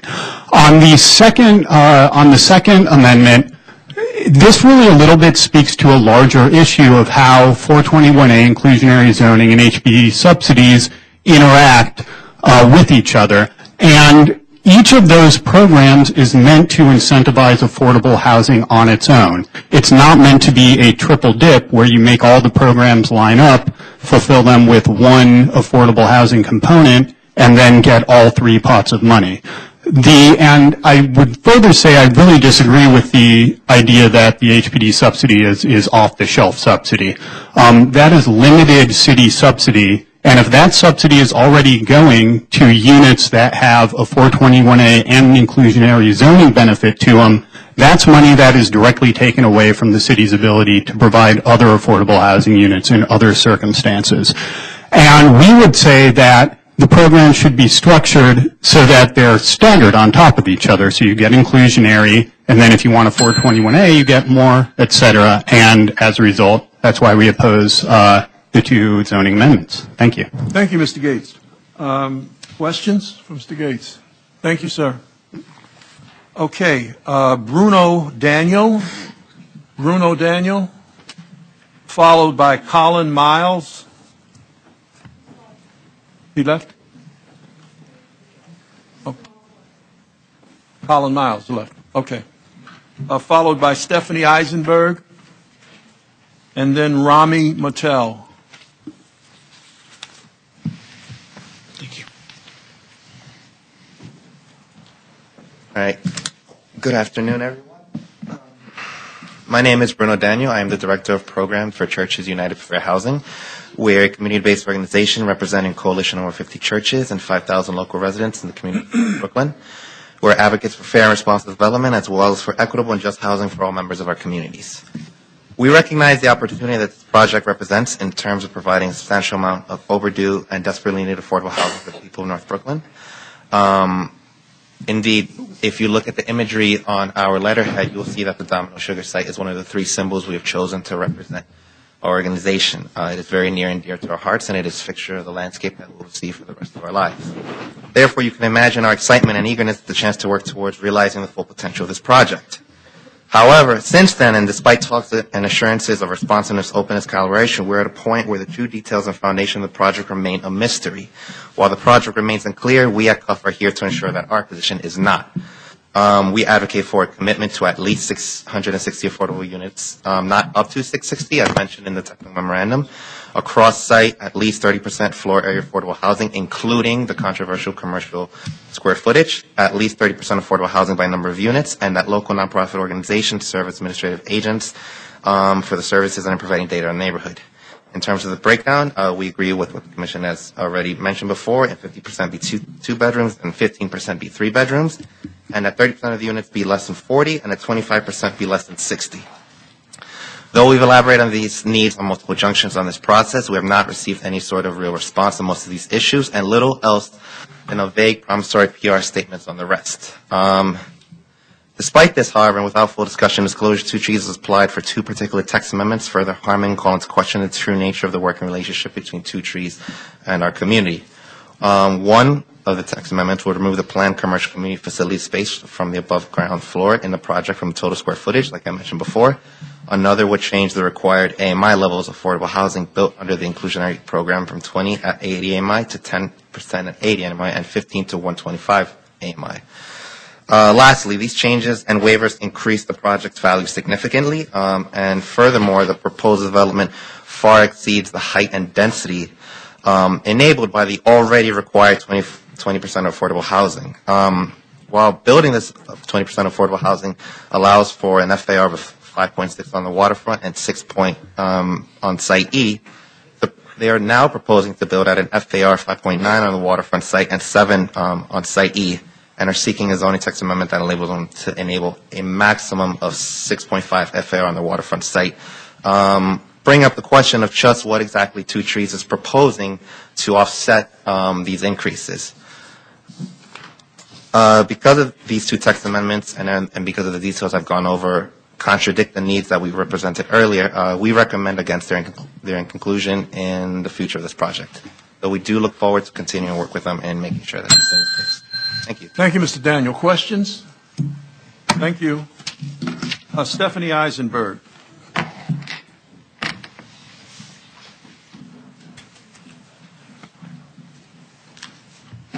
Just want to say good afternoon, and as a senior citizen, I had to take a lot of notes, so I didn't forget. I just want to start off by saying that Jed Walentis' statement about the prior administration is false. Rose Plaza did have a restricted deed with 30% affordability, and it outlined the number of apartments. And that was less than a mile away. It's a few blocks away from this project, and it was done 4 months before this vote.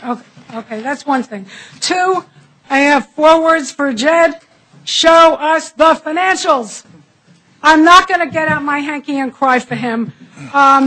He is asking to build 3.3 3,200,000 square feet. He has in this project $55 a square foot. Everybody else on the waterfront paid $160 a buildable square foot. I tried to do the math here on my fingers. It's about, he's got about $320 million in leftover funds that he didn't have to spend in acquiring the site. Lots of money for affordable housing. It comes out to about $200,000 a unit, which is almost fully amortized. That's two. Also, under the guise of the community needing the affordable housing and they don't want to wait the 10 or 15 years, he's stacking it all in one building. So he doesn't have a poor door, he has a poor building. The first building on Site E, which is also flies in the face of the zoning and the requirements of city planning, which is it's a narrow street, you don't go above the 6 stories or 70 feet, and this is going 20 stories or I think 200 and some odd feet. Okay? So he's got everything stacked in one. There are no amenities in that building, and he doesn't talk about whether they are actually shared with the main waterfront parcels, which can be sold to other people and still get all the benefits. Okay, I'm trying to do a compilation because a couple of people had to leave. What I wanted to also say is that it's unusual for this commission to get a chance to rewrite history, but this on the 50th anniversary year of the destruction of Penn Station, you have that opportunity. I don't think this is the best use for this site. I think the Domino's site can be a tremendous tourist attraction if presented as a cultural center. And in light of a report on tourism prepared by the last administration on New York City and Company states that it is of the utmost important to bring tourism to the outer boroughs, we ask that you review the attached concept that would boldly accomplish these goals by creating a cultural corridor that would bring tourists by ferry to sites around New York Harbor. It would also create affordable housing. It would create guaranteed living wage jobs, etc. The attached plan does not require any capital infusion from the City of New York. Okay, Ms. Eisenberg, would you please conclude? In conclusion, I have to make one more quick point, which is legal, and it basically says that Two Trees has current violations. Two Trees operating under its existing special use permits is already in violation of the 2010 restrictive declaration. Two Trees has obtained demolition permits for the project and begun demolition without complying with the conditions in the restrictive declaration and probably the rezoning. Thank you. Questions from Ms. Eisenberg? Rami Mattel? Mattel?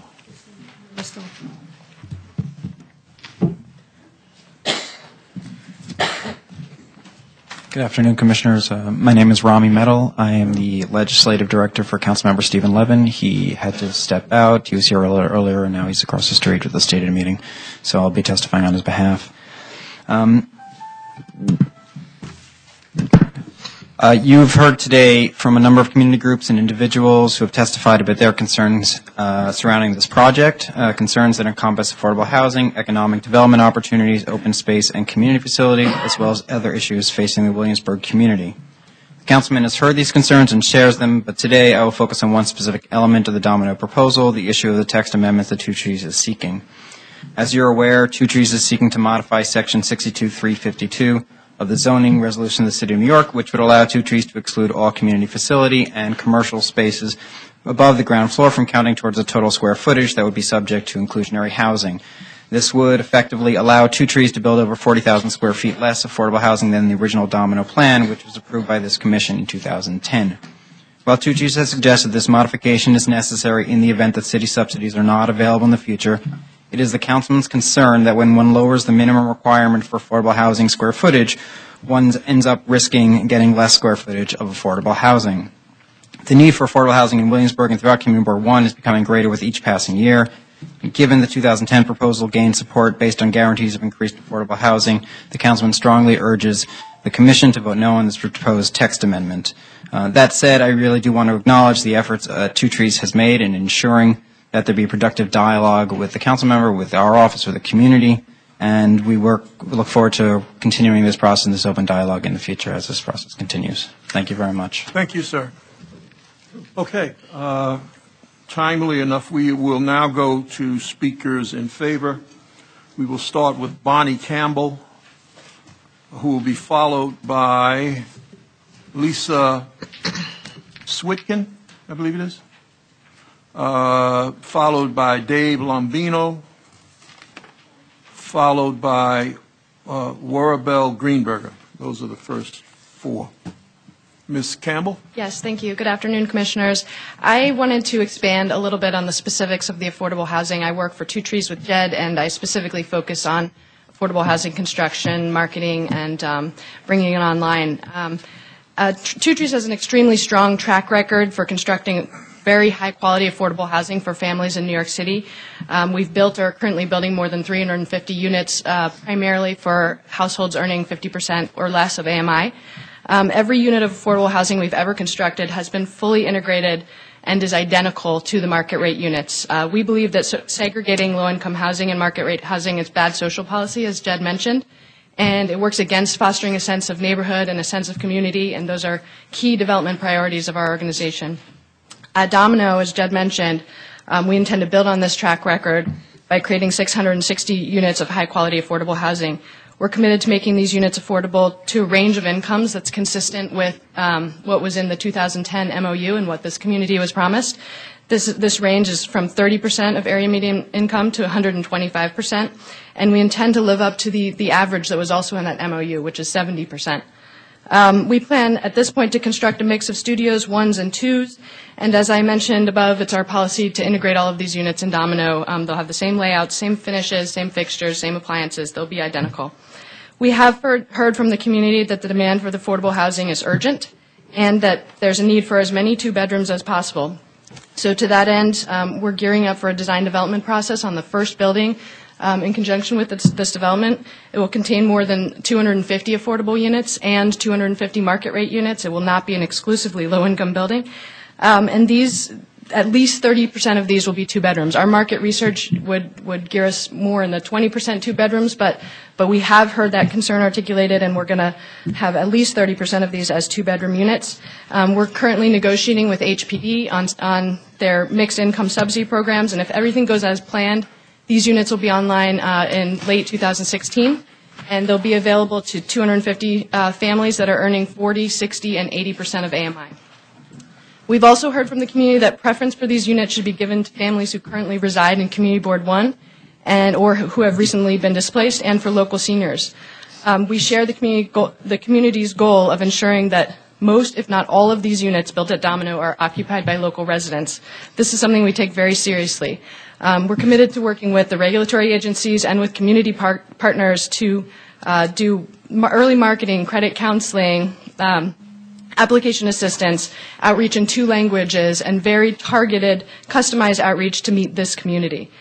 As Jed mentioned, we have heard a desire to have more 3-bedroom units and deeper AMIs, and we know that there's an inherent tension between the number of units that we can provide, the depth of affordability, and the unit mix, and still have a project that's viable, financeable, that we can actually commit to building. That said, we're going to continue to work with the city agencies and find out if there are other ways to find subsidies that can make that happen. In the end, it's our desire and mission to create a real mixed income community here.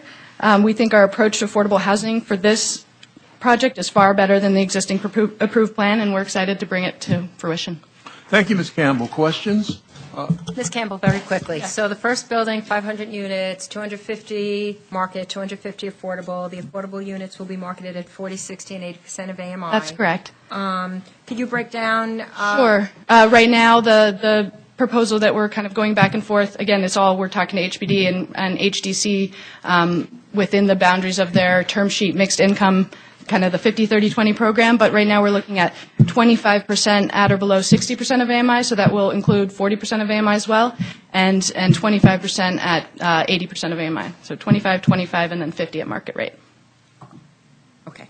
And the next question, you mentioned that 30% would be, you would now consider 30% of those units being 2 bedrooms. What was it originally configured at? Well, again, when we did our kind of a market study, usually we do the same mix for our market rate units and our affordable units. And our kind of market rate study indicated demand in the 2 bedrooms for market rate units in about the 15 to 20% range. So we're going to push that for the affordable units to 30. That's good news. And how about consideration of 3-bedroom units? You know, again, like Jed said, we're still on the drawing board. We're talking to HPD. It's something that we've heard. It's everything's in tension, right? So if the more 3-bedroom units have, the less overall units make sense, are economically viable. So yes, it's definitely something that we are willing to consider. Certainly, Ms. Campbell, as much information as you can get to us by March 5th would be really helpful. Okay. Thank you. Okay, Commissioner Dweck. Overall, I'd like to say that I do like the project. I have 2 concerns. The minor concern would be I shouldn't call it minor, but one of my concerns is the AMI levels. I'd like to see them come down. And my major concern, which I just can't get over, is the exclusion of the commercial space and the affordability and the housing affordability component. So can you talk to me about how many units more would be created if the commercial space was not excluded, and how that would impact your financials on such a huge project? Sure. I think I could clarify a little bit. So if 421 is in place and we build the 660 units, the tax change does not come into play. If 421A went away, what would happen is, and the commercial space were kind of taxed with the 20% requirement, what would happen is the commercial space would go away. It's not that we would build less inclusionary or more inclusionary because we are required to build 20% of the commercial space as inclusionary. We would seek to reorganize the building to not build as much commercial and certainly not build as much community facility. Does that make sense? Kind of. In other words, you need more market units to subsidize the affordable. Yeah, I mean the commercial space doesn't pencil out in a way that makes sense to allocate 20% of it as low-income housing. Mm-hmm. So we would reduce the commercial and reduce the community facility in order to not have that inclusionary requirement. So what the text amendment was meant to do is to preserve the commercial and preserve the community facility, even if things go haywire and 421A goes away. Because from our perspective, the commercial space and the community facility space is community benefit. That's job creation. That's creating a mixed income community. That's as important to the project as many of the other benefits and elements. So going to the job creation statement, how many jobs do you So anticipate the full build out, from the commercial space specifically? So the full build out I think is like 27. It's all in the tech memo, but 2,700 jobs, of which I think 2,500 are allocated to the commercial space. It's a permanent job. Yeah. Thank you. Which is more than this site has seen since its peak in 1950 or something like that. Since sweet and low became the alternative. Corn syrup. Yeah, I have 2 questions. Maybe they're sort of related a little bit. We read, at least in our briefing package or someplace in the mountain that we had in preparation for this, that one of the features of your development scenario is generally smaller units. I don't know if that's true or not. But anyway, my question is, how many square feet would be, assuming you build the full 660 units, how many total square feet would be devoted to those units? I don't think we have any idea. I mean, Site E we certainly do because we're actually doing a design development process. We know where the market is. We've heard concerns about what the affordable mix should be. But as we build out this neighborhood, the demands for the size of units will likely change. We've seen it in Dumbo. We've seen it in downtown Brooklyn. We've seen it in the west side of Manhattan. So, going in right now, I can tell you where the market is. But when we get to the final building, will there be more demand for family-size units, both on the market side and the affordable side? Perhaps. I mean, we have no idea. It's the scope of the project is too long. What I can tell you is that, the size of the units that we build in terms of the studios, 1s, 2s, and potentially 3s, are always in accordance with HPD requirements in terms of the average unit size, what it has to be. We're not building micro units or anything. We're going to comply with all of HPD's design guidelines. That was the question. Are you tending to skew smaller? No, I mean, you can't. I mean, because HPD has very specific design requirements for inclusionary units, and we intend to stick to those. And actually, what ends up happening is the affordable units tend to be larger on average than the market rate units because of the various requirements for linen closets and space and that sort of thing. So we'll stick to those guidelines. And then this whole conversation has assumed that Two Trees will remain the developer for all of these projects.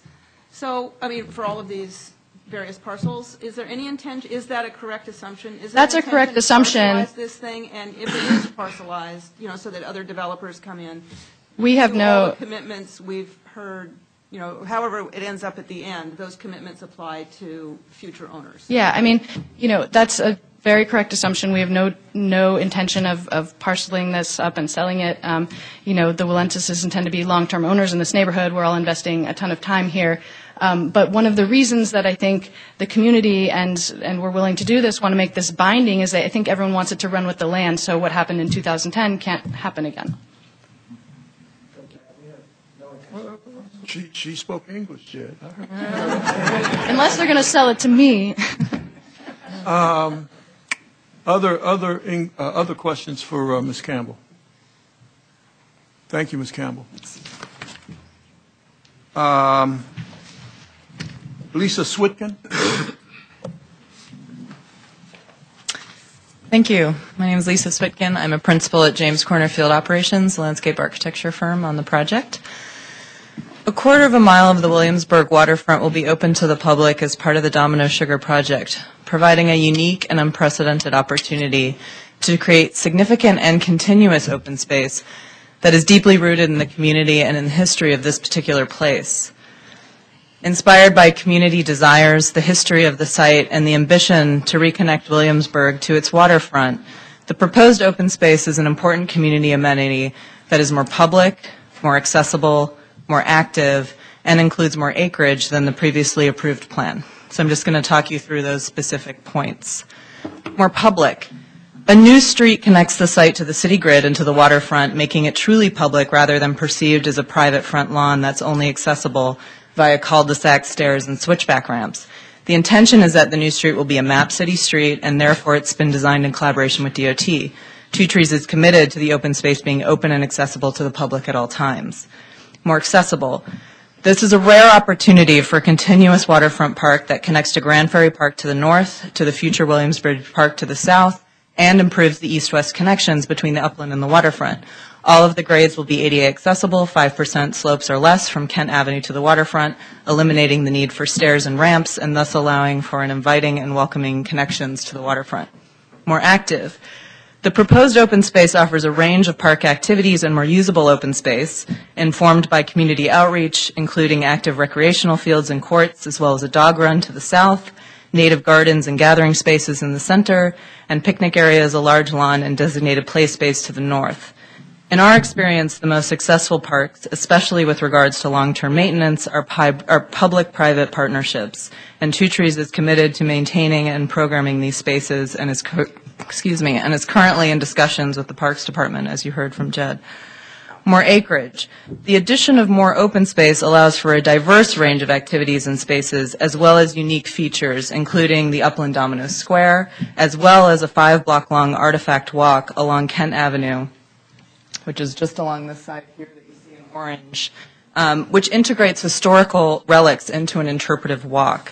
The 80-foot-tall gantry cranes that once unloaded sugar, the rail tracks on which they rolled along with syrup tanks, conveyors, platforms, and equipment-specific signage, engage the history of the site, create a threshold and dialogue between the buildings and the open space, and become a creative and dynamic educational tool that inspires people to learn, discover, and inquire about the history of the site.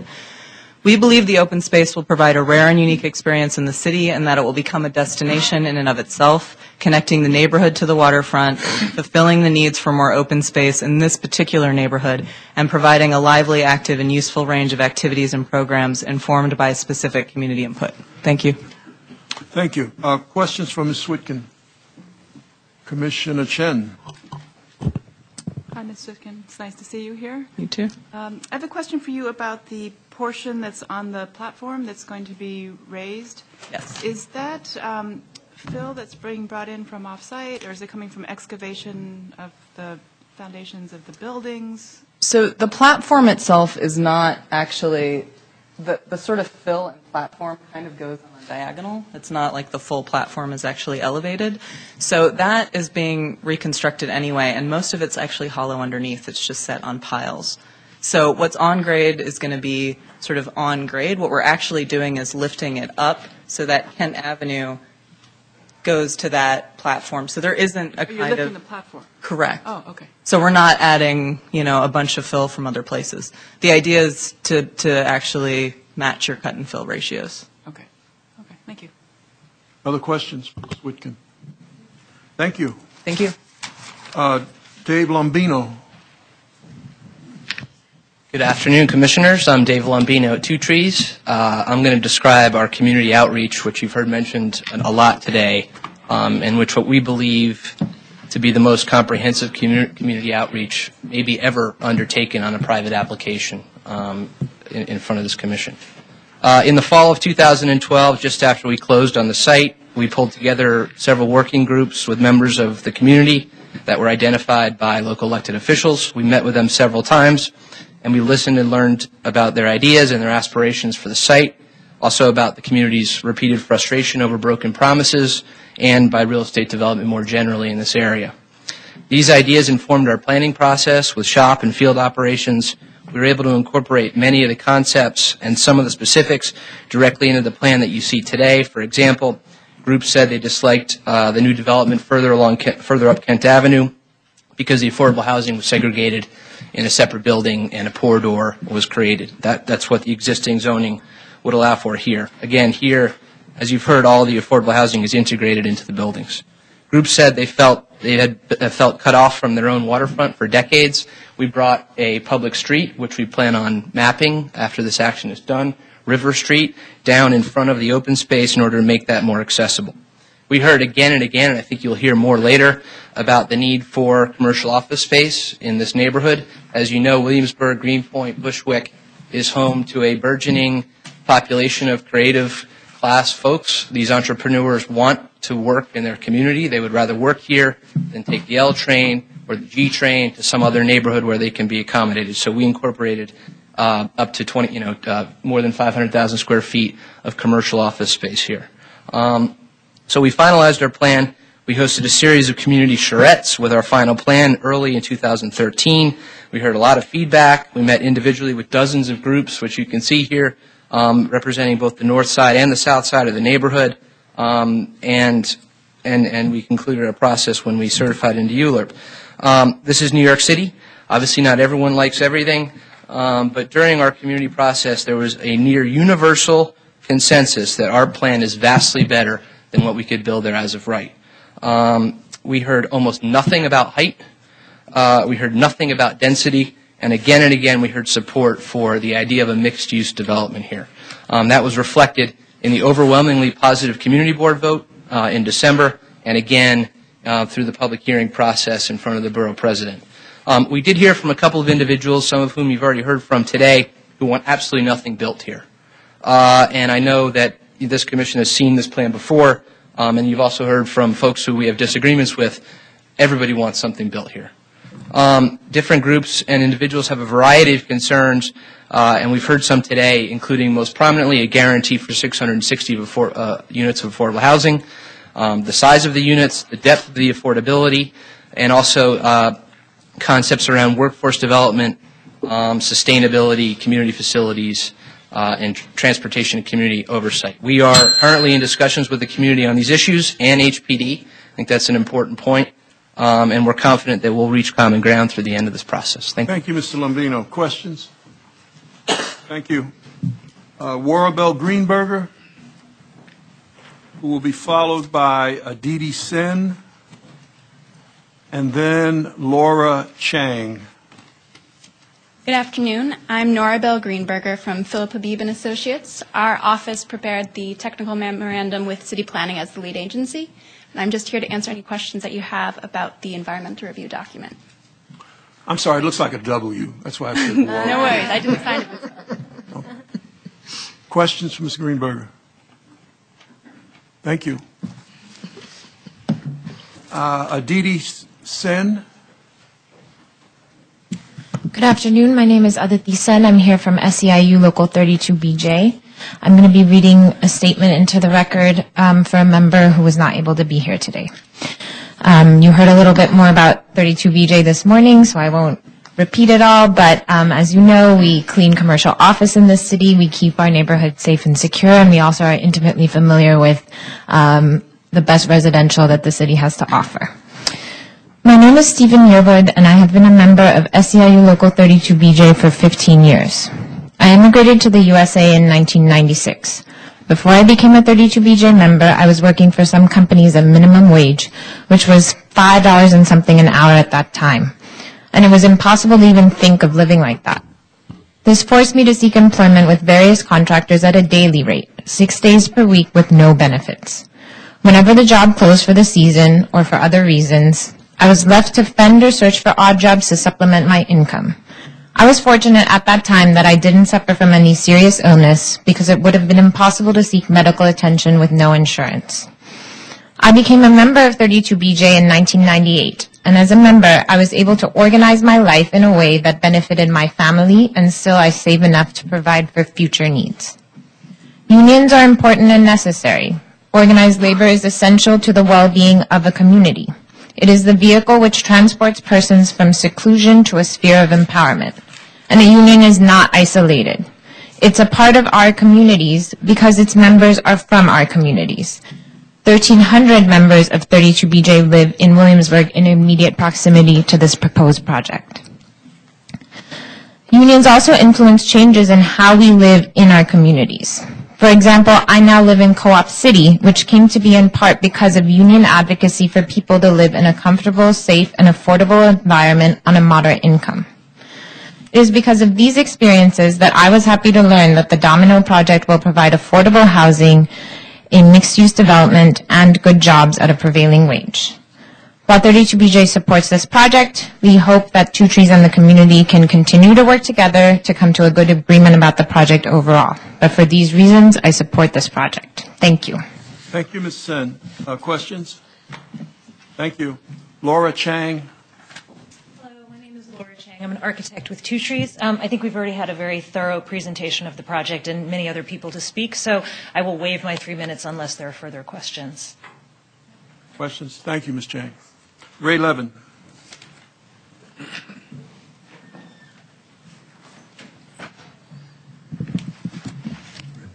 Good afternoon. My name is Raymond Levin. I'm with the law firm of Slater Beckerman. We're counsel to the applicant. I was tasked, which a word that I don't particularly like, but I figured I'd use it, to talk about the approvals that are necessary. I know the Commission has heard presentation yesterday of all of them. I'd be happy to go over them again if you want me to. If not, I'd just like to say a couple of things. One, on the text change for the inclusionary, that's had tremendous amount of discussion today. If one were to reorganize this site and put the office building on its separate zoning lot rather than part of a mixed-use building, maybe take the school and put that into the refinery building, we wouldn't be talking about text change because those developments would then no longer be subject to the affordable housing requirement. So part of what one might consider is the implications from a design point of view of sort of telling the development community, we really don't want to see these kind of mixed-use buildings. Please separate everything on their separate zoning lots, and then the 20% affordable would only be related to the residential property. So I just wanted to bring that up as another thing you may want to consider in discussing this. The second thing I'd bring up is since I'm involved in working on the restrictive declaration involved in this project, I know a lot of questions have come up as to whether this will be what will happen, when it will happen, the public access, all of those things. The restrictive declaration is a comprehensive document. At the moment, it's only 80 pages without counting attachments and exhibits. It does require that all of the streets, all of the Open spaces here have an easement to the public. They will be publicly accessible forever, even before the streets are mapped. There is a phasing plan which has open space related to how much development area is built on, so that they go arm in arm, even though Jed talked about his desire to build it all at once. There is, someone talked about worst case. Worst case is that it will go this side and this piece of waterfront, and they are basically in sync with one another, and that's all in the restrictive declaration. All of the drawings that lay out this development, both from the architectural end and from the waterfront end, are all part of that restrictive declaration. The city and the Parks Department have incredible control over that. You can't get building permits, you can't get TCOs, you can't get COs until you've done all of the elements. There was a question earlier about, from one of the speakers, about the environmental mitigations. Those are all in the restrictive declaration as well. They have to be satisfied before you get TCOs and PCOs, the bus service to the subway stations. It's all in there. So I just want everyone to understand that these are not pie in the sky requirements. There is a legally binding document. The 660 units would be in a separate document unless the commission changes the way it does business. Thank you very much. Thank you. Questions? Commissioner Battaglia, Commissioner Chen, over here. Ray, you probably shudder when you see my hand go up, but this is an easy one. That isn't true, Commissioner. The open space, and this may have been discussed earlier, but I just don't recall. Who will operate and maintain it? First question. I'll ask them both at the same time. And will it be accessible to the public 24/7? Okay. It will be accessible to the public in accordance with the Parks Department rules, which I believe have a 1 a.m. Closing time, but it will be whatever the Parks Department rules are. And there will be signage. Oh, absolutely. Okay. Absolutely. And in terms of who will own it, Two Trees, the applicant, will own it. They will maintain it. They will maintain it in accordance with a maintenance and operation agreement, which is being negotiated now with Department of Parks. I think that one's only about 50 pages. And in that, the Two Trees has to put up bonds or letters of credit to show that they will maintain it. Parks Department oversees what plantings there are, when the plantings go in, when they go out. And if any of the commitments are unfulfilled, Parks Department can come in, draw on those letters of credit or bonds to fulfill the obligations. In terms of the public, there are easements over all of this area, the streets, all of the waterfront public access areas. There are easements that will be granted to the city, so that ensures that it's public. If you violate those, there are provisions as to penalties. And there's one other thing that has never been mentioned in all this discussion, which has an easement to the public. There's going to be a comfort station in the refinery building. So, yes. That. Okay. Thank you. Thanks, Ray. Commissioner Chen. Thank you. We heard today that the modification of the inclusionary housing requirements, the zoning text amendment, was necessary in case the 421A program wasn't renewed. Correct. But it seems to me that we should take things one step at a time. I mean, why? The developer could always come back. If this wasn't passed, the developer could always come back to city planning to request whatever amendments, once the facts are known. Why would city planning want to, or the commission want to act prematurely when we sort of don't know what's going to happen, to make a provision for, this particular project when this hasn't even happened yet? I think my answer would be to come back to this commission to institute something that reduces affordable housing in the future. When 421 doesn't happen, would probably be, besides being time-consuming and slowing the process down, I think it would be a difficult thing to do. I mean, I just think it would be a difficult thing to come back with. I mean, we're having this discussion today, and we don't, we're saying that a 421 is still in place, that we're going to do the 660, and if it's not, then this amendment would become something that's important to the project. To say that we should come back in the future to amend it when we're already saying what that would be, why wouldn't you approve it now? I mean, we're saying this is what will happen if 421A is not approved. Right, but I'm just saying generally when we look at projects, we don't speculate about all the possible things that may or may not happen. We look at what's in front of us. So this is kind of an unusual situation. I think maybe you do speculate about a lot of things that will happen, but and many of the projects on the Brooklyn waterfront, you speculate on what would happen, and unfortunately they haven't been built. Well, we create the opportunity for them to be built. We don't say they're going to be built. This one will be. Okay. This one will be, if given the opportunity. Okay. Commissioner Levin. Mr. Levin. Commissioner Levin. Right. I'm sure we're related somehow, but only by marriage. In my house. I don't know. You come from Romania? Yeah. We're that biblically somehow. You mentioned that the affordable housing commitment would be in a separate agreement. Mm-hmm. Will that function? Will that also be a restrictive declaration filed with the land? Can the public understand it in the same way as the 80 pages you described? Yes, we would like it to be. I think, as you know, the Commission over time, up until this point at least, has been unwilling to put into a restrictive declaration anything beyond what the zoning resolution requires, which is the 20%. So therefore, I mean, someone mentioned Rose Plaza, where the developer recorded a consent agreement, not consent agreement, a covenant, but only he signed it and there's no enforceability to it.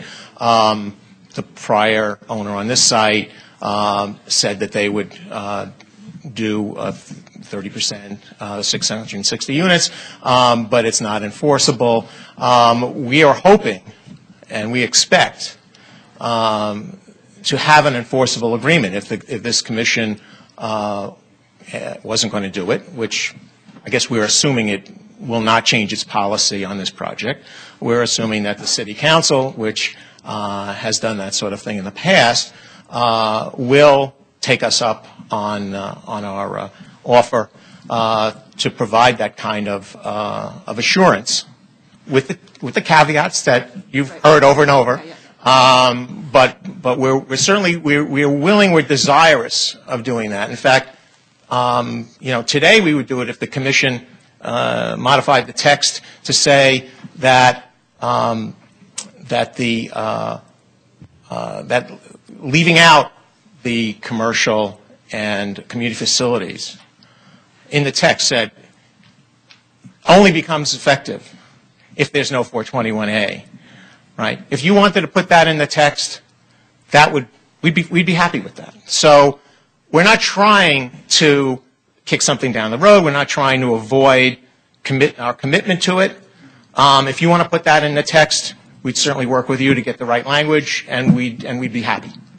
We've heard a lot about the 660 units being the commitment, but is there also a minimum number of square feet that will be allocated to those 660 units?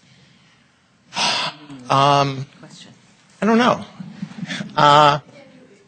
It's a variation of the question I responded to. I don't know. And as the discussion went on, I mean, I was sitting there and listening to people talk about more three-bedroom units versus others, and there's 660. But if you did all three bedrooms, you'd probably have a smaller number. Smaller numbers, but you might have the same number of right. feet. So, Okay, there you go. Minimum of 500. So that, I hear from the audience 500,000. Okay, Anyone else? Okay, so that would enshrine then what the community board recommended should happen: 660 units or 500,000 square feet. Yep. Okay, other questions for Mr. Levin? Thank you. Thank you, sir. Melissa Chapman, followed by Leonardo Ronderos, RPA, followed by Jeff Mann. Ms. Chapman. Thank you. Good afternoon, Vice Chair Knuckles, other commissioners, and guests. My name is Melissa Chapman, and I serve as the Vice President of Government and Community Relations at the Brooklyn Chamber of Commerce. I thank you for giving me the opportunity to testify in this matter on behalf of our President and CEO, Carlos Usura, who sends special regards to Commissioner Dweck, our Brooklyn representative. The Brooklyn Chamber of Commerce is a membership-based business assistance organization which represents the interest of over 1,500 member businesses as well as other businesses across the borough of Brooklyn. We would like to offer our strong support for Two Trees' vision for the Domino Sugar property and urge the Commission to approve this important project. As a voice of the business community and job creation in Brooklyn, the Chamber is especially excited about Two Trees' proposal to include a significant amount of square feet for creative and economic commercial space, which Williamsburg and the borough as a whole desperately need. If we hope to create and keep new high-quality jobs in our neighborhoods, we must be forward-thinking and innovative in our efforts. The inclusion of this commercial space in a truly mixed-use development plan is exactly the type of smart development that we need for our local community to thrive. I certainly don't have to tell the Commission about the unique pressures facing many of our Brooklyn communities in which commercial space and job creation needs, community facility needs, residential needs, and affordable housing needs all come together to create significant development challenges. In an attempt to address this situation in Williamsburg, Two Trees has proposed a mixed-use commercial/residential development with a commitment to 660 affordable housing units. In terms of some of these commercial space uses, it is gratifying to hear that Two Trees is committed to providing opportunities for small, homegrown businesses and entrepreneurs in the project's various ground floor retail spaces. As we all know, Brooklyn has become a borough of entrepreneurs and makers, and the types of small neighborhood-based businesses that have thrived in Two Trees buildings in other neighborhoods will definitely thrive there. I'd like to conclude with just a quick word about open space and quality of life. It's no surprise that people want to live and work in communities that have a great quality of life, and there's probably nothing more important in that regard than parks and open space. By drastically expanding the open space in their revised plan, Two Trees has ensured that people who work and live at or near Domino will have the highest quality of life possible. Once again, on behalf of Brooklyn's business community, both in Williamsburg and across the borough, we urge you to approve this project and to take this critical step towards creating new jobs and open space in Williamsburg. Thank you. Thank you, Ms. Chapman. I had a little musical accompaniment. I think it went well with the presentation. Any questions for Ms. Chapman? Just a question Okay. about the employment that you anticipate at the site. I know we heard it's about 2,500 jobs. Do you have any idea of the mix of jobs and the industries that will be there, and what you'll be and how will you be working with the developer to bring in some maybe creative new tenants into the space, et cetera? I don't have at this time the specifics in terms of the jobs that can be anticipated, but I would imagine it would be like contractors, builders, eventually people who will use up the retail space that they have available. And like our other relationships with our other partners in Brooklyn, we work with them through our workforce development programs with which to bring to them qualified employees and training so that we're not only focused on the retail aspect but also job training people for the jobs that have become available, and also helping to place people in jobs. Fantastic. And if you could give my regards also to the President Shisura. I will definitely do so. Thank you. Okay. Leonardo Ronderos, is our next speaker. Let me just say, and I want to direct this to Mr. Levin and, of course, the developer. It would, I think, aid in our consideration of the issues that you've raised today, because you've raised continuously the link between 421A, the extension of the 421A legislation, and the text amendment that you proposed before us. If you could, in writing, elucidate for us what you believe is the link between 421A and this text amendment, and why specifically, in the absence of 421A, the 421A extension, you are hampered in your ability to build what you have stated to be your desired 660 units of affordable housing. Would you do that for us? Yes, sir. Okay, thank you. Mr. Ronderos. Good afternoon. My name is L. Nicholas Ronderos, and I'm Regional Plan Association's New York Director. RPA aims to improve the New York metropolitan region's economic health, environmental sustainability, and quality of life through research, planning, and advocacy.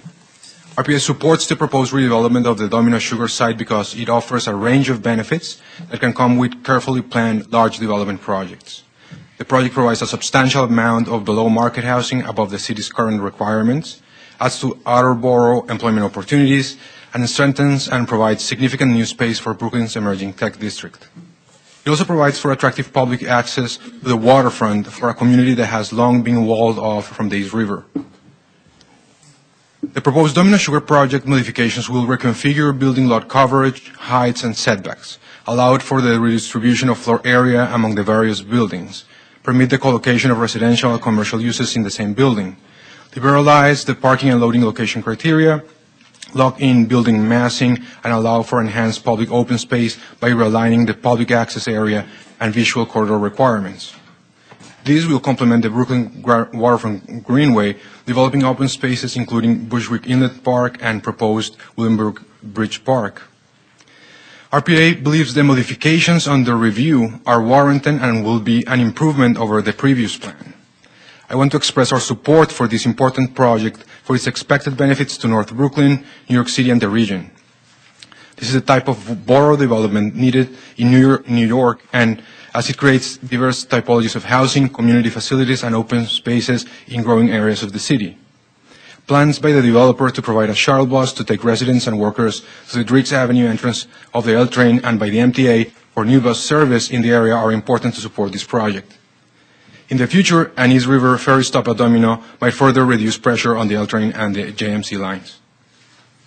Thank you. Thank you, Nick. Yeah, thank you. Any questions for Mr. Ronderos? Thank you. Thank you. Jeff Mann is our next speaker. Jeff Mann, he left. Bill Harvey,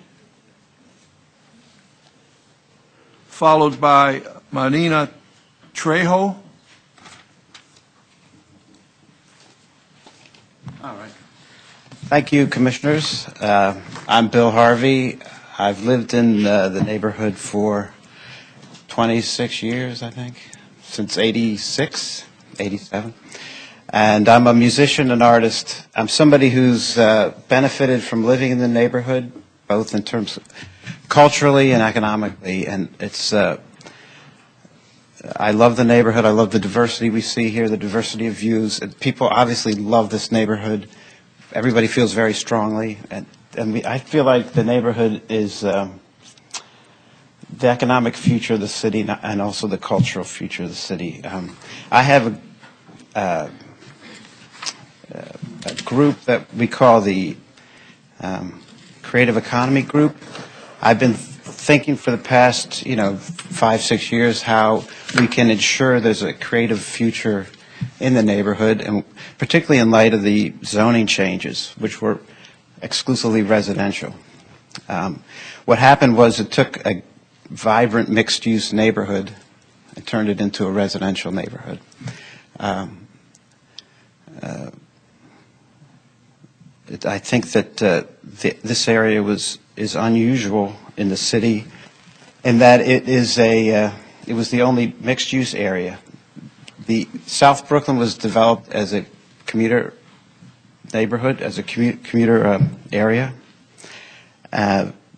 Williamsburg and the North Side has always been mixed use, where people lived and worked in the neighborhood. This is since 1880s, and this is not my normal format, so you hear my voice quavering. It's not my usual purpose. We met with Jed and they came to my studio in the fall, and my group of creative people met with him, and we talked very, straightforwardly about our concerns with the site, our unhappiness with the plan that was in place, and our dreams of capturing the vitality and excitement that's in the neighborhood. Every kid on the planet wants to come to this neighborhood, and that's a good thing for the city. So I'll just read a quick thing.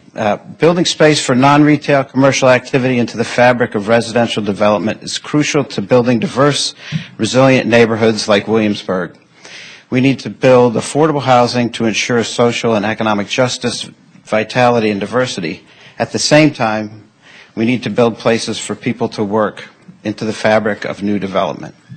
Williamsburg's diverse residents, legacy businesses, cultural organizations, and entrepreneurs have created a neighborhood that's the envy of the world.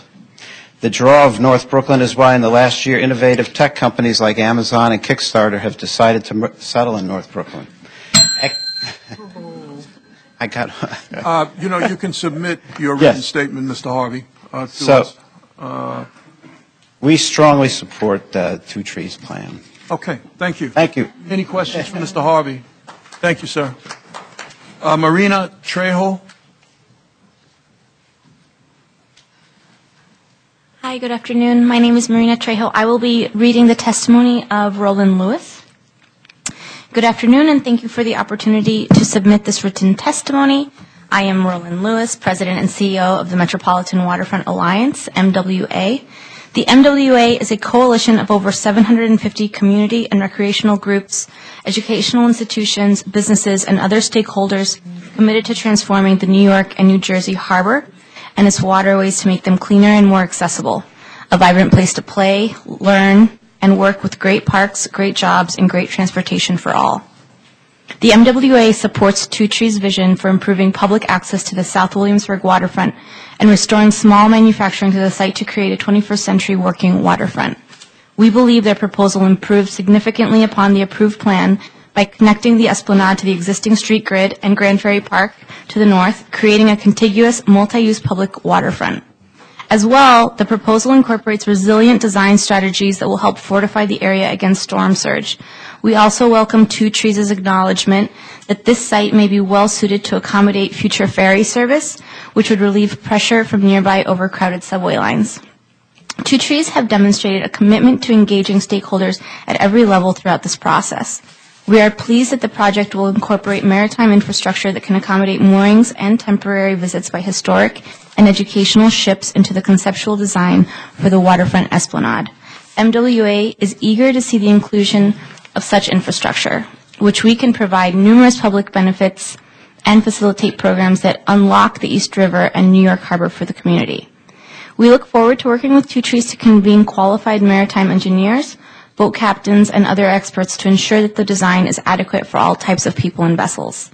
In particular, the proposed community center and public school would benefit from the opportunity to utilize these facilities for environmental stewardship programs, such as aquatic habitat monitoring, water quality testing, and learn to fish demonstrations. These facilities will be a crucial link in the growing network of harbor education programs, which serve to deepen the next generation's connection with the waterways and ecology that surround us. Perhaps most importantly, this maritime infrastructure would be able to accommodate the delivery of essential goods and services or waterborne evacuation during emergencies that cripple the transit network, keeping the roadways clear and keeping New Yorkers safe and hard at work. We are pleased that Two Trees' proposal includes a commitment to improving and, crucially, maintaining public access to the East River, creates new waterfront jobs, and provides infrastructure for emergency relief. We welcome continued discussion about how this development can best suit the needs of this community and thank you for your time. Thank you, Ms. Trejo. Questions? Thank you. I don't know if it's Bear or Bo Persona. Bo, okay. Followed by Redmond Haskins, followed by John Persona. That's also me. That's also you? Yeah. I have many different personas. Yeah. Okay. You only got one today, though. All right. Hi, my name's Bo Perona. I'm here to read a statement from Steve Hindy, the founder and president of Brooklyn Brewery. Since the rezoning of North Brooklyn, I've heard many complaints that the new developments on the waterfront were not substantially different than, say, apartment towers in Jersey City or Houston. And I have to say that I did not disagree. The towers did not seem appropriate for the creative, dynamic population of Brooklyn. Two Trees has dramatically changed the shape and focus of the already approved Domino development. I think the new vision deserves approval because it provides for more commercial development, which means jobs, and for affordable housing that is more integrated into the market rate housing units. It is also an exciting expression of a revitalized Brooklyn. It is not just another bedroom community, but a real community, providing space for startup businesses of all kinds and more open space for people choosing to live and make families in Brooklyn. What makes Brooklyn great is its people. Brooklyn is a community of strivers, of people trying to better themselves and create a better world for their families. Two Trees reimagined Domino development will attract the kinds of folks who want to put down roots and contribute to their community, not just ride the L train back and forth to Manhattan. Brooklyn once was a city with a plethora of industrial businesses and solid jobs, companies like Pfizer, Schaefer and Rheingold Beer, American Lithograph, Hecla Ironworks, and Domino Sugar. The people pouring into Brooklyn today have what it takes to create a new Brooklyn economy for the 21st century. It will not be like the smokestack economy of old, but rather a range of tech, film, fashion, hospitality, food, and beverage companies, and artists and writers of all kinds. In short, an economy of makers, creators, and investors. By preserving the main building at Domino, the project will pay tribute to Brooklyn's storied industrial past, while at the same time attracting and nurturing the new and dynamic creative community of Brooklyn. The domino effect will raise the bar for future development in Brooklyn. I urge you to approve this project. Thank you, Steve Hindy, co-founder of Brooklyn Brewery. Thank you. Any questions for Mr. Persona? Redmond Haskins, followed by Genevieve Costa, followed by Henry Sweets.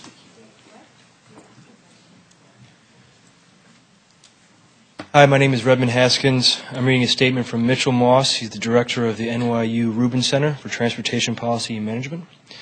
Dear Commissioners, the great planning challenges of New York City are rebuilding and renewing the structures that once defined our city, but which have aged, are no longer consistent with the demographic and technological forces that shape our city.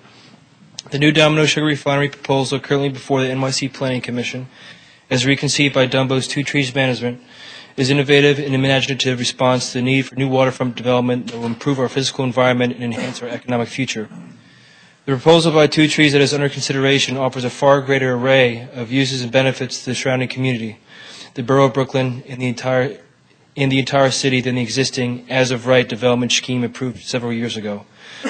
With regard to the proposed uses, in contrast with previous Domino plans, the current project is a truly mixed-use development, with several 100,000 feet of innovative economies, commercial space, and community recreational facilities, plus thousands of residential apartments. Active, dynamic, mixed-use, live, work, play neighborhoods essential to our future as a city. To ensure that large development sites like Domino do not become static, entirely residential enclaves, it's essential to have intelligent and thoughtful zoning similar to the one now before your commission. We must also ensure that the open space attached to large development initiatives like the Domino proposal become active, truly public spaces. The expanded Domino Parks plan improves immeasurably on the prior proposal. Affordable housing is one of the most serious challenges facing our time. While there may be disagreement about funding mechanisms or eligibility levels, all will likely agree on two basic points: that there will always be a need for more affordable units in New York City, and that those units absolutely should be integrated throughout the development and not physically segregated and isolated. In conclusion, let me reinforce my support of the bold plan to reinvent the Domino Sugar Refinery, a property that absolutely deserves to be redeveloped in a manner worthy of its prominence in the Williamsburg waterfront. The Two Trees new Domino combines bold design with an adaptive reused sugar refinery building and a revamped open space plan in something much greater than its component parts. In short, the proposal reflects the creative mix of activities and uses that is vital to Brooklyn, specifically Williamsburg. Domino will ultimately provide a model for future residential commercial development in neighborhoods beyond Williamsburg. If it actually gets built, rather than the current as-of-right plan that lacks both ambition and vision. Therefore, I urge the New York City Planning Commission to join with the local community board, the Brooklyn Borough President, in approving Two Trees' application. Your yes vote will send this project to the City Council with a clear message about the importance of applying new thinking to old signatures. Sincerely, Mitchell Moss. Thank you, Mr. Haskins. Genevieve Costa, followed by Henry Sweets. Hi, my name is Genevieve Costa. I'll be reading a statement on behalf of Diana Zelvin, a PS84 parent. Dear community members, as a group of PS84 parents, including the members of the PS84 PTA Executive Board, we are submitting this statement in support of Two Trees' development of the Domino Sugar Plant. We would strongly prefer that Two Trees be the developer of this site, as their plan is far superior and inclusive to the one previously approved in 2010. We have seen the lengths that they have gone to holding community meetings and asking community members what is on their wish list. They have gone to great lengths to integrate the many suggestions and requests into their plan. They have made it a priority to greatly contribute the community. Never before has Williamsburg had developers get involved with the needs and wants of this community. Never before has any Williamsburg developer taken such an approach to urban planning. Two Trees has been very supportive of PS84's educational goals. The principals of Two Trees have a particular passion for public school education and have a history of going to great lengths to help public schools be the great equalizer. Many of our children are having a great time using their bike course, and our first graders had a lot of fun and learned a lot at their field trip to the Williamsburg's farms. If this is any indicator of things to come, our children are in for some wonderful benefits. When Two Trees was pressed by the DOE to put another elementary school right near us, they listened to our neighborhood's needs for more middle and high schools. They pressed back against Chancellor Walcott to instead have a middle school or high school. The DOE relented. We believe that they will make good neighbors for our Title I school.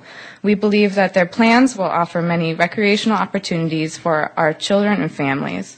Additionally, we are pleased that Two Trees is committed to affordable housing and creating a large amount of commercial space, providing an environment that will allow a range of people to live and work there.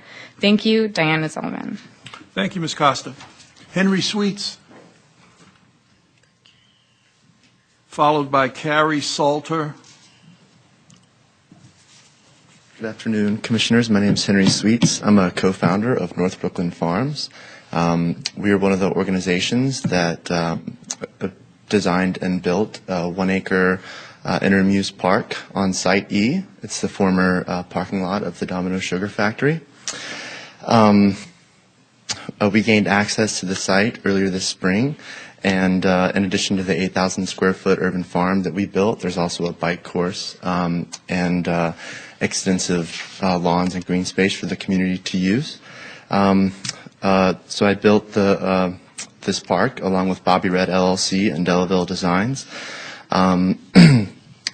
We have provided over 1 acre of green space in a neighborhood that has one of the lowest ratios of green space in the city. It's a place where school groups come to learn about where their food comes from and interact with nature. Families learn new skills together in the bike park. They can harvest produce together on our farm. And I've had parents tell me that their kids had their first experience playing in the grass, harvesting tomatoes. This is stuff that a lot of these kids have never had access to before in their lives. And ultimately, it provides a place of rest and relaxation in a space that was a vacant lot that was fenced off with barbed wire before we had access to the space. There's no real way to quantify the positive impact the project has had on the surrounding community, and the impact wouldn't have been possible if it weren't for Two Trees' forward thinking by offering this lot up for interim use. So I not only want to commend Two Trees for making that decision, but would also like to encourage the Planning Commission, planning staff, elected officials, architects, and developers to try to figure out a way to incentivize this sort of temporary land use on vacant land all over the city. So, thanks. I was just going to ask, will your farm be present in the redeveloped We have one more season on our current site, and we hope to be a part of some of this continuing interim use as the space is developed. So, I see. Thank you. Thanks. Other questions for Mr. Sweets? Mr. Sweets, Commissioner very Battaglia. I commend you. I think it's wonderful what you're Thank you. doing. Do you have hours of operation? And you said it had a barbed wire fence.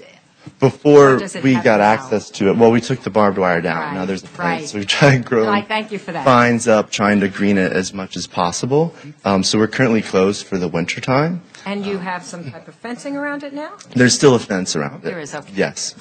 And when you were open, did you keep it open from dawn to dusk? I'm just curious. Yeah, roughly mid-morning to dusk, so around 10 a.m. we would open and then stay open till dark, basically. Some mornings we would open up earlier than that, like on the weekends and that sort of thing.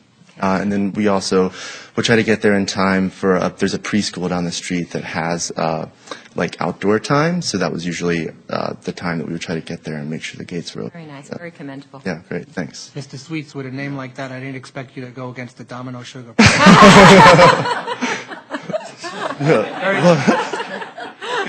Thank you. Yeah. Very What can commendable. I do? Thank you. All right. Lots of expertise on this commission. As you can see. Carrie Salter. If you can close it down.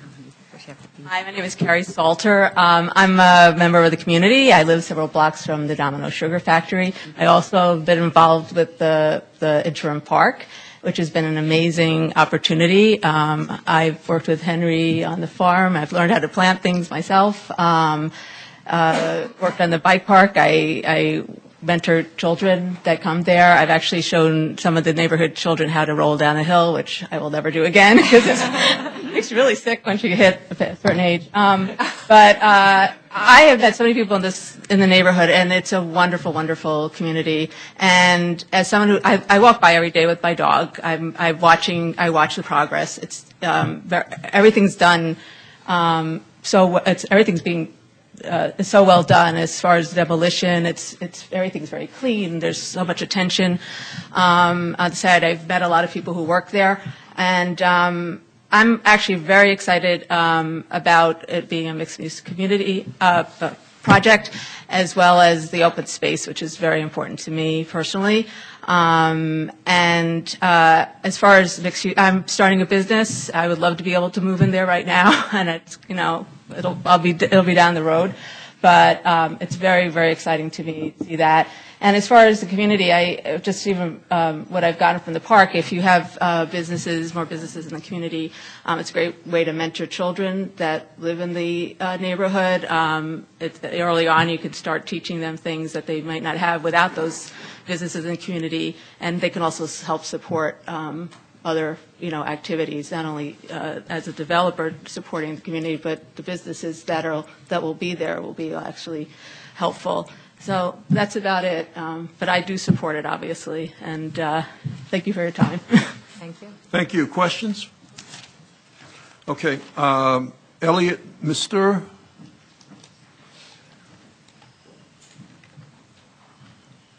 Hi, my name's Elliot Mistur, and I'm reading on behalf of Christopher Tremblay from the Brooklyn Bike Park. Hello, my name is Christopher Tremblay, and I'm president of the New York City Mountain Bike Association, NYC MTB, and administrator of the Brooklyn Bike Park at the Domino Sugar Factory. The making of an interim use space at the Domino Sugar Factory has allowed NYC MTB to collaborate with several interest groups in realizing the most unique bicycle park in New York City and the first legal off-road bike facility in the borough of Brooklyn. The underlying idea behind this facility was to create a bicycle-centric active use facility that would introduce children from households of all income levels to the concept of exploring their natural world by bicycle. Creating this opportunity is our organization's founding principle, and we are delighted to be able to collaborate with Two Trees at the Domino Sugar Factory to finally achieve this success in an area that currently has so little open space. The popularity of the park and the outpouring of support and enthusiasm we have received from the community that call it theirs have truly exceeded our expectations. Our 5-month opening season welcomed over 5,000 unique riders to the park, 65% of whom were children experiencing off-road cycling for the first time in their lives.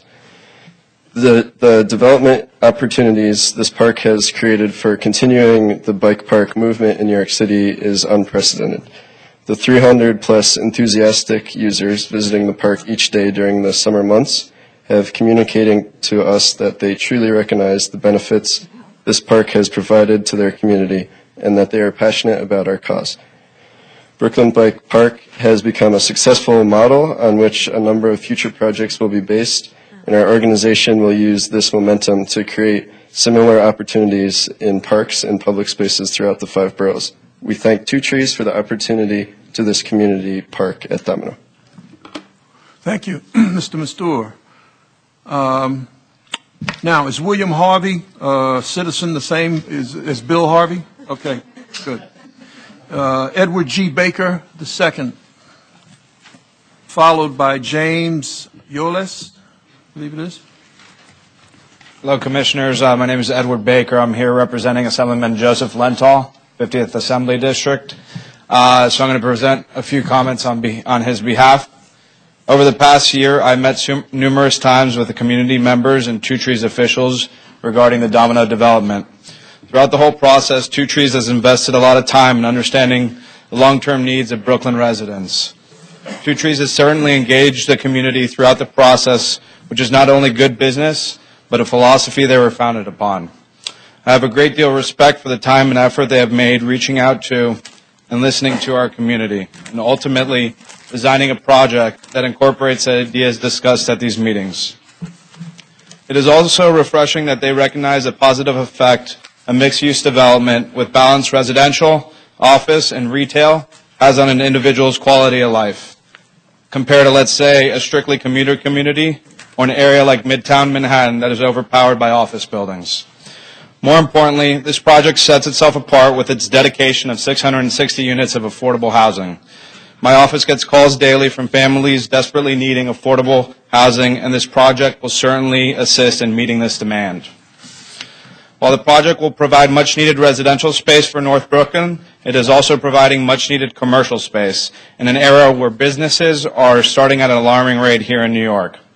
I've spoken with countless commercial realtors as well as business owners, and they always complain about the lack of available office space here in Brooklyn. They want to be local and to be proud of their Brooklyn home, but they struggle to find space. Two Trees is tackling this problem and at the same time further strengthening the Brooklyn brand. Of course, having nearly 7 acres of new open park space will be another wonderful addition to our community. In conclusion, by opening the discussion early and acting on the community's input, Two Trees gives me confidence that their project will live up to its promise. Thank you. Thank you, Mr. Baker. James Yoles.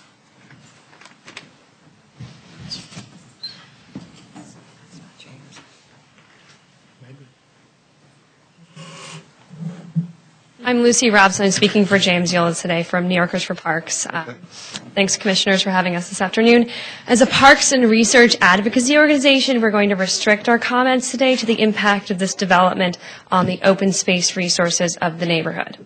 New Yorkers for Parks enthusiastically supports this proposal's introduction of 4.8 acres of new public open space to Williamsburg and its multiple efforts to enhance upland connections to the new waterfront esplanade.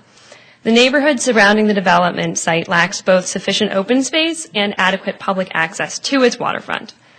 This area of the waterfront is of particular interest to New Yorkers for Parks. In 1974, our organization, then known as the Parks Council, worked with Williamsburg residents and community organizations to design and create the first public open space on the North Brooklyn waterfront. That space, which was a vacant lot at the end of Grand Street, ultimately became the beloved park, now known as Grand Ferry Park, which is on the northern border of the Domino Sugar site. With this history in mind, we enthusiastically support this expansion of the public waterfront in Williamsburg and the connection between the future Domino Esplanade and Grand Ferry Park. The new 5-block waterfront esplanade will be a significant amenity to neighborhood residents. 2 Trees' introduction of the Domino Square open space and the opening of River Street will significantly enhance connections to the waterfront for residents living farther inland. Domino Square's location on the highly trafficked Kent Avenue will serve as a wide entrance to the waterfront park. We think extending River Street and reconnecting the east-west street grid will provide additional connections along Kent Avenue. These meaningful design improvements are certain to broaden the neighborhood's use of the esplanade and give the space a truly public feel. A number of recent park construction projects in North Brooklyn have been plagued by delays and setbacks. The current development proposal states that public open spaces will be constructed in tandem with the buildings along the waterfront, with landscaping of the waterfront occurring sequentially as each site is built out.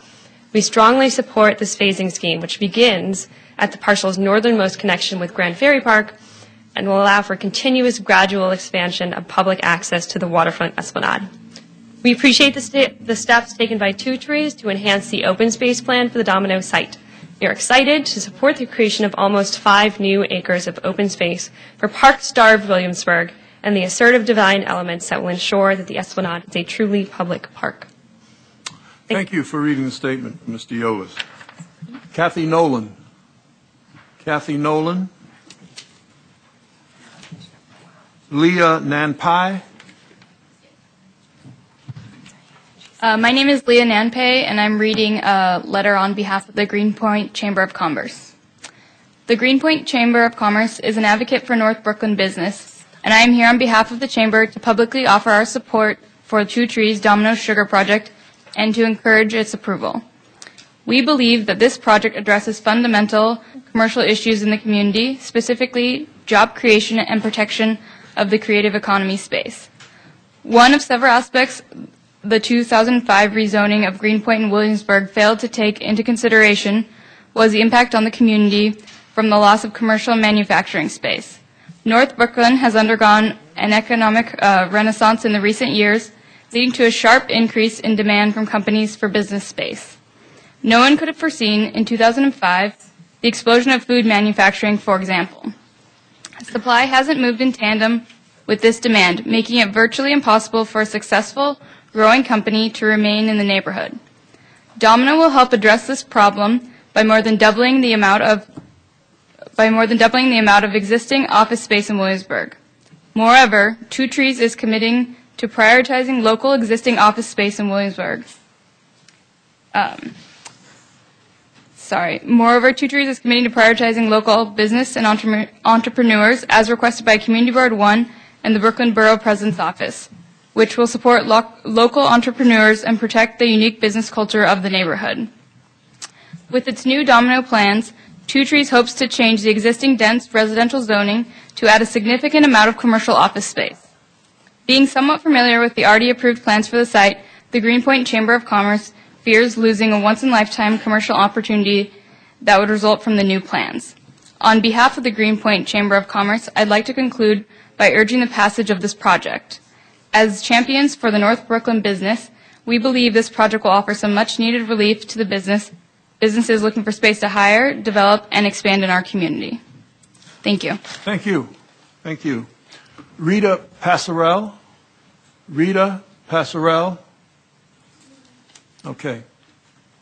Is there anyone wishing to speak on this item who has not yet spoken? All right, so you need to fill out a card. Come to the podium, state your name, and then you can fill out a speaker's item right after that. I'm Alan Washington from Downtown Brooklyn Partnership. I'm the Director of Real Estate and Planning. I know it's been a long afternoon, so I will try to be quick and get to the point. Downtown Brooklyn Partnership is the local economic development corporation for downtown Brooklyn, and we serve as the primary champion for that area. As part of our ongoing work to support the economic growth of Brooklyn, we, along with our colleagues at the Dumbo Improvement District and the Brooklyn Navy Yard, launched the Tech Triangle Plan to create a tech, creative, and commercial hub to attract world-class firms to Brooklyn in response to the growing innovation economy. The tech sector, at 25%, represented the most leasing activity of all sectors in 2012, according to the New York City Economic Development Corporation, which is a significant increase from 2002, when the tech sector leased about 10%, held about 10% of the leasing activity. The Brooklyn Tech Triangle, which was once a concept, is now an actual geographic region that is home to over 500 innovation firms that employ over 10,000 people. To convey the magnitude of the Tech Triangle's local effect on the economy, we commissioned an economic impact study last year which identified nearly 20,000 workers supported by the innovation economy with a collective $3 billion impact on Brooklyn's GDP. Their growth not only supports local job creation, but does so in significant percentages for the city's minority population. According to the New York Times, and I quote, "Since 2010, the number of blacks working in computer and mathematical occupations in the city has risen by 19.7%. Over the same stretch of time, the number of Hispanics in such occupations in New York City has risen by 25.4%. By comparison, non-Hispanic whites in computer and mathematical occupations experience only a 6.4% gain since 2010, close quote. Particularly revealing was the projected demand by existing companies for space to grow. By 2015, innovation economy employees in the Tech Triangle will more than double and occupy approximately 3.1 million square feet. But unless new office space is created to address this unmet demand, Brooklyn as a borough risks losing jobs to other boroughs and worse, to other cities. Two Trees has been a leader in creating projects that support the growth of neighborhoods. The Two Trees Domino Factory project will help to address the office shortage by providing more than 500,000 square feet of new commercial office space to the Brooklyn marketplace. On a broader policy level, the Downtown Brooklyn Partnership urges the Planning Commission to avoid setting a precedent with regard to mixed-use development that would make it cost-prohibitive to include the creation of commercial space in future projects. It is imperative that the Planning Commission continue to require developers like Two Trees to honor their commitment for providing affordable housing units, but at the same time, it's important that the Planning Commission encourage development, especially of mixed-use projects, by not penalizing developers for including commercial as part of their projects. In conclusion, the Downtown Brooklyn Partnership offers our strong support for the Two Trees project, not only because it will bring a world-class development to the Brooklyn waterfront, but also because the text amendment will set a precedent that encourages the development for future mixed-use projects. Thank you for your time. Thank you, Mr. Washington. Questions? Thank you. Are there any other speakers on this item? Any other speakers on this item? There being none, the hearing is closed. Madam Secretary, is there any other business before the Commission today? No, Vice Chair. Then the meeting is adjourned.